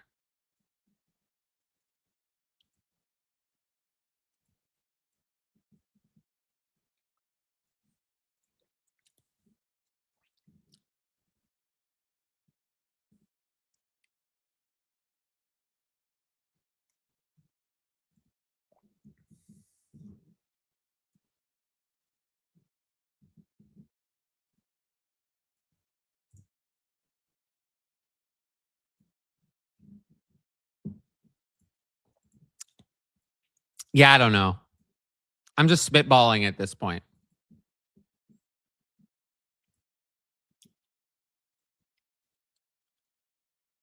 Well, there's been a lot of bad picks. I don't know. I don't have a lot of nice things to say. I mean, man, Kalen Black.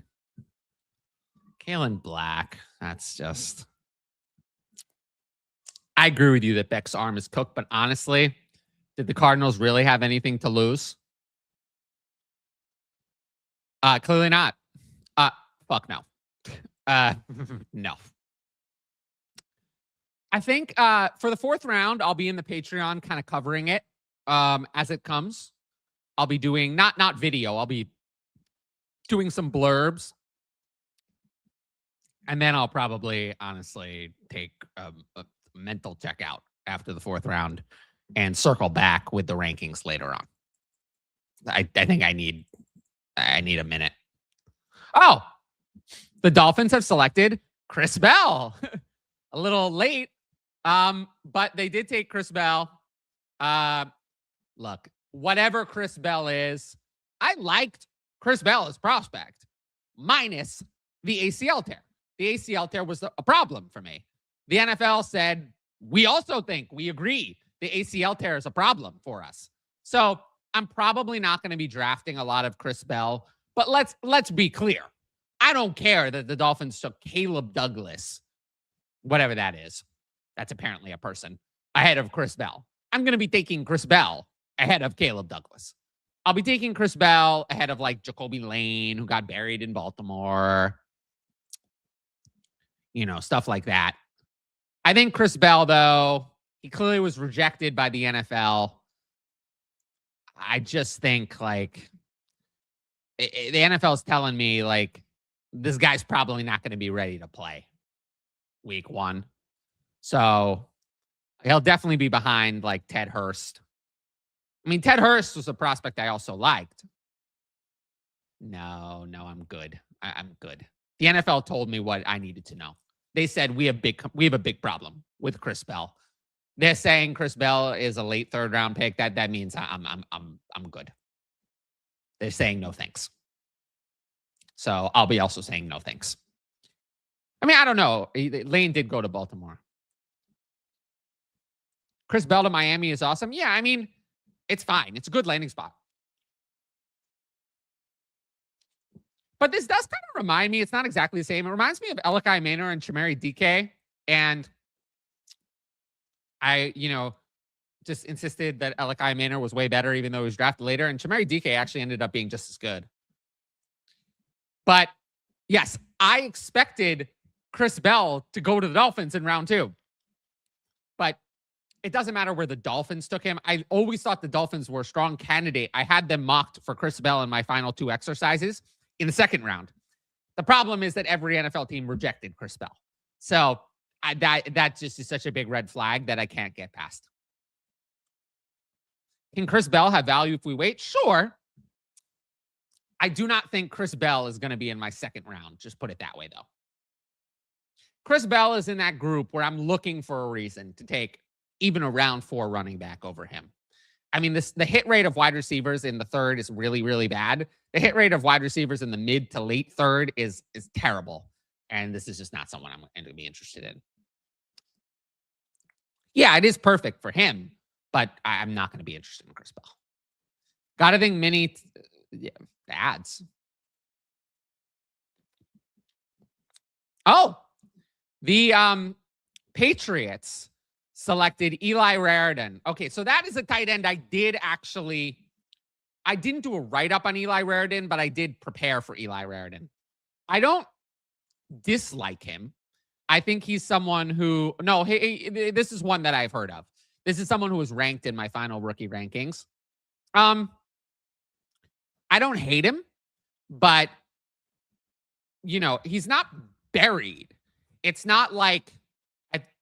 At the end of the day, I'm not going to be able to draft Sam Roush. He's been just buried to oblivion. Whereas Eli Raridan has been put in a spot where I could see him succeeding, but he's not going to be the starter right away. So we'll see. He's someone I probably in a non-tight end premium, I'm just not going to draft Eli Raridan. I just don't draft guys like this, backups who are not that good. But In a tight end premium, I'm probably going to I'd rather take a shot on Eli Raridan over wide receivers I've never heard of, like Caleb Douglas and Xavion Thomas So he's going to rank somewhere. But I'm not going to be that interested in Eli Raridan. The Steelers took Jennings Dunker, tackle Iowa. And that brings us to the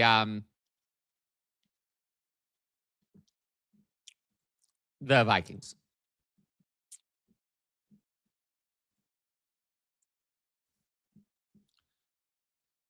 Another tight end. What the hell is going on? I thought the copy McVay model. No, I don't think the copy McVay model has faded at all. I think it's still in vogue.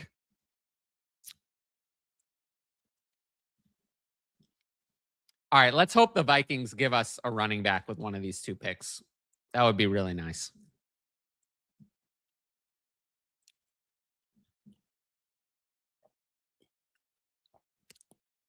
I mean, Eli Raridan, of the tight ends remaining, was my second favorite. Justin Jolie was my favorite. So I don't have any issue with the Eli Raridan pick at all. It shows you that the Patriots think they're getting A.J. Brown. They're taking another tight end. They're preparing to use some 12 personnel, and they're going to be adding A.J. Brown to the offense to play outside receiver opposite Romeo Doubs at the other outside receiver.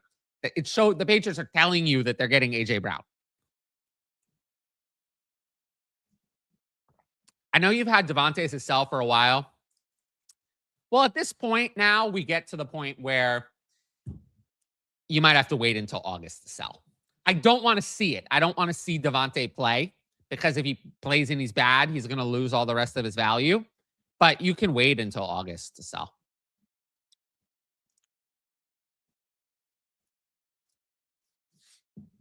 If you count all the tight ends, there's been plenty of fantasy relevant players taken. The problem is that some of these tight ends I've never heard of.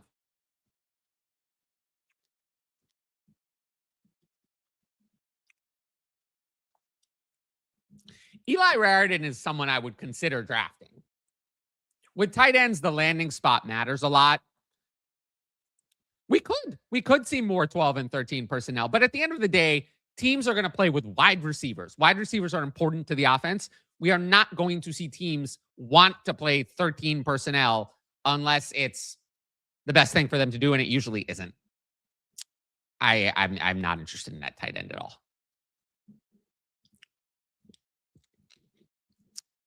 Seahawks have the opportunity to do the funniest thing by taking another running back. Yeah, that would be funny. Okay.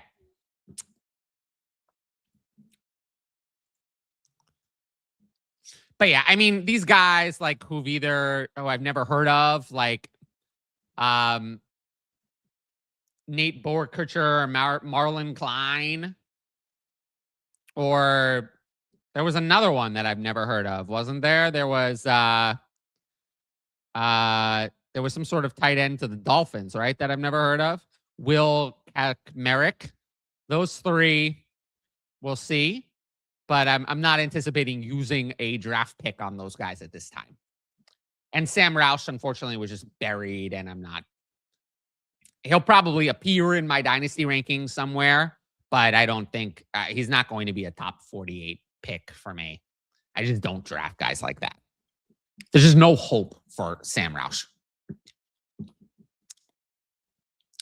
So the Steelers traded up with the Seahawks, it looks like, to get that tackle.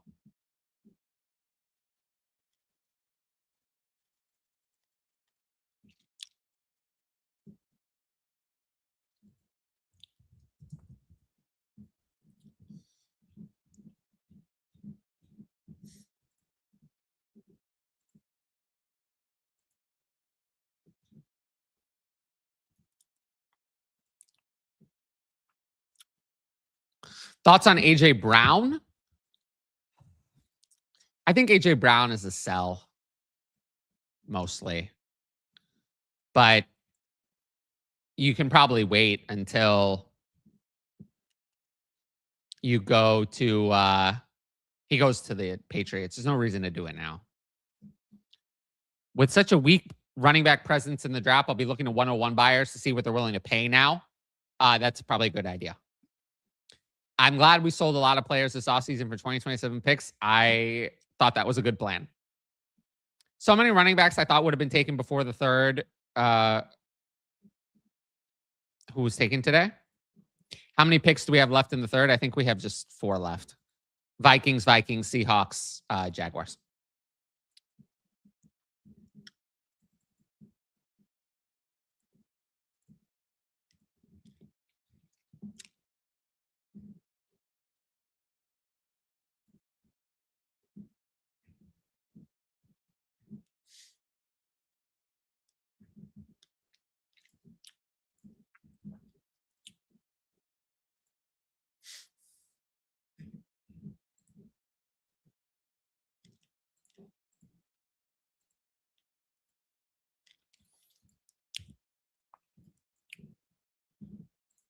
Oh, Kalen Black. Yeah, Kalen Black was it was a pick that happened. I'll just say that. It was a pick that happened.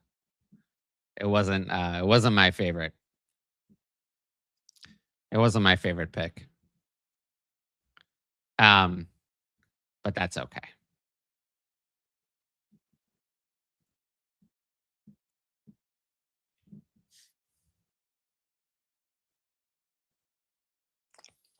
The Vikings at 97 selected offensive tackle Caleb Tiernan. So, okay.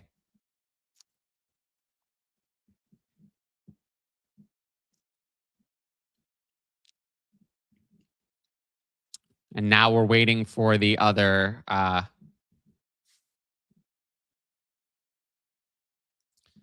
Sarratt to the Bills to start the day tomorrow. But yeah, Sarratt is unfortunately not looking so hot. So sad. I mean, the NFL has rejected Elijah Sarratt, which is upsetting because he's a prospect that I really liked. Unfortunately, no running back for the Vikings. Jacoby Thomas, safety. So Seahawks are up now.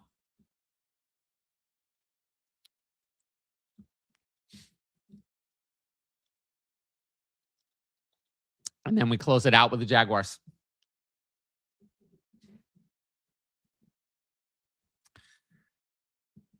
Well, this has been an evening.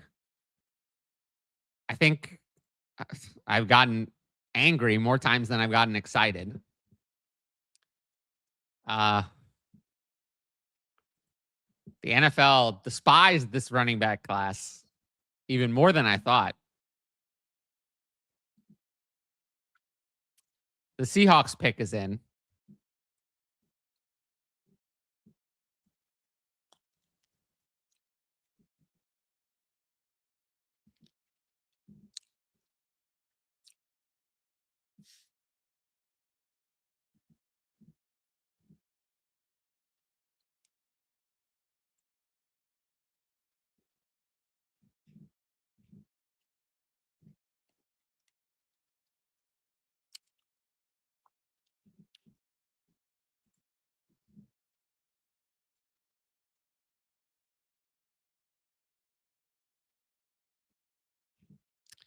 Yeah, I mean, I said that was a mistake at the time.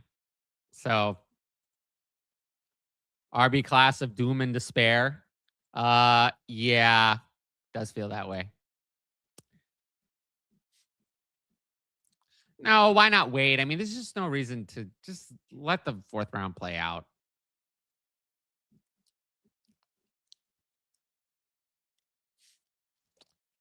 The Seahawks went with cornerback Julian Neal.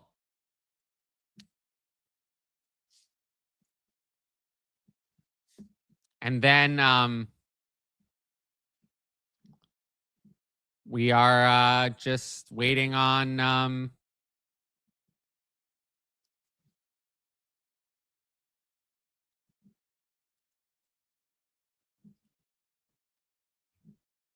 waiting on the Jaguars who selected Jalen Husky, cornerback out of Maryland. So that's that's the end of this activity. And the Bills will start us off in tomorrow's painful event. Well, that's it. Woo. Yay. They did not. Which player are you surprised hasn't gotten picked, and which player was a big reach? Hasn't gotten picked. Mike Washington, Jonah Coleman. Those are the two, and Garrett Nussmeier. I assumed those three would be picked, and none of them were. To me, I am not surprised that Skyler Bell or Bryce Lance were not picked. Other people like those guys, but I was not a fan. Elijah Sarratt, sadly, also makes me sad. That's it. Big reach, Kalen Black. But that's not even, I think the worst thing is that Kalen Black is not even the worst pick. I think Dejon Stribling is a worse pick than Kalen Black. But both of the 49ers picks are just awful. The random tight ends I'd never heard of, but maybe they're going to block, so I guess that's possible. Other than that, I mean, Caleb Douglas and Xavier Thomas I've never heard of. So those maybe were not so great. Yeah, I think that's it for major reaches. I don't really have an issue with the value of Eli Stowers or Max Klare. Sam Roush is only an issue with the destination, not the value.